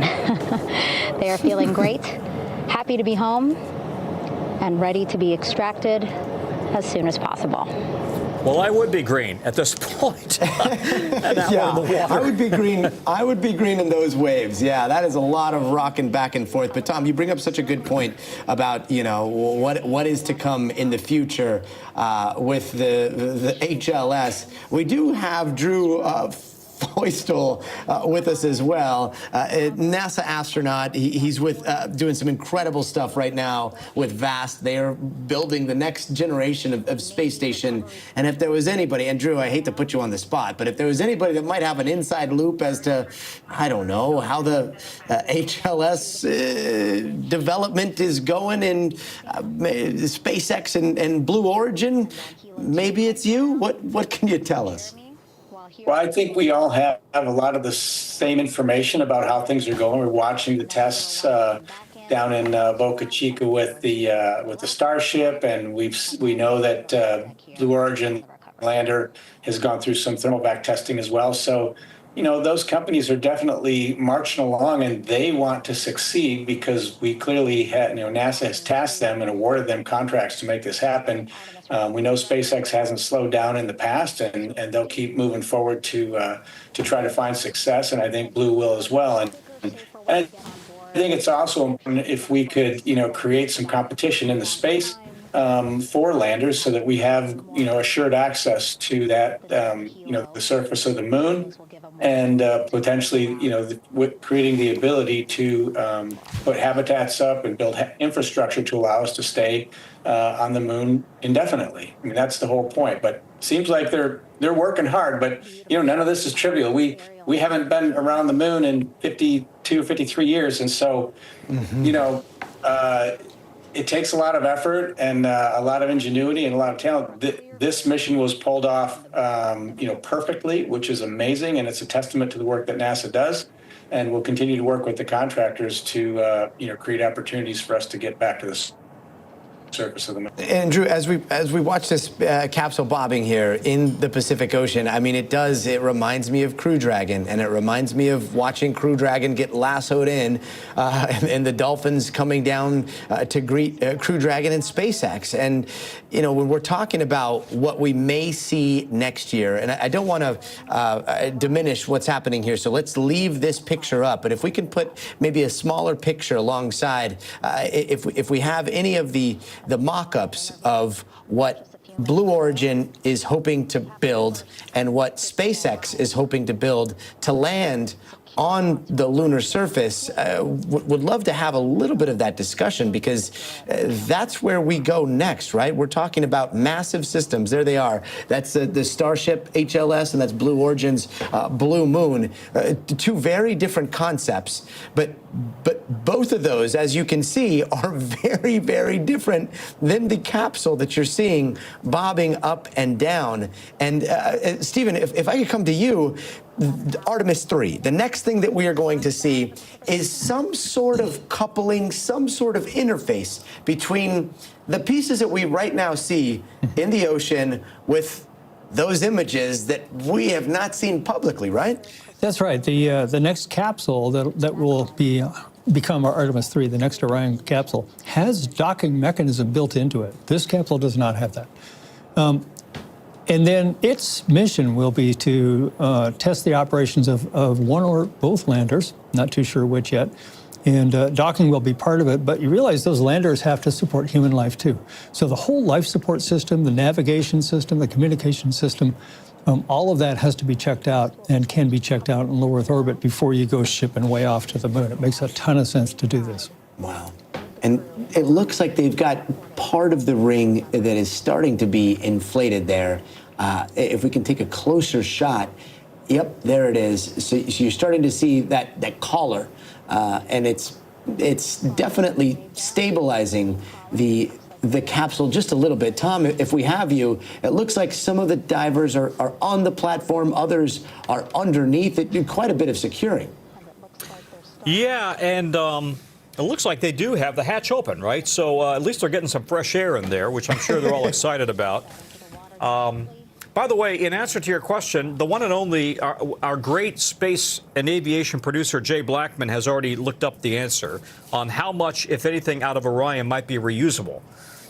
And the answer is that on early flights, high-value crew module components like avionics and environmental control and life support systems will be reused, with plans to reuse more components in later missions. So they will... Sounds like they will start to take some pieces off of Orion that have worked well and apply them to the next Orion. And Emily, if I could bring you back in here, reusability is such a big... it's such a big topic of conversation. We see the SLS, and we see the boosters all the way up to the capsule itself. So much of that will either disintegrate in the Earth's atmosphere or be discarded and never used again. And yet the systems, the competing systems that we see, they're banking on reusability. How do you see all of this eventually reconciling and merging?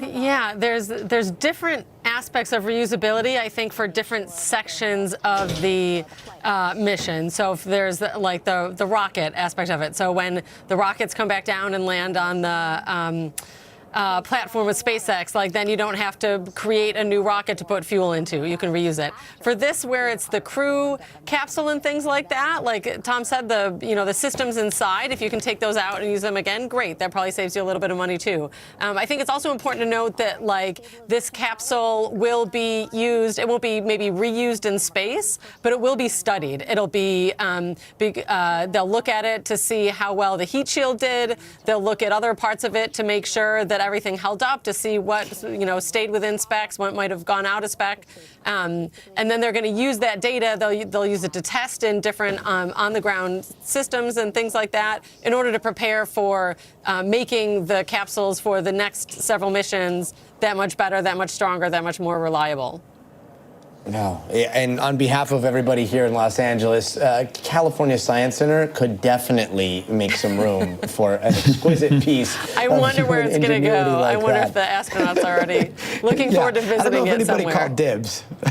Yeah, but we would like to put in dibs. And it looks like they've got another one of those callers floating by. That may be the front porch. But it may be some time before we see those astronauts. We'll be monitoring for that. But I do want to peer a little further into the future. We are joined by the one and only Michio Kaku, who I believe is watching all of this with us. He is a renowned theoretical physicist.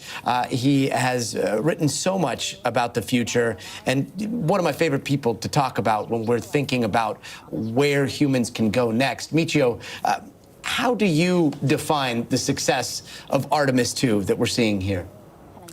Well, I think we have to put it in context. Back in the 1960s, we went to the moon, we explored outer space, and then we went home and forgot about it. As Isaac Asimov once wrote, it's like a football game. We scored the touchdown, and then we took our football and went home and forgot about it. Well, 50 years later, we're now reviving the dream, a dream with more advanced technology. Rockets are usable now. And we have television with all sorts of different kinds of cameras and angles that we didn't have back in the 60s when we started the arms race. And so we're talking about tremendous progress, even though for 50 years we didn't go into outer space to the moon or beyond. Now things are different. Prices have dropped. Rockets are reusable now. And I think it means that we can now begin to go back to not just the moon, but to Mars and perhaps even beyond. So a whole new chapter is being written right before our eyes. Yeah, and for those kids that went into the closet and we have now found our dad's football and we're like, wow, this is great. It's still a relatively familiar shape, if you will, when it comes to the SLS. I want to get your take. In the next 10 to 15 years, the methods of propulsion, rocketry, the reusability.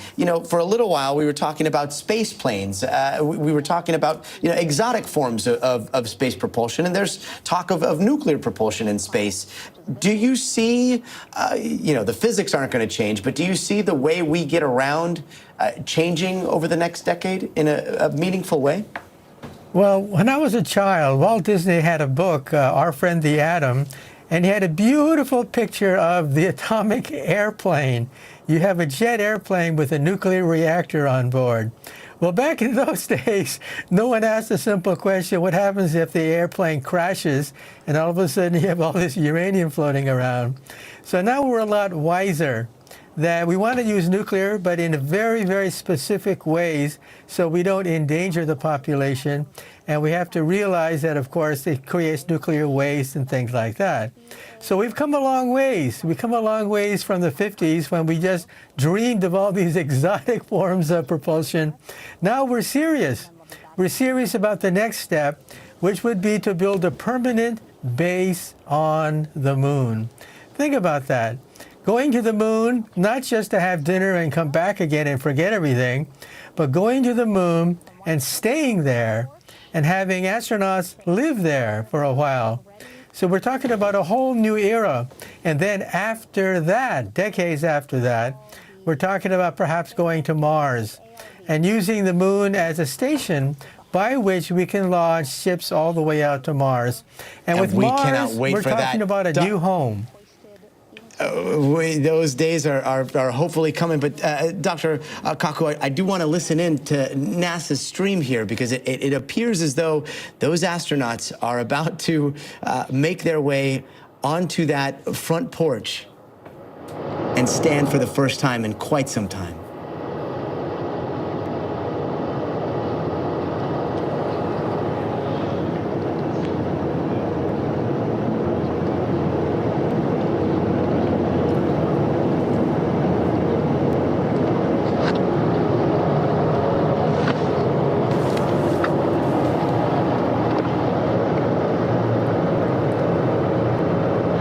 Trying to see in the glare of the setting sun here on the West Coast, with that golden light hitting that incredible piece of human engineering and that floating raft. I thought for a second there that might be Christina, but it does not appear as though any of the astronauts have come out yet, and yet you see the hands reaching inside, and you see that support team that have been training for years for this moment, getting ready to steady those astronauts.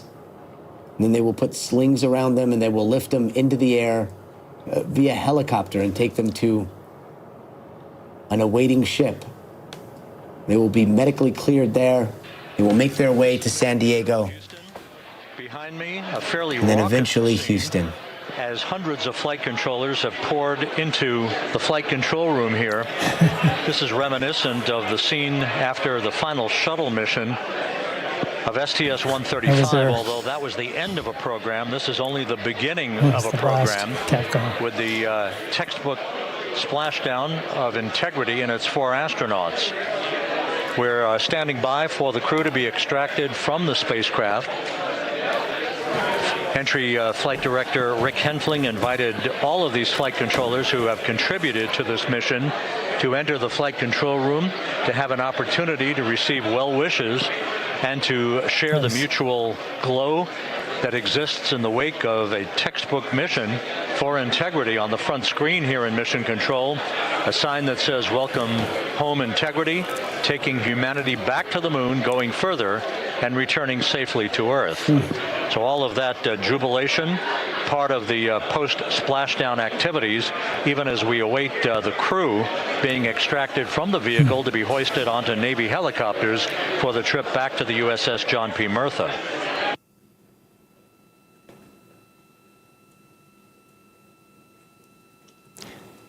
I just sent Navius an email, and we're watching.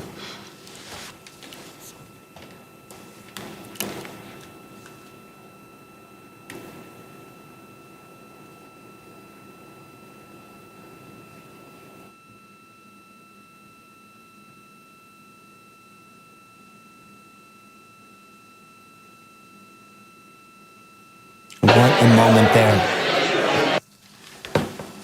In the Pacific Ocean, we're moments away from those astronauts emerging from what has been their home in zero gravity, in the vacuum of space for the last 9 days. Once again, here in Mission Control, this view of the Artemis Flight Control Room, known as the White Flight Control Room. This is the old shuttle flight control room, and now is the home of Artemis missions to the moon and beyond.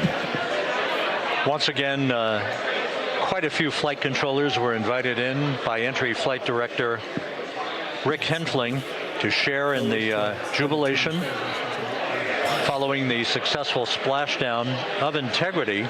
That splashdown occurring an hour and 22 minutes ago, as we stand by for the completion of the extraction of the crew, and ultimately they're hoisting onto Navy helicopters for a short flight back to the USS John P. Murtha. And I have the privilege of sitting next to Stephen Robinson here as we watch this, and I got to say, you know, Stephen, you're sitting here. I can see in your eyes. You see that room. You know the history of that room, and to see everybody there once again as they gathered for the shuttle mission, the last shuttle mission. What goes through your mind? These are humans. Humans did this. Humans working together. I worked 17 shuttle missions in that same room there, and with that very mission control as Capcom.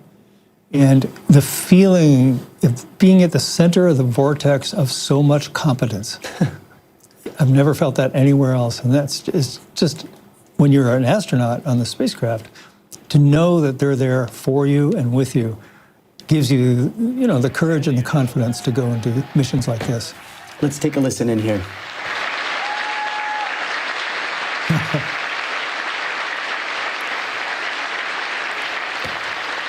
It looks like we've got our first astronaut out. Should be Christina. Yeah, it looks like it's Christina, right as the sun is starting to set here.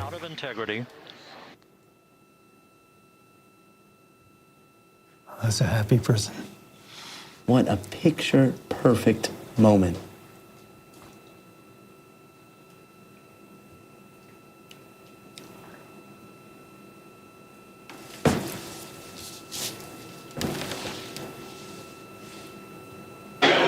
We are expecting the other crew members momentarily to be extracted.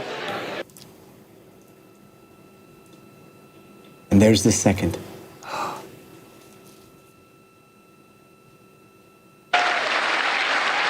We now have 2 crew members out.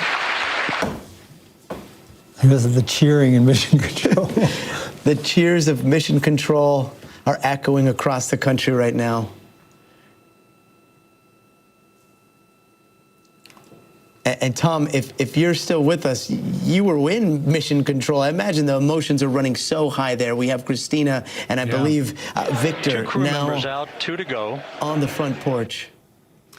Yeah, and let's just make the point to the audience that it's obviously the people in orange are the astronauts, right? So when you see the guys in orange, those are the astronauts. And the fact that Christina came out first is not an indication of any problems. That was the plan all along. Everything, as we said, at NASA is planned and down to the tiniest detail. I was just in Mission Control what day was it now? I lost track. Sunday. I was there on Sunday inside Mission Control. At any given time during this mission, there were reported that all the crew members were feeling very well. Yeah, they just said Reid Wiseman will be the last out. Makes sense. The commander's the last out. When I was there on Sunday, they made the point that there are roughly 20 controllers on duty at any one time during a mission, and they work in 3 shifts 24/7. Third one's out. Look for the tallest one. That'd be Jeremy Hansen. That's Jeremy, yep. And then you'll have Commander Reid Wiseman. And can we make the point, not to belabor it, but boy, is Canada proud. I mean, I watched yesterday, I think it was, or the day before, and I'm sorry, the days run together because the mission days get confused in my head. But when Jeremy Hansen did a talk back to kids across Canada, and this was all organized by the Canadian Space Agency, and they made sure they went to every province. And the kids were so sweet and asking, they were all excited to meet their own homegrown hero and to hear his perceptions and his impressions of having been up there. It was really terrific.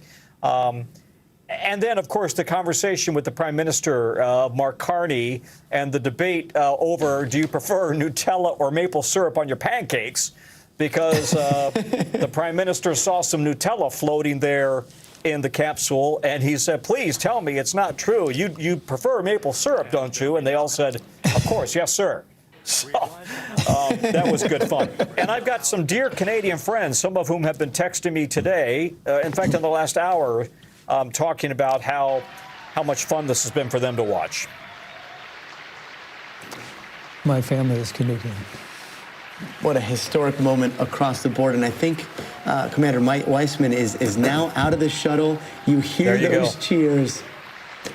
Those 4 astronauts out of that incredible, incredible piece of NASA engineering that kept them alive over the last 9 days. And now they await the hoist from those helicopters that are circling above, I believe. They've got some slings there on the front porch. Let's listen into NASA streaming here. 2 Navy helicopters hovering overhead will begin shortly. And the guy you're listening to there is Rob Navius from in Mission Control, Gotti. Rob told me just a couple of days ago, the first one will be hoisted up to Chopper 1, then the next one will go to Chopper 2. And then the third astronaut goes back to Chopper 1, the fourth will go to Chopper 2. I cannot think of a more heroic exit than to be taken from a capsule and then hoisted up into a helicopter and then put on the deck of an awaiting ship. This is just such an astounding feat that we are seeing play out in front of us. And again, all of it happening, it's almost cinematic. If we didn't have the issues with the waves and getting the collar around, it almost seems too perfect. I mean, it is picturesque, that Southern California Hollywood light, just bathing all of them in that golden glow. And obviously, Gotti, by the way, no quarantine. No quarantine. I did get an email question yesterday asking, will they be quarantined? No, that hasn't happened since the earliest Apollo days when they just wanted to make sure that astronauts coming back from the moon weren't going to be carrying back moon germs, and they quickly realized, no, that wasn't a concern. So, no, they're not quarantined, and as you can see, they're out in the rafts with the Navy divers and medical teams. So they'll be taken by chopper over to the ship and be evaluated. The mission is over, but the melody lingers on. Yeah, and they're sitting down. Stephen, are they sitting down because gravity's feeling a certain kind of way right now? Yeah, you want to sit down. For a short interview while the recovery operations continue out on the Pacific. Let's listen into NASA here. And then we'll turn it back over to Megan Cruz aboard the USS John P. Murtha.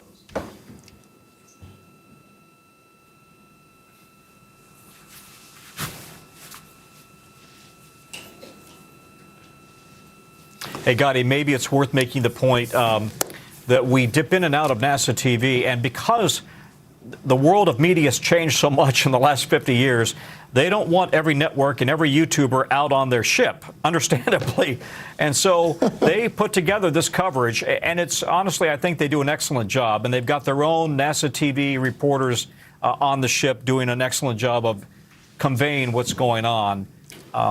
Back in the late 1960s, of course, you may have had a network pool, if you will. You may have had a network correspondent out there, but anymore, I think there are just too many of us. So this seems to work pretty well. Well, for the next one, I am around to correspondent duties, coffee run duties, in the water, cleaning cleaning the scuba masks, whatever they need. I am there, and Tom, if you get a ticket, I will do all those things for you as well. There is a CNN pool of the ship as well. I shouldn't have neglected that. We are getting a pool coming from CNN, so we kind of dip in and out. By the way, every network participates in the pool, and that's normal. And so we all are showing the same images. And then, of course, on top of that, we're getting NASA TV. That's why we're dipping in and out of various shots. And there was a shot just a little while ago where I saw those 2 helicopters that continued to circle and circle again. But if I understand this correctly, there's going to be 2 recovery missions here, right? You see them circling there in the distance. You're going to see the helicopters hoisting those astronauts. And you're also going to see the capsule potentially hoisted as well, right? It will not be hoisted. It will be dragged, if you will, pulled to the recovery ship. And then it literally slides up a ramp off the back end of the ship. And it's going to be immediately, and by the way, they're going to truck it, eventually truck it all the way to Florida, cross country. Hopefully they don't have an accident after they go 900,000 miles in space, or whatever, the 700,000 miles in space. Hopefully the I-10 eastbound is clear and open for them. I was just going to, if it gets stuck in traffic on the 405 after going 24,000 miles an hour, that'll be something that only humans can pull off. And let's listen into NASA here.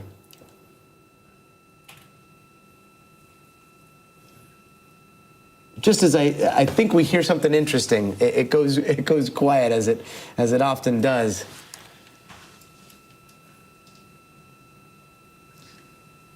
And I think we have Dr. Farhan Asar still with us. He is a space medicine researcher.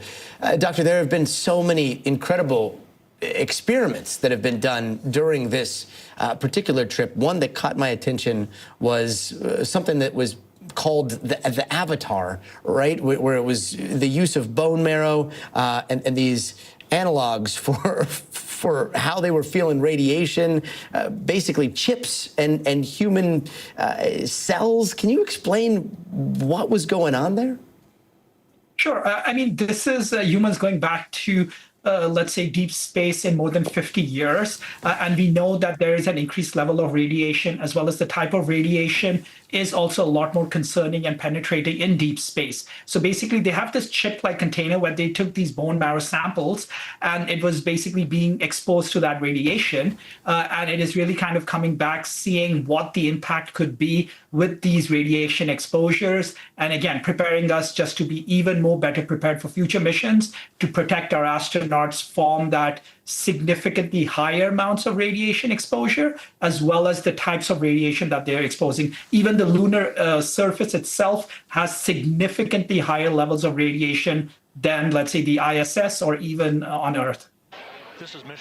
I can't imagine being, early on in the space program and being like, wait, what does a vacuum do to a human body? And then you realize, wait, there's a Van Allen belt with a bunch of radiation. And wait, what's going to happen if we're up there? It seems so overwhelming. And yet, I do want to ask, compared to what we humans encounter when it comes to CT scans or going to the dentist, how much radiation did they get exposed to with all the shielding in comparison to what we see on a normal day here on Earth?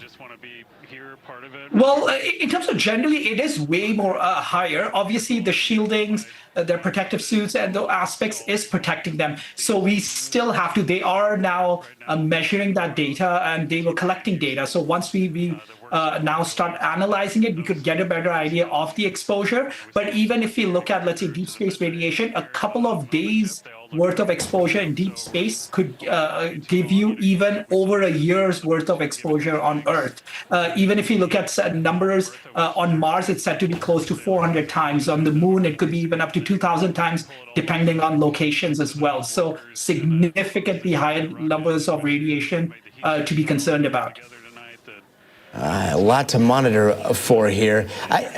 Tom, if you're watching the same feed that I am, and we've got multiple pictures up, but there seems to be a large wake, and we're seeing, I don't know if it's that front porch that's drifting away, making its way possibly to a place where it would be safe for the helicopters to approach, but do you know what that wake was from? Boy, buddy, I'm watching with you, and I think your observation is correct. They don't want to drop a line too close to the spaceship itself for the potential of any damage or whatever. That's my assumption, that they're just kind of putting some distance between themselves and the ship. You were talking about radiation in space, and when I was in Houston at Johnson Space Center, I was asking around about that. And interestingly, we just had a solar flare here a couple of weeks ago, and it turned out it was not a big deal, nothing to worry about. However, in the last year of the Apollo mission, and the last year that we were landing astronauts on the moon, between missions there was an intense solar flare that hit the moon. And the talk was, had astronauts been on the moon, they would have been killed.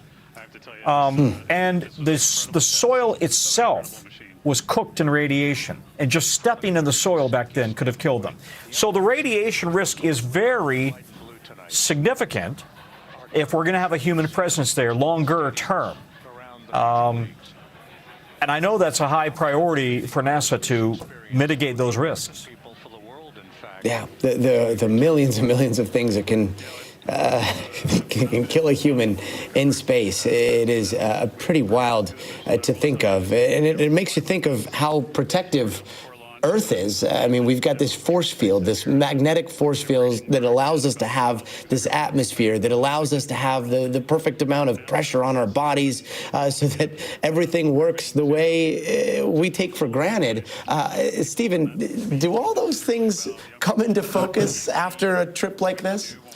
They do. We try to duplicate as much of that as we can inside the spaceship, right? We try to have certainly the pressure and the correct kind of air that you need, but really the radiation is a worry, and there's a mystery to it too, because we know something about what happens to people under high doses of radiation through all the science and medicine that we've developed over the last 100 years.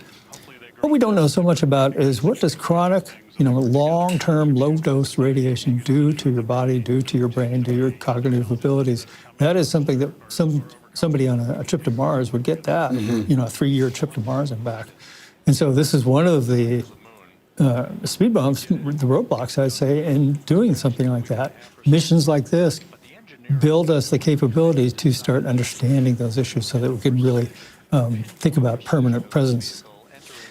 They sure do. And one of the things that the rabbit holes that I've fallen so deeply into when it comes to space, when it comes to the moon, and when it comes to radiation is the promise of helium-3 up there, which is possibly a lot more abundant than it is here on Earth. And helium-3, as I understand it, you create a nuclear reaction with something like deuterium, and you don't have the radiation fallout that we associate with, like, uranium. All of a sudden, things become clean. Oh, wow, look at this helicopter coming in hot. Pause on this conversation, because what we're about to see here is something we'll never forget. Now, let's listen in here. Another fun aviation adventure. Gilbert, Seaman, von Braun, Mueller, what they really, really wanted to do, as they were contemplating what it meant to expand our range of action to the lunar surface, what they wanted to do was learn how to live and work in space for a long time. They wanted to do that first before they were confident they could expand their range of action to the moon. Now, of course, the politics of the time and the mission at the time was different, and so they had to go straight to the moon and bring people home. And then after that, the program kind of lost its momentum. But after that, NASA kept moving along those paths, right? So we recognized during Apollo that reusability was going to be important. We spent a lot of money on those machines, and we spent a lot of money on these machines here, but we recognized that reusability was important, which is why we built a winged space plane called Space Shuttle, and then we used that reusable machine to build a space station.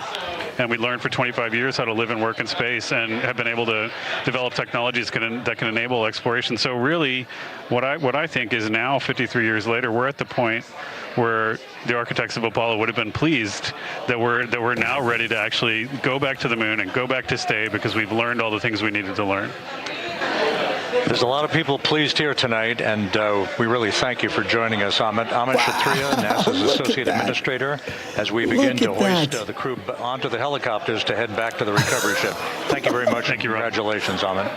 You're having a fun day. What an incredible sight. Lifted once again into the air. Wow. Do you remember seeing an image like this? No. They had to go all the way to the moon to get this fun ride. Yeah, I was going to say, what an epic, Houston, with the crew epic members end now beginning to be hoisted aboard the Navy helicopters. Let's go to Megan Cruz aboard the USS John P. Murtha, who will take it from here. Fabulous. Hey, Rob, yeah, back on the bow of the ship here, we are seeing the helicopters circling Orion. The first one there, having just completed picking up the first astronaut. Helo 2 now, hovering just 40 feet above the front porch, lowering a recovery specialist out of the helicopter. That person will touch down in the front porch just there.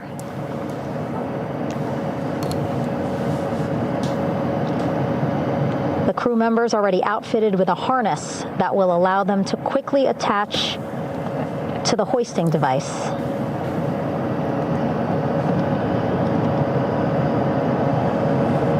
Look at the power of those blades throwing water out at the center there, the front porch, with now 3 astronauts and the recovery specialists. Again, crews already outfitted with a harness vest. There he goes. And here we go. Second astronaut now off the front porch, getting hoisted into the second helicopter.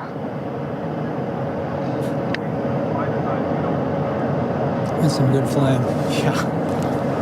That helicopter will now hover just a distance away to give room for the first helicopter to come back and pick up the third astronaut.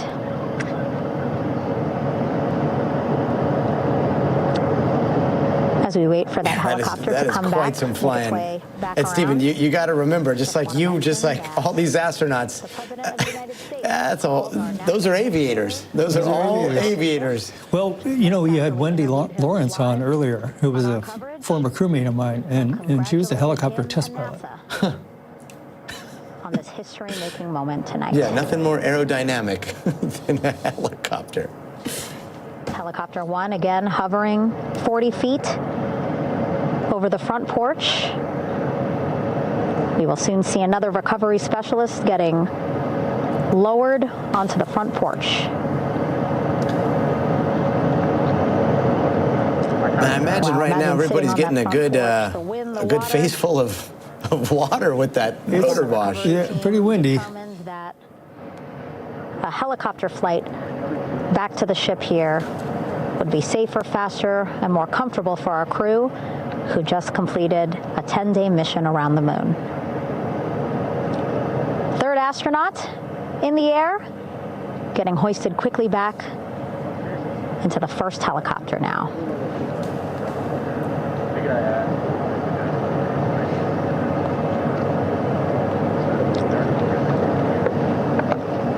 That first helicopter now on its way back to the ship here. We will soon see it land in just a few minutes. Again, all this action happening just 3,000 yards away from us, so a very quick flight back to the flight deck. And Michio, if we still have you, Michio Kaku, as you're watching this, you're watching this very heroic airlift of these astronauts using yet another piece of a modern marvel that is the helicopter.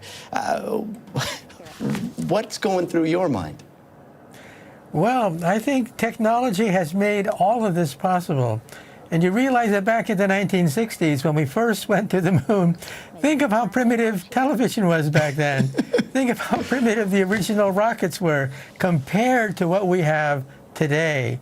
We have the internet, we have telecommunications, we have all sorts of wonders of technology that give us instantaneous news about what's happening. And so back in those days, when the astronauts came back from the moon, we didn't get a story about that for days. Now it's instantaneous. And I think that's one of the benefits of modern technology. It brings the universe to our doorstep. And we begin to really feel the fact that we're part of this great universe of ours, because everything is so close to us now. Well, back in the 60s, everything was magical. Today, everything is everyday. It's something that, you know, I hope we never get used to. And yet, Drew, as we're seeing these images, you also have to hope that these are the types of images that can bring us all together. Yeah, I hope so. I think the world has forgotten how amazing these feats are to send humans out around the moon, and I think the world has forgotten a lot about its own place in the universe, and hopefully these images that the crew has captured and the comments that they've made and the things that they've said to bring people together will help us to do better as a species. You know, we astronauts, I don't think there's a single astronaut you could talk to that wouldn't say, if every human could see Earth from space, we'd do a better job down here taking care of ourselves and our planet and realizing kind of where it all fits together. So it's amazing that we're here at this point seeing this, and I hope it brings us together. And we look forward to many more opportunities to see this happen again. Yeah, there are so many of us that are convinced that the overview effect would save humanity. Dr. Emily Rice, as you're seeing this, do you think that this is the last era, that last small era in which we will not have people on the moon, which we will look up at the moon, know that we have just gone back there, but we won't have a lunar base for a couple of years, and then after that, humanity will have a consistent presence up there?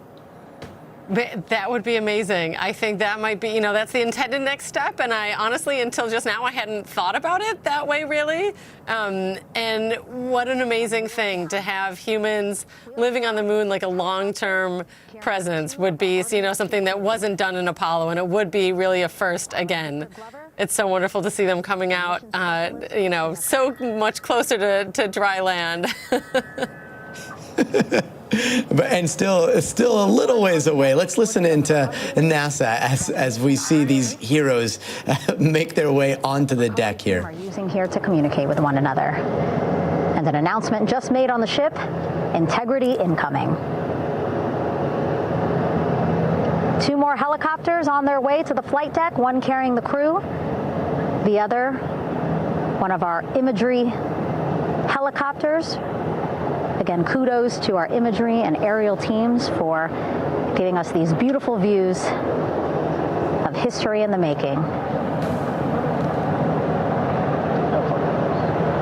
Set amid a gorgeous, soon-to-be sunset here in the Pacific Ocean. That's skill.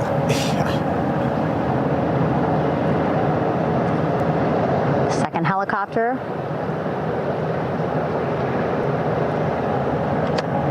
Making its approach of the flight deck.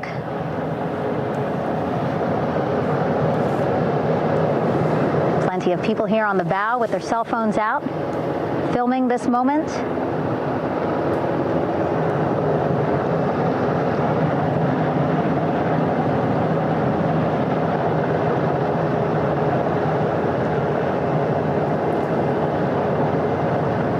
And Tom, as we see these helicopters land, and we await those astronauts stepping onto the deck, I want to get your final thoughts here. How would you sum up the day? As I'm watching these images, listen, I'm a total student of history and a space historian, junior historian, and I'm immediately remembering the images from Apollo when they brought those astronauts back in big choppers that said Navy on the side. And that was an aircraft carrier, you may recall. This is not an aircraft carrier. Serves the purpose, though. Just, again, how we have come full circle in 50-plus years. And now we're back to doing it again. Listen, I have had the great privilege of covering this mission, not just for the last 10 days, but really for the last 3 years, from the moment this crew was selected. Talked to them all, interviewed the mission control people. What a phenomenal accomplishment, and they should all be very proud. And Stephen, here in the studio, I'll never forget watching these images with you, and I appreciate you taking the time today. But I want to ask you, as we close out here, they chose the name Integrity. Why? It is the thing that will take us into the future. We haven't closed a loop at all. We're just starting. And what will take us there is the confidence of integrity. So beautifully said. Stephen, thank you. And thank you so much to Drew Fuhrstohl, Dr. Emily Rice, Dr. Farhan, Michio Kaku, very own Tom Costello for joining us tonight on this incredibly historic day. That's going to do it for us this hour. Coverage of the Artemis II return to Earth continues right now on NBC News Now. Waiting for just one more helicopter to touch down. Tonight, mission accomplished. The historic splashdown with the Artemis II crew now safely back to Earth after the most dangerous part of the mission yet. The dramatic new images coming in tonight. Look at this. The 4 astronauts making a daring return to Earth, traveling at 7,000 miles an hour on the final approach. The Navy ships out in the Pacific to retrieve them. The crew making it through the riskiest part of the mission, facing temperatures up to 5,000 degrees. We're tracking every moment of these heroes' homecoming. Inflation spiking as the ceasefire with Iran teeters on the brink. The new numbers on how much more you're spending on gas and food. Plus, peace talks with Iran just hours away. The vice president leading the U.S. team in Pakistan. Mystery in the Bahamas. The husband of a mom who went missing, interviewed by police today. And you'll hear his phone conversation with a friend describing in detail his version of events. She basically just bounced off the dinghy in the middle of a little blow. Close call at LAX. A Frontier plane slamming the brakes to avoid trucks while it was taxiing, just weeks after that deadly crash at LaGuardia. OpenAI CEO Sam Altman's home targeted by a Molotov cocktail today. Then the threats outside his office. The arrest tonight. The teenage cheerleader dead, her parents say, after drinking too much of a popular energy drink. The first public look at plans for President Trump's new arch, set to be built right.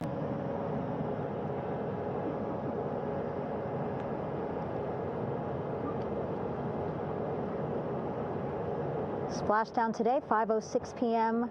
Pacific time. We are within 2 hours of that splashdown time, and already we have all 4 crew members on the flight deck of the USS John P. Murtha.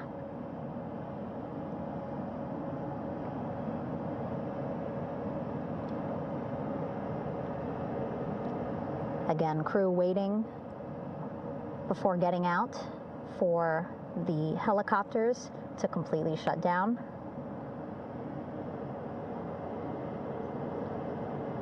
Safety, of course, very important to NASA and the U.S. military.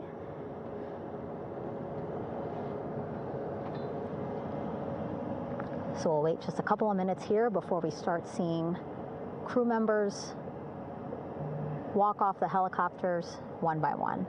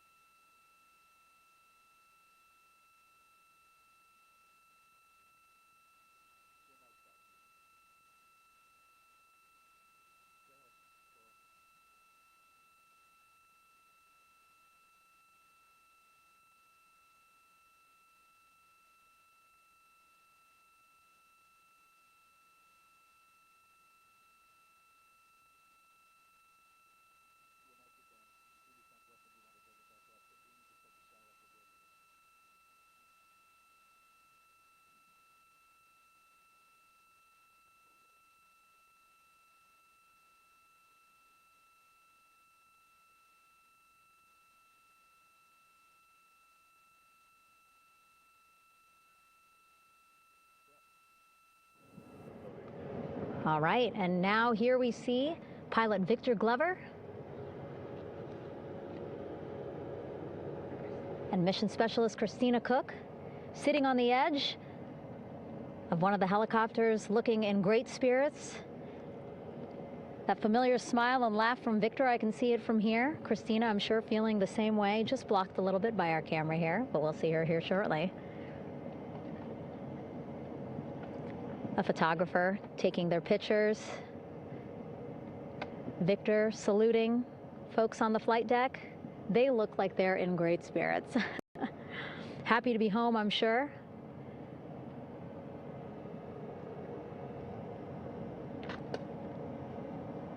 If you're sitting at home, I hope you too are wondering, what would you want to ask them if you got a chance to talk to them? Because that is what I'm thinking about. getting the opportunity to talk to or ask questions of these 4 astronauts who just made history as the first crew to return to the moon since 1972.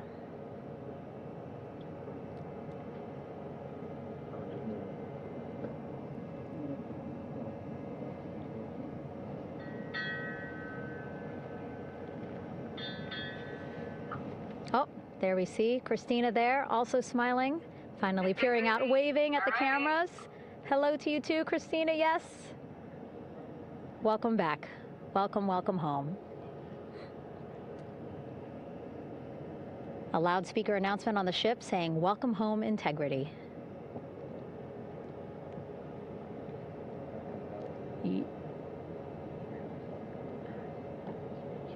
Victor in great spirits. I can't see who he's talking to, but I kind of think that he might be talking to his other 2 crew members. Shouting from across the flight deck, congratulations to one another.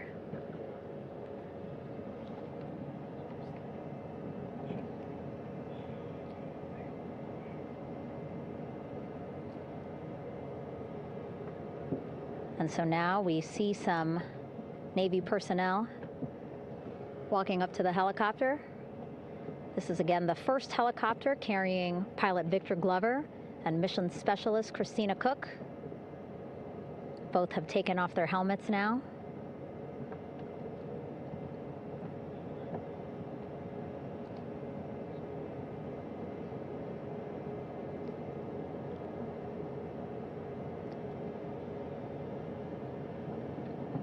Some pictures, video to catalog this historic moment. A beautiful sunset just behind them here in the Pacific Ocean. Golden hour. These pictures will be beautiful.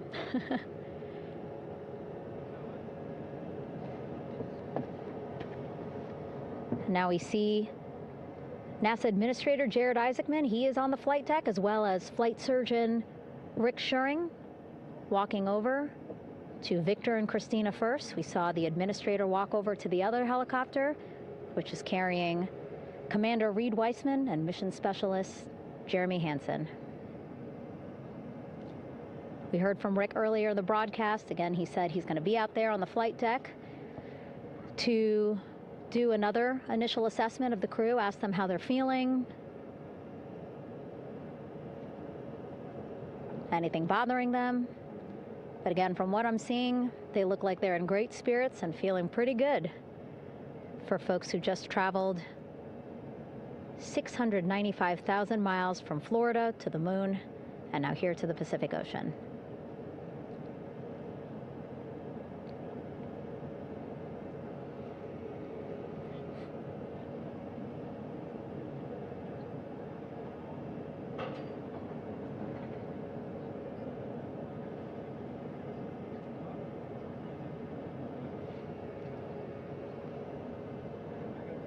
We're now seeing NASA Administrator Jared Isaacman walking across the flight deck. He had been talking to Reid and Jeremy, now approaching Victor and Christina. A hug from Victor, a hug from Christina. What a moment that we're getting to experience together.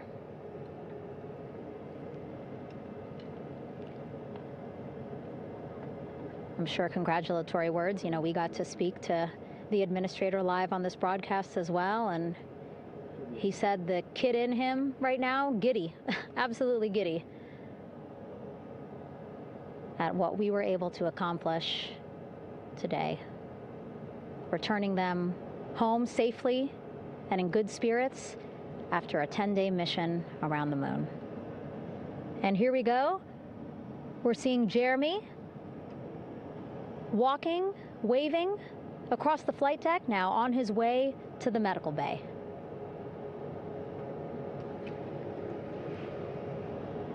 It's a short walk, less than a minute. Again, that's why the recovery team decided to use helicopters to get them on the flight deck for that short walk to medical bay. And now on the flight deck, we see the chief of the astronaut office, Scott Tingle. Rick Schuring switching places. He's going over to the other helicopter. Big hugs from Victor, Christina to Scott. Again, a gorgeous sunset setting the stage for this recovery tonight.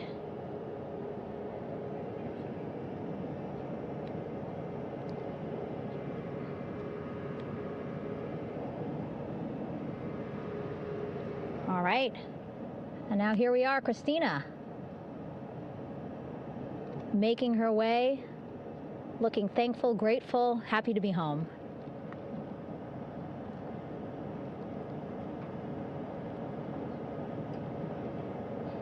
You can see she's looking up again, lots of people, just a few levels up off the flight deck, welcoming her home.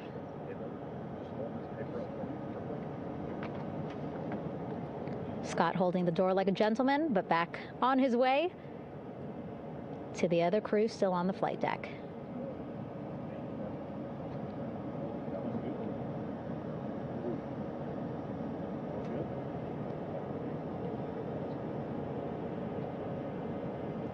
So still on the flight deck, Victor Glover and Reid Wiseman. It looks like Victor will be the next one headed to medical bay. More hugs, more hugs. He's a hugger.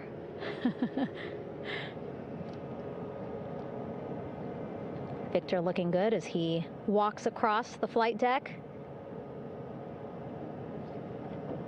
NASA administrator applauding. Victor applauding for all the folks on the ship with him who played a role in their safe return today.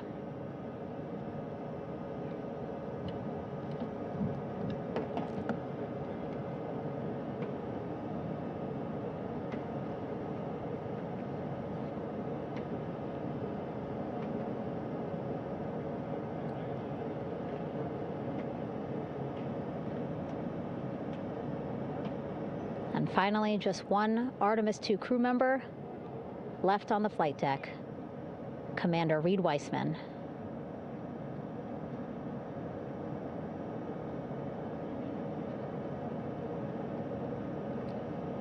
Applause from the group there on the flight deck, I'm sure, as well as on the level just above them, packed with people. Reid looking good as he takes his steps towards the medical bay.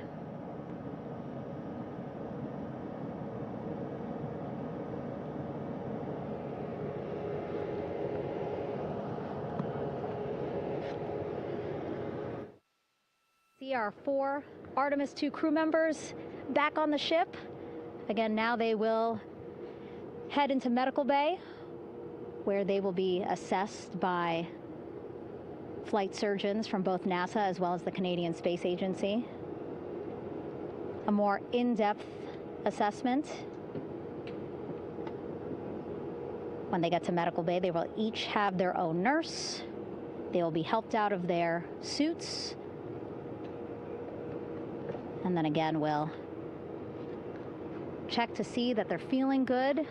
Make sure it's not just adrenaline, but that they are feeling good from their long journey back from the moon. Beautiful shot of that sunset, illuminating our flight deck.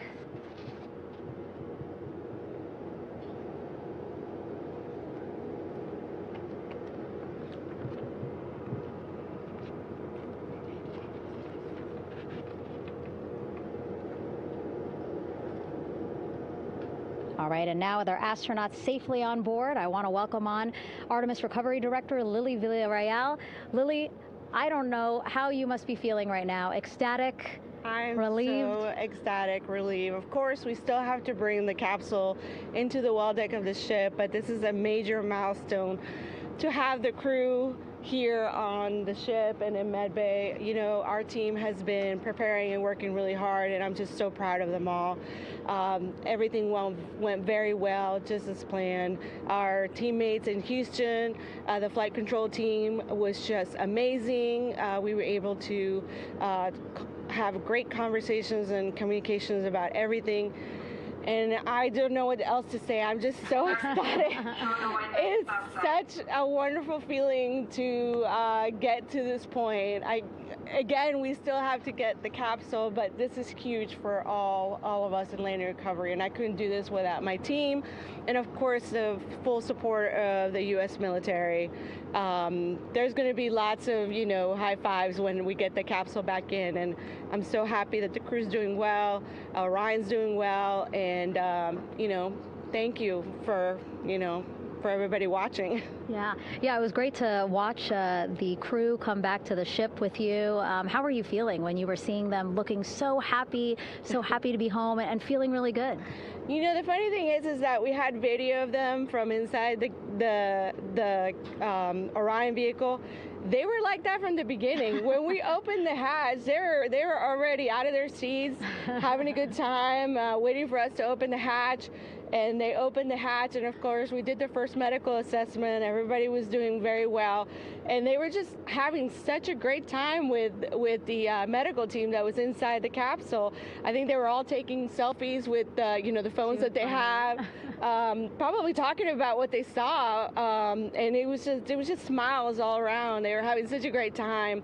And then we put them on the front porch when we were ready to put them on the front porch. And again, you could see they were just so ecstatic to be home and talking to everybody. So we were very happy to see all of that in the control room of the LFOC. How remarkable is that? Again, if we think about their journey, the 695,000-mile journey around the moon and back, coming back at 30 times faster than the speed of sound. I mean, how remarkable is that they are in such good spirits? I mean, this is an amazing crew. I think you guys have seen it for the past 10 days. They're wonderful people, and we're so happy that they brought us along on that ride. And I can't wait to see all the additional videos and pictures that they have that, you know, we'll get a hold of now that they're back on the ground. And I can't wait to hear how, you know, a little more than what we saw on the press briefings from the crew about what they saw. It's just fantastic. You know, some of my favorite people during this 10 days was the science team and how excited they were. And so this is exactly how we feel in the landing recovery team when the science team went, oh my goodness, when they heard all the discussions about the moon. This is exactly how we feel now in the landing recovery team. We're so ecstatic. Yeah. Again, we have to recover the capsule. I want to make sure we don't forget about Orion. Lily's all about business. She's thinking about what's next. But yeah, speaking of these 10 days, I mean, we have been along for the journey with them, live with them 24/7 for 10 days, and just really seeing the engagement that we've gotten from around the world. What do you hope people take away from this mission? I think that's fantastic. So, you know, my story was that I went to the Kennedy Space Center. I was born in Colombia. I was 10 years old when we moved to the United States, but when I was 7, my family took me to the visitor center, and that's when I learned about Apollo. And we went to the moon, and I learned about astronauts, and that story was what really fueled me to want to do STEM and want to be an astronaut.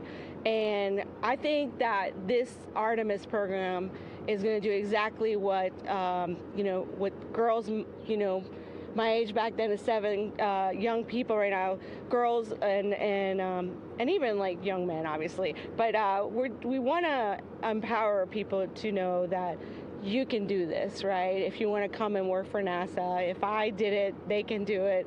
And Artemis program is just going to inspire everybody. And I'm so happy about that. Yeah. Like Apollo inspired me. Thank you so much, Lily. Really appreciate you being here. As you said, still a lot of work to do. 5 to 6 more hours to recover Orion that's still out in the water. So I'll let you get back to it. But you had beautiful words to say again. We hope that this inspires people. We hope that you come and join us at NASA and accomplish great things with us in the future. Back to you, Rob. Thank you, Megan, and safe sailing out there in the Pacific. Here in Mission Control, it is now all quiet. The team of flight controllers and all their support personnel have left the room to enjoy the aftermath of a textbook touchdown by Integrity that splashed down in the Pacific right on target to complete this historic flyby of the moon, the Artemis II mission. With that, we'll wrap up our coverage for the night and point you to a post-splashdown news conference in 15 minutes at 9:35 p.m. Central Time, 10:35 p.m. Eastern Time, where managers will discuss the return of the Integrity spacecraft and the completion of the Artemis II mission. With that, we'll wrap up our coverage for this evening and historic mission in the history books. This is Mission Control Houston.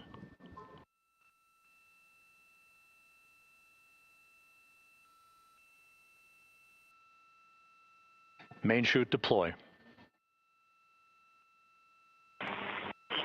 And we have 3 good main chutes. Houston Integrity, splashdown, sending post-landing command now.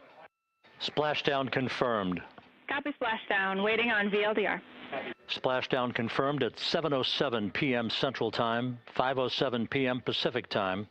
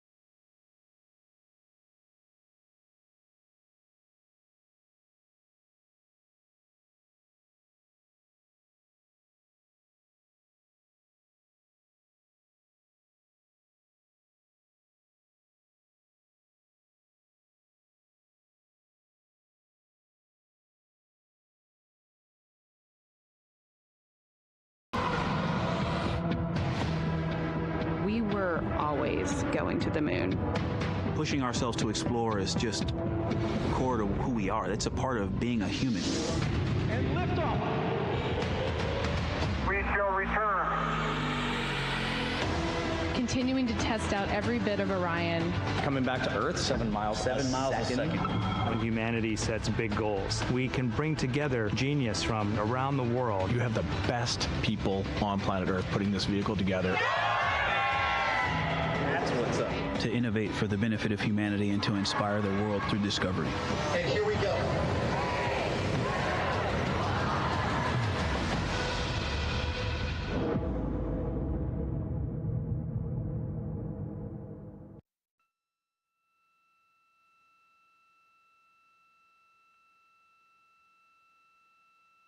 Main chute deploy. And we have 3 good main chutes. Houston Integrity, splashdown, sending post-landing command now. Splashdown confirmed. Copy splashdown, waiting on VLDR. Splashdown confirmed at 7:07 p.m. Central Time, 5:07 p.m. Pacific Time.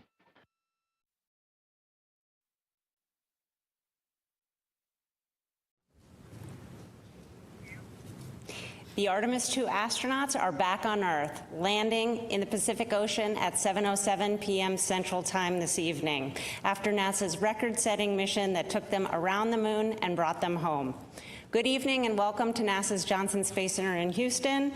I'm Rachel Kraft with NASA Communications, and several leaders to talk about the successful mission. They are Amit Kshatriya, Associate Administrator, Dr. Lori Glaze, Head of the Artemis Programs, Rick Henfling, Entry Flight Director, Howard Hugh, Orion Program Manager, and Sean Quinn, Exploration Ground Systems Program Manager. We'll hear briefly from them and then take questions from here in the room and on the phone. And with that, we'll start with Amit. Good evening. Yesterday when we were in this room, we told you that the crew would put their lives behind our confidence, and they did. Yesterday in this room, we told you that today belongs to the engineers and technicians who touched this machine, and it does, and their work was good. Welders at Michoud shaped the heat shield and joined the rocket. Technicians at Kennedy packed parachutes, stacked the vehicle, stacked Orion, stacked SLS. Engineers in Bremen, Torino, and across the Alliance built the service module. Workers at Utah cast the boosters. Teams at Stennis fired the engines. Flight controllers in this building in Houston sat console for 10 days straight. It sat silent in the night for 6 minutes while plasma took the signal. Navy divers pulled the crew out of the Pacific in an incredible way. The vehicle spoke for all of them. And at 25,000 feet per second, it said the work was good. As we say in our business, physics votes last. The families of the crew said this week there had been happiness and joy, but also anxiety, wanting to get their loved ones home safely. I was with them tonight. 4 families sat through those 6 minutes, and their courage is the same as the crew that just came home. Yesterday, Flight Director Jeff Radigan said we had less than a degree of an angle to hit after 250,000 miles to the moon. And their team hit it. That is not luck. That is 1,000 people doing their jobs.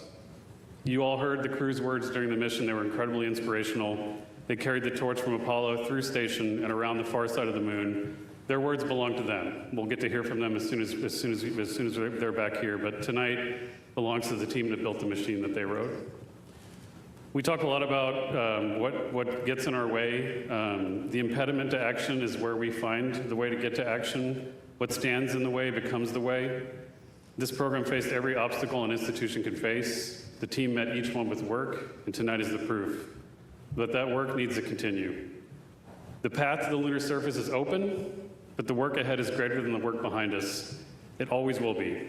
53 years ago, humanity left the moon. This time we return to stay. Let us finish what they started. Let us focus on what was left undone. Let us not go to plant flags and leave, but to stay. With firmness in our purpose, with gratitude for the hands who built the machines, and with love for the ones that we carry with us. Welcome home, Integrity. I'll hand it over to Dr. Glaze. Thank you so much, Amit. So y'all, we did it. We sent 4 amazing people to the moon and safely returned them to Earth for the first time in more than 50 years. To the generation that now knows what we're capable of, welcome to our moonshot. I want to thank our entire team across this nation and around the world who gave every ounce of ingenuity and effort to make. I am so proud of each and every one of you, what you have achieved over the last 10 days. NASA has shown that ambitious goals are worth pursuing and can inspire the world. We are so thrilled to have Reid, Victor, Christina, and Jeremy back here on Earth and safely aboard the USS John P. Murtha. Our team is fired up, and this mission, as we've been talking about, is just the beginning. To all of our new followers out there, please stay tuned. This is the first mission, our first mission to the moon, of many more to come. And we can't wait. Our teams are so ready to get to work on the next missions and explore the lunar surface and bring the world along with us. I'll pass it over to Rick. Thank you, Lori. Thank you all for your continued interest in this mission. What a truly spectacular day it was for NASA and all of our international partners. This crew has said time and again that they were going for all of humanity, and today we fulfilled that objective by completing their journey and returning them safely to Earth. I've got a few stats for those who are interested, courtesy of the Flight Dynamics Officer in Mission Control. Integrity and her crew of 4 astronauts flew 700,237 miles. We reached a peak velocity of 24,664 miles per hour. We hit our flight path angle target within 0.4%. We flew an entry range of 1,957 miles, and we landed within less than a mile of our target. What a tremendous day. Over to Howard.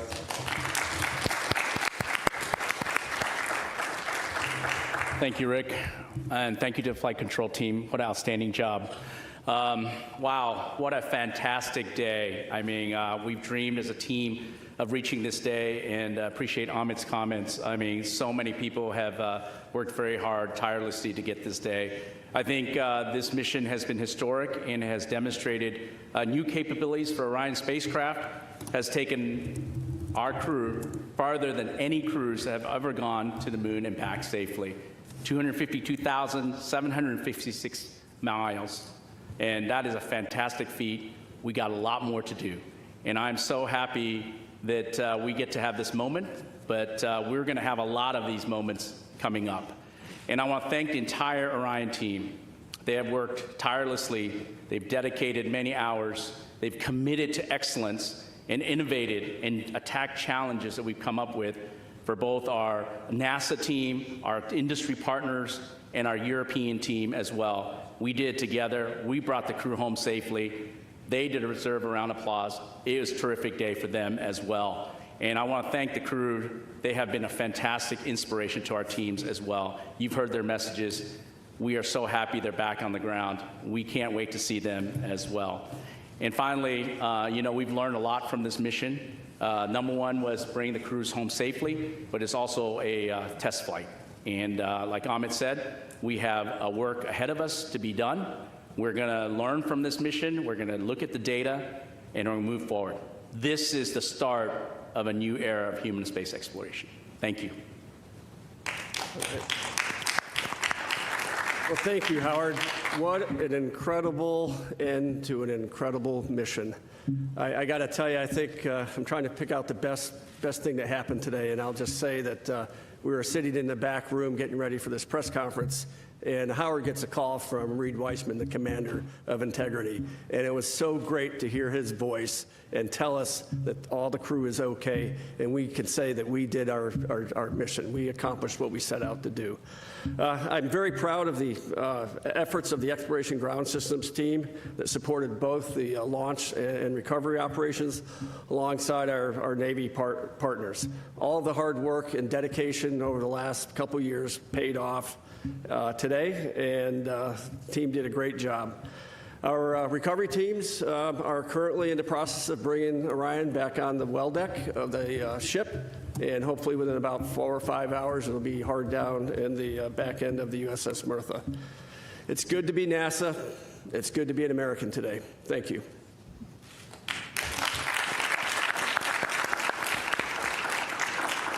All right, it's time now for questions. We'll start here in the room and take several from the phone. For those on the phone, you can press *1 to get into the question queue, and please limit to one question if you can. We'll start here with Joey. Thanks so much. Joey Rillett with Reuters, and congrats on a really nice mission. Curious to hear more about how the astronauts are doing, where are they going to sleep tonight, and then also, when do you guys expect to announce the crew for Artemis 3?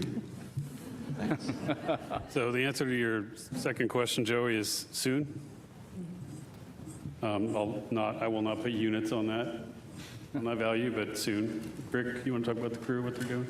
Yeah, we saw the crew a number of times after they got out of the spacecraft. We saw them on the front porch. Everybody was happy and healthy. I saw Victor as he was sitting on the edge of the helicopter on the flight deck of the ship, and he was smiling and in good spirits. And everything we've been hearing from the surgeons is the flight crew is happy and healthy and ready to come home to Houston. Hi, Lauren Gresh with Bloomberg. Congratulations again. You know, obviously, it's been such a great mission to watch from start to finish, but I guess I'm wondering if you had to categorize, you know, this was a test flight.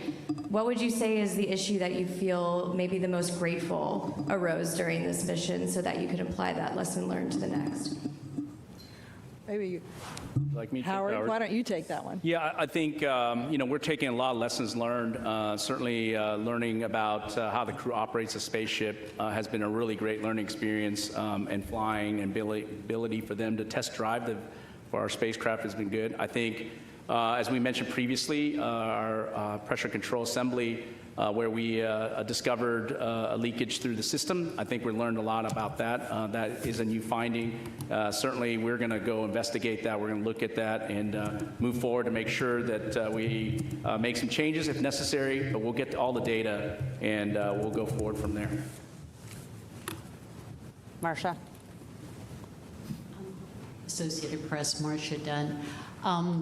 The administrator described the crew as great communicators, almost poets. How is, you know, this is going to be a tough act to follow for the upcoming crews soon to be picked. Talk about this crew in particular and what they brought to this that went beyond the scientific and the research and the engineering, please.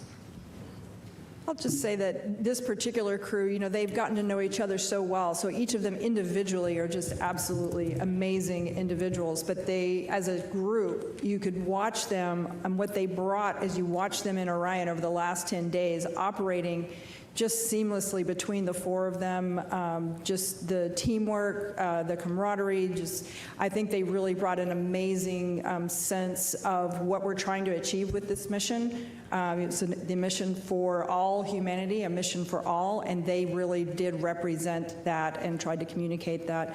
I do know that our entire astronaut corps is spectacular, and so I have no doubt that the next teams will also rise to that level. Jackie. Hi, all. Jackie Waddle, CNN. Congratulations. Question for Rick. I'm really anxious to hear what that blackout during reentry was like for you. And also just wanted to ask, you know, that splashdown target being less than a mile off is incredible. Can you walk us through if anything, you know, was outside of ordinary? I know we heard on comms there were some sensor issues just before entry interface. Just curious to hear more about that. Thanks. Sure. So, you know, blackout, there's really no beating around the bush with that. You know, it's a difficult time because the flight control team wants to see data.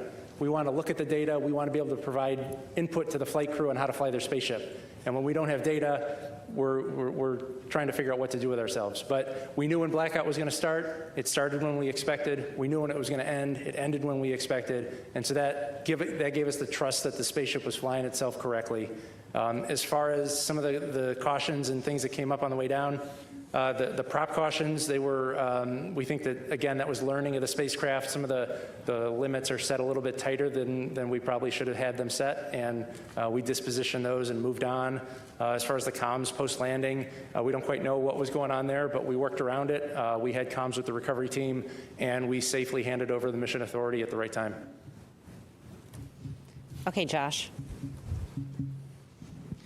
Hi, Josh Denner, space.com. Really excited to hear that the crew is doing well. I'm interested, we saw Victor sitting on the edge of that helicopter once they landed on the ship, and it was great to see them all, walk across the deck.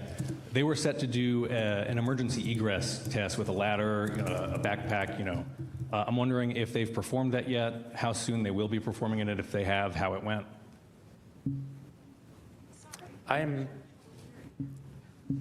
I'm not familiar with an emergency egress test post-landing. Given that this was a test mission, the number one goal was to get the flight crew out of the spaceship as fast as we could, and we weren't looking at any post-landing objectives. Yeah, we did do, I think, back when we were back on the launch pad, we did, during the CDDT, we did an emergency egress, but that's the only one I'm aware of that's that test. Yeah, but we'll check on it for you. Eric. Eric Berger, Ars Technica. Congratulations on making what I know is really hard look easy. It was a beautiful mission. Amit, you said the work ahead is greater than the work behind us. Can you talk about, as sort of NASA rises to these far greater challenges in Artemis 3, Artemis 4, and building the moon base, how important it is for you and the agency to be flying humans in deep space again and sort of to be at an operational cadence? This has to be pretty uplifting to the workforce to put the 50 years of not being back to the moon behind us. Yeah, it's huge. I mean, flight cadence and iteration is the key to reliability and safety. We were waiting to fly this mission for several years. A lot of that was because of the issues we saw during Artemis 1 and making sure we did that the right way, and we tried to make sure the machine was perfect before we flew it. But the real way to do that is to keep iterating, to keep flying, keep learning, keep getting data in the flight environment. So that piece of how we've changed the architecture and demanding that higher cadence is going to be, I would say, mandatory for us to be successful. We need that muscle memory to exist. We need the data to keep coming in, and we need to be able to quickly iterate and change the machine as we learn from it. Everything we learned from Artemis 2, we're going to get right after it, but I would say it's essential. Okay, Irene. Irene Klotz with Aviation Week and Space Technology for Amit. What do you think will be your biggest challenge to ensure that this mantle and responsibility of inheriting what Apollo did does not end like Apollo? I think we've talked about this a little bit before.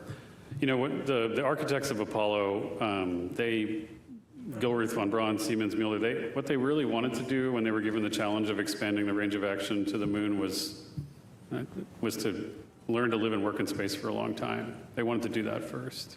I talked a little bit about this with Rob earlier. I think, and of course, because of the nature of the environment they were in, they were in a race. They achieved their objectives. They were geopolitical as well as technological. But once it was done, it was done. And I think the foundation they wanted to build on is what we went to afterwards. So we wanted to, investigate reusability with shuttle. We did that. We wanted to learn to live in space for a long time with station.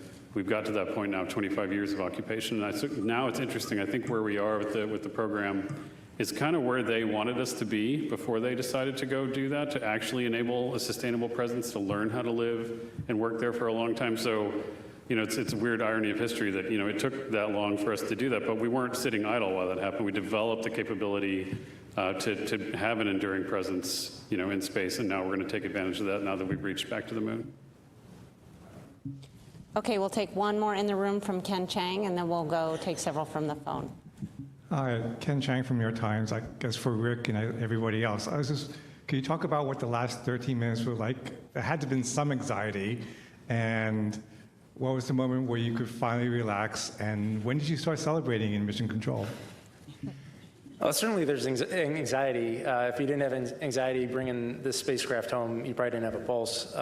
We were I have a lot of trust in my team. We've got all flight controllers in the room on entry day went through a rigorous training process, and they are the system experts on their respective part of the spacecraft. And so while there's anxiety, there's a lot of confidence because the team is there to do a job, and we've trained well, and we executed well. We all breathed a sigh of relief once the side hatch opened up. That's when we brought the team in. We said a few words with the flight controllers. And then we turned around to the families and waved to the families and gave them a thumbs up. And we all watched as a flight control team as each of the 4 astronauts got out of the spaceship and were hoisted up onto the helicopters. It was a great day. Okay, we'll take several questions from the phone now. The first one is from Micah Maidenberg with the Wall Street Journal.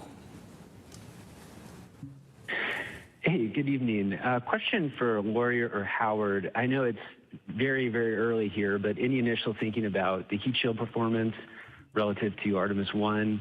And could you walk through how the heat shield will be assessed in the coming weeks and months? Thanks so much. So I'll just start, and then I'll hand it over to Howard. How's that? So, initially, we gathered a lot of data already. Certainly, you saw there were aircraft that were positioned in order to do some imagery and collect data. So we've got some of those data that can be analyzed in the coming days and weeks. We also had divers below the surface that took imaging of the heat shield before it was brought onto the Mertha, so that we could understand exactly what state it's in after it landed.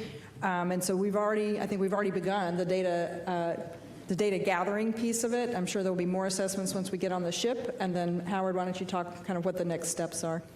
Yeah, we already have 2 of our heat shield experts on board the ship, and so when we get the crew module into the well deck, and we'll do some inspections right off the bat. Like Lori said, we've got underwater divers that are taking pictures, and then after that, once we've inspected that on the ship, we'll transfer it back to Kennedy Space Center. We'll have opportunity to look in detail and do scans of the heat shield, and we have a lot of good data from that. We also captured a lot of great imagery. Obviously, we haven't had time to digest all that data, but we will in the next several days, and make sure we understand if there's anything that happened that was anomalous. But we're very excited. The team is very excited to get that data from both the imagery and seeing it live in person.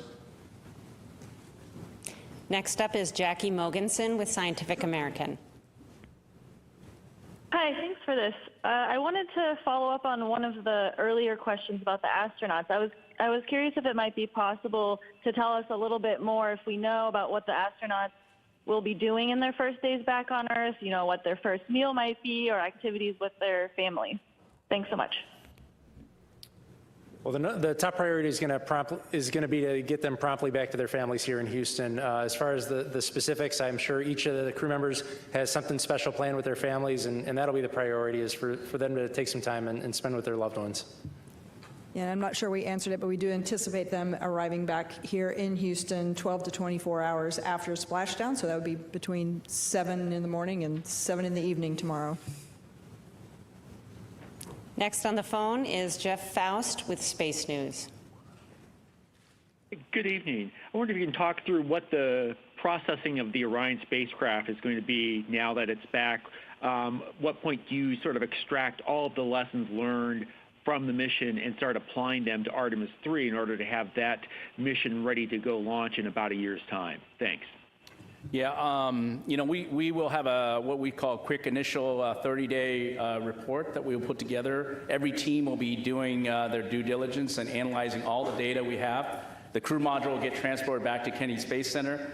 Sean's team, Exploration Ground Systems, is going to decontaminate the vehicle in terms of the propulsion system has hydrazine, and so we'll be working through that. In the meantime, we'll be pulling hardware off the boat in parallel with other activities, and when we get back to Kennedy Space Center, we've got about 286 components we're going to reuse in future missions already, and then we're going to look at other components and determine if we can reuse those as well. A lot of work, not only on the hardware flow, but also all the analysis of the data we're going to need going forward to learn from this mission and carry forward for Artemis 3 and beyond.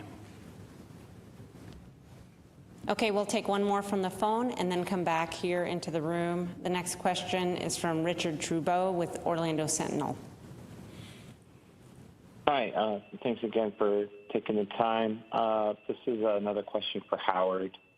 For Artemis 3, is the docking system that you have to do with Blue Origin and/or SpaceX, is that at what point would that system be sort of in place on the new capsule? And I guess for Amit, how are your two contractors progressing toward having something that can actually go up there on your timeline?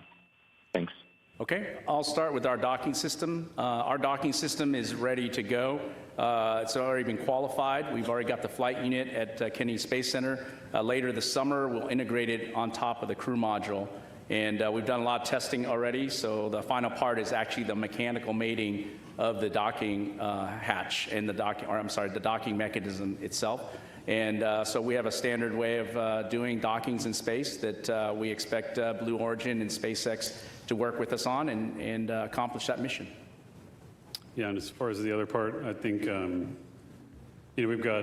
we're in a massive test campaign. We've got a huge test coming up of the Blue Origin Mark I lander, which will be the kind of smaller version of the lander they want to use to attempt the landing missions. There's going to be a test flight of that this year. We also have the test of the Block 3 Starship and Super Heavy, which is coming up hopefully in a few weeks here. So, every day in this program, we're going to be testing big machines, and we're just going to keep getting side by side with them to help them make progress.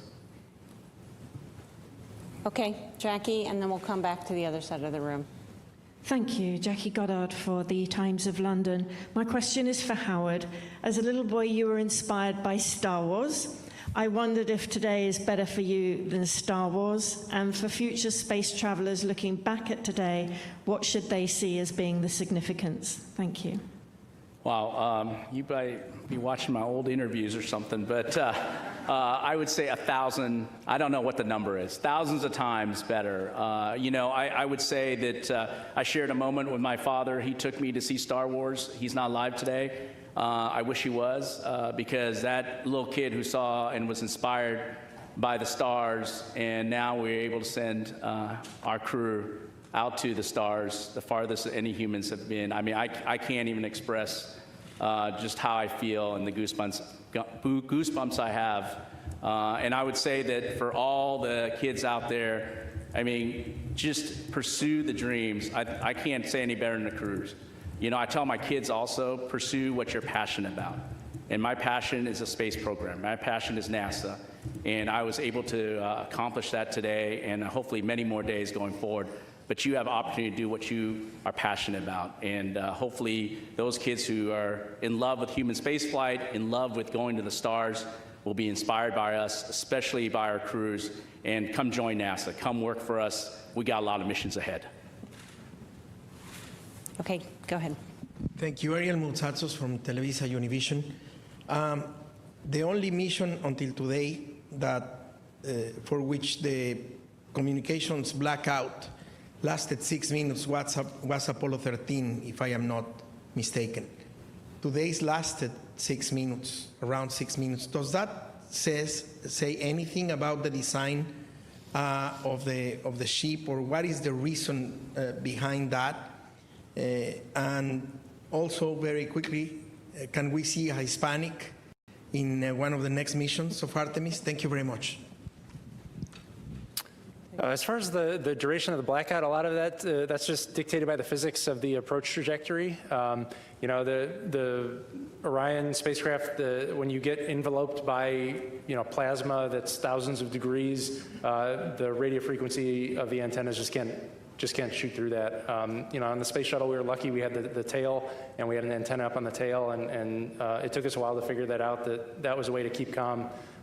For Orion, it was 6 minutes, but it was predicted, and it played out exactly as we predicted, so that just gave us confidence that it was flying the way it was supposed to.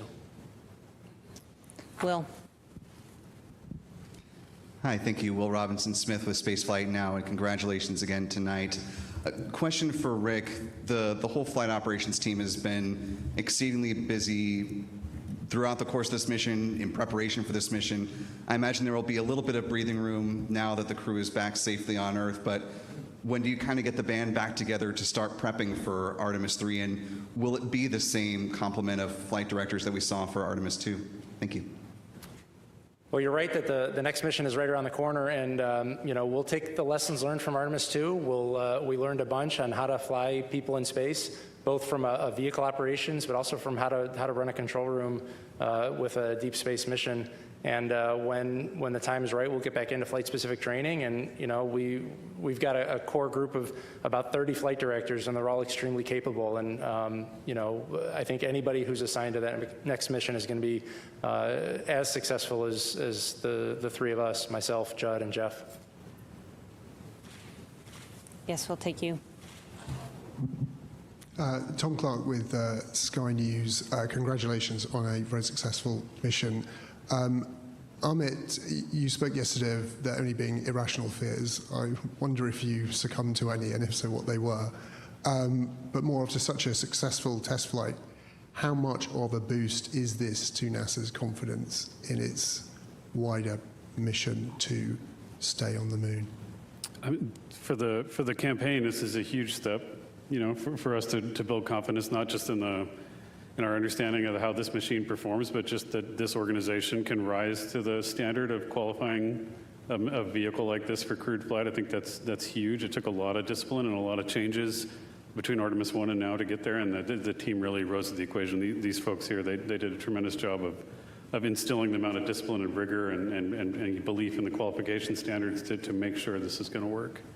And so to me, that was almost the biggest objective of this mission, was to prove to ourselves that we could move to crewed flight, but maintain the same level of risk knowledge and understanding, but also really focus on what that looks like. To your point, it is when you fly the crew, when you fly any crew, you can be paralyzed.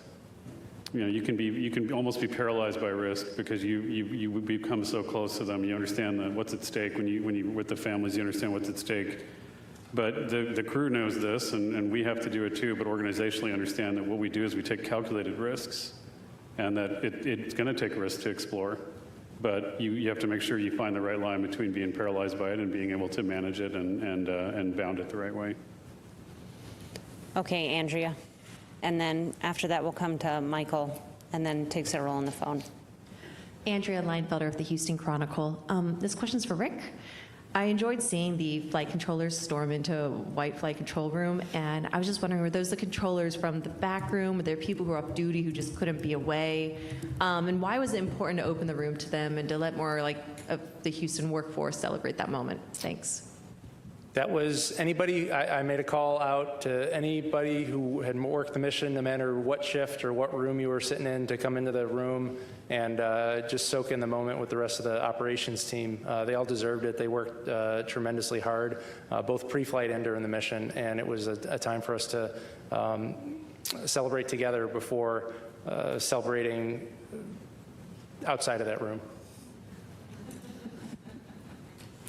Okay, Michael. Hi, Michael Atkinson, Houston Public Media. Congratulations again. My question is also for Rick. I think that we've asked the crew several times if they felt the weight of this moment, and I'm curious if you felt, or if your other flight directors felt the weight of this, that as you were going through all this, you're like, this is what Gene Kranz felt, this is what Chris Kraft felt. Did you ever feel that moment? There were a couple of times where you have a lull in the shift, and you can kind of sit back in your seat and just look out the window. I do that at ISS a lot when I work down the hall working in Ficker 1. You just enjoy the view. As I worked early in the mission on the planning shift, the moon was getting bigger and bigger, and it was fun to just sit and watch the moon get bigger. And then as we worked on the entry -1 day shift yesterday, and then on the entry shift, it was fun to watch the Earth get bigger. And it was fascinating to watch orbital mechanics take over. And in the last day when I took the console, I think we were, earlier this morning, I think we were over 50,000 miles away from Earth. And we made up that last 50,000 miles in the last 8 hours. And yeah, it's a fun job to do. All right, we'll take several questions from the phone. We have Anthony Leone with Spectrum News. Oh, it's Anthony Leone with Spectrum News. Thank you so much for taking our questions. This is certainly a historic moment. NASA has kicked off the return of humans visiting the moon. How does it feel to write this new chapter in our history book? I have to tell you, my background is in planetary science, and I was an active planetary scientist for a couple of decades, and I had this incredible honor to come over and work with the human spaceflight side of NASA and the team that have put this together. But as someone who has been interested in what we can do in exploring the moon and going beyond low Earth orbit, I think the weight of this mission and just how incredibly impactful it is that we have actually achieved this. During our lifetimes here, we have done this, right? Apollo was when I was a child, and to be here now and say we actually did this, we've gone back and we're going to go build a moon base. We are going to have an enduring presence on the moon. Just incredibly powerful. The next question is from Manuel Masanti with Exploración Espacial. Thank you so much. Congratulations to everyone. Manuel Masanti with Exploración Espacial. NASA showed one more time that space is a unifying force around the world with a crew that connected so well with people that doesn't matter which country. How important was, for anyone in the panel, how important was this mission for the agency and for the future of the Artemis program? It's the most important human spaceflight mission I think we've done in many decades in terms of what it meant historically, but also what it means for the future of the agency. We talked before about, for many folks, this is the end of a long journey working on these machines, and for a lot of our workforce, it's just the beginning.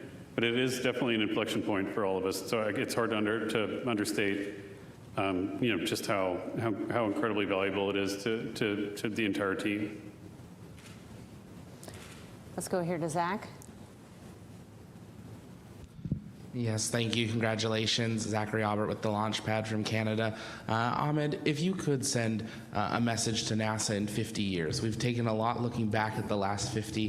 What would you say to the administration and the NASA then when hopefully we've become a multiplanetary species? And for each of you, is there a word or a quick phrase on how you hope the history books classify this mission that started us going back?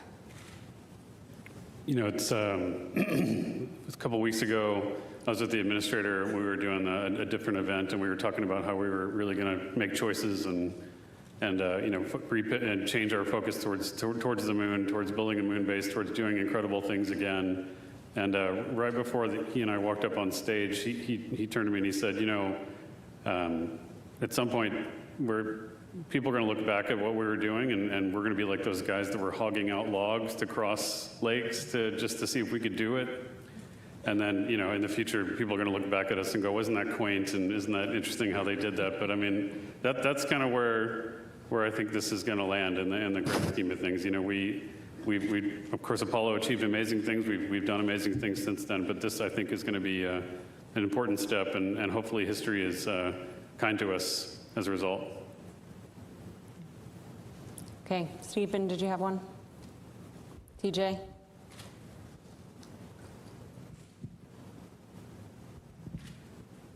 TJ Mosquero with the Epoch Times. Thank you all so much, and congratulations again. My question is about the two backups. They've trained for this mission themselves all the way. I'm not trying to ask if they're going to be trying to get you to tell me if they are Artemis 3 or not, but can you tell me a little bit more about their fate? Because during Apollo, it seemed that the backup crew of one mission was slated to be the prime crew of a later mission. So both Jenny and Andre were part of this crew in every way. They trained with them. They were in the White Room when they were closing it out. They were with them. The families were together. Jenny was with us in the viewing room today. So they're part of this crew, and I'll leave it at that. Yes. Go ahead. Thank you, Dr. Allison McGraw from Mysterious Meteorites. Given the crew's successful demonstration of the 4K video stream with the laser comms, will there be another test of this? And what does this mean for TRL readiness level for, say, a planetary spacecraft mission? Thank you. You got it. I think we've had an incredible demonstration of the optical communications and the 4K video streaming that was just fantastic. I think we've really shown that this is an amazing capability that we'd certainly like to implement in the future. So we'll have to see how that works and see how we can make that happen. Just to point out, though, we have actually closed an optical link from much further Yes, we away have, on from the Psyche Mars. vehicle. So, Yep. So we're working on that. Mars distance. Okay, we'll come around here. Just need to wait for the mic to make its way over.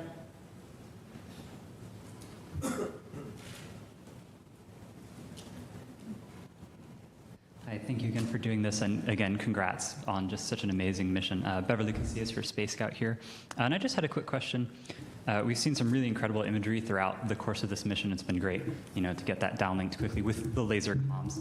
And I'm curious how much of that imagery that was taken during the mission on board has been downlinked, and how much of that still remains on the spacecraft to be recovered later. Thank you.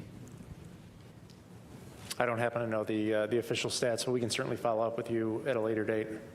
I do know that Reid had made the comment that even though they sent back quite a bit, that the stuff they have with them is pretty amazing. So once we get it off the physical media on the vehicle, hopefully we'll be able to get it to you guys soon. Yeah, we'll get all those SD cards. We'll get them all downloaded. And of course, all of the imaging that was required on Monday, that was the science imaging, all of that will be made available through the planetary data system and, yep, archived.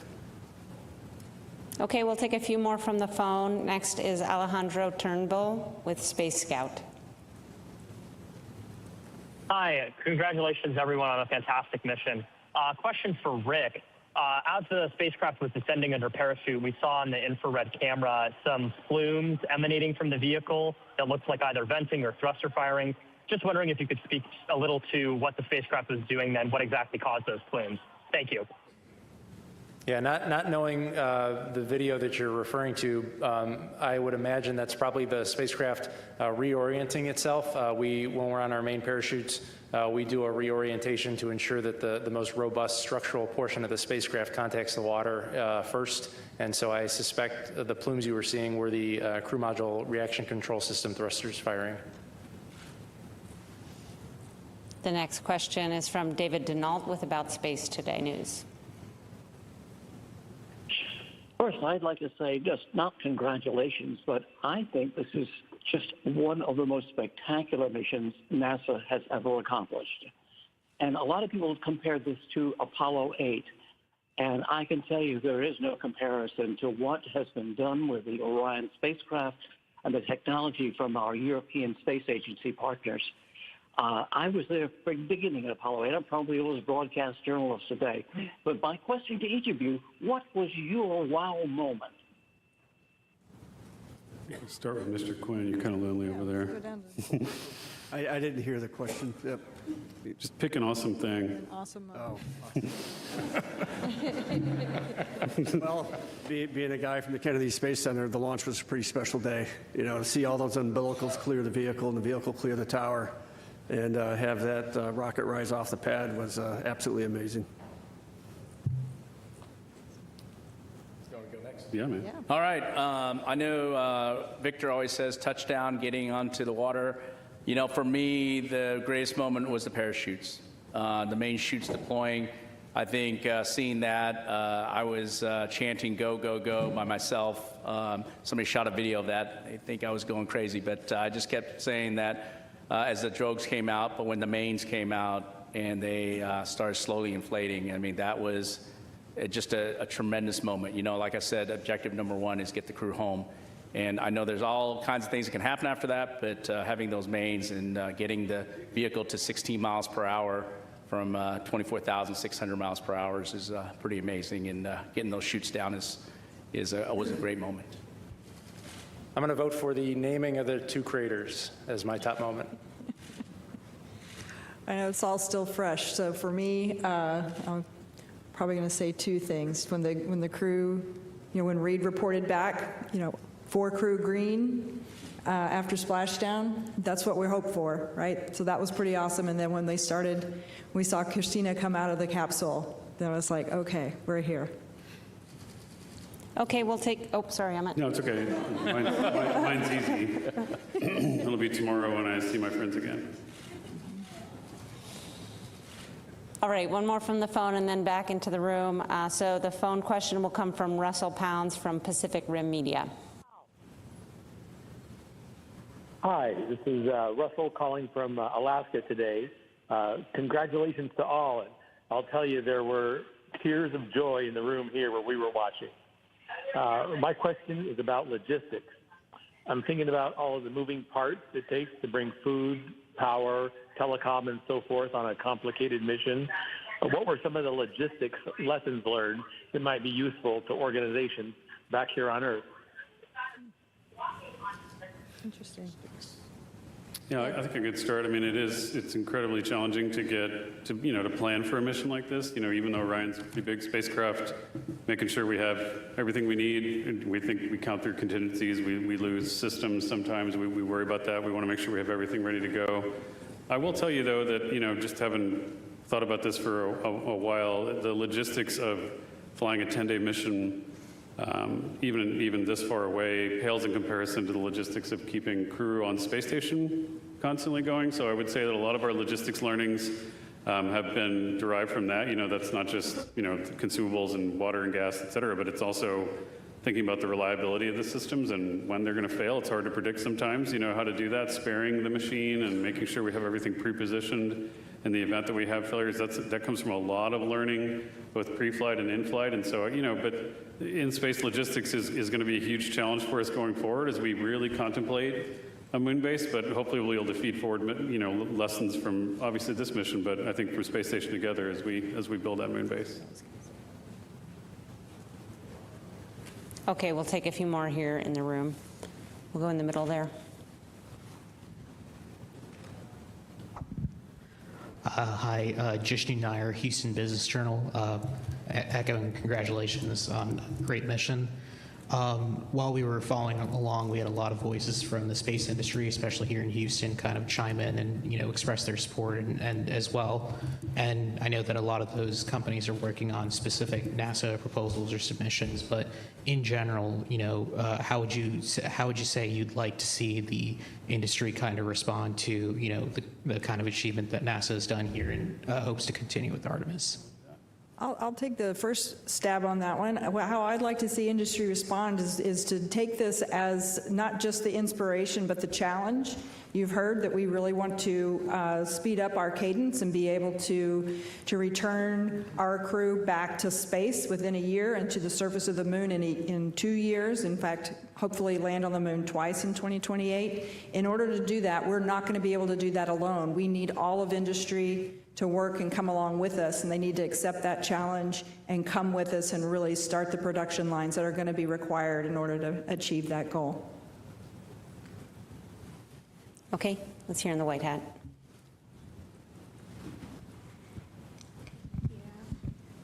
Hi, JJ Love with Tech Talk Media. I just have some words of recognition for you all and the entire Artemis team. What you have done this week is remind the people of Earth that wonder is worth chasing, that curiosity is not a luxury, it is the most human thing we have.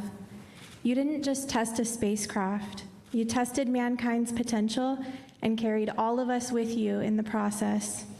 Every kid who looked up at the moon this week did it differently because of you. People who needed something to believe in found it in that splashdown tonight. So thank you, not just for the data, and not just for the mission, but for proving that the pursuit of what's possible is still alive and well. We are so grateful.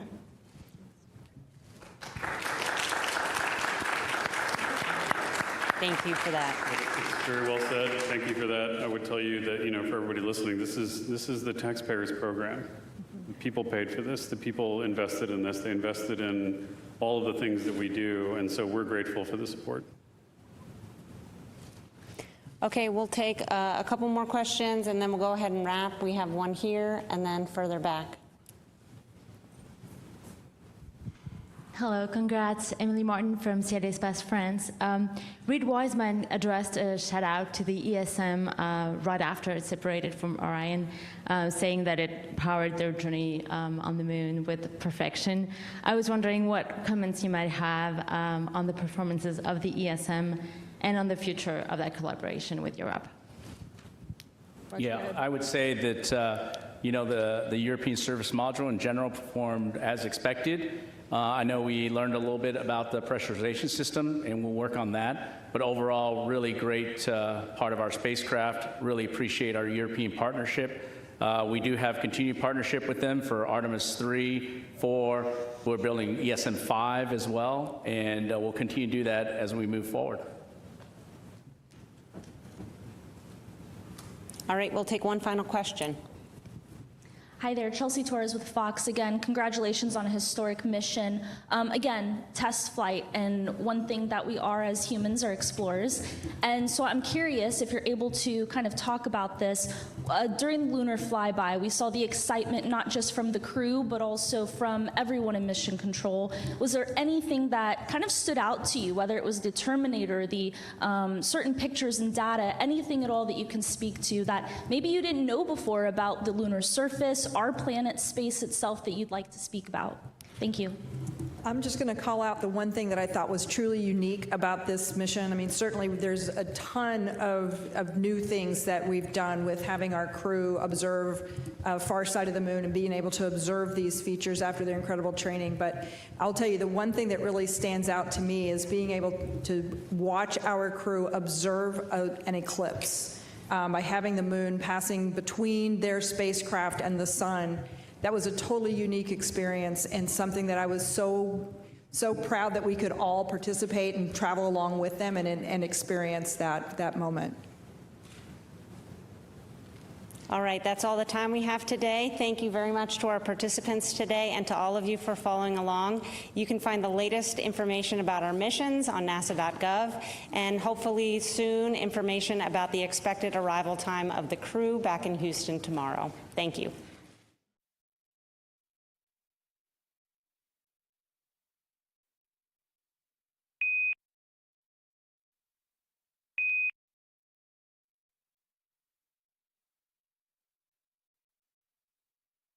About how the ligaments of the body of Christ, of the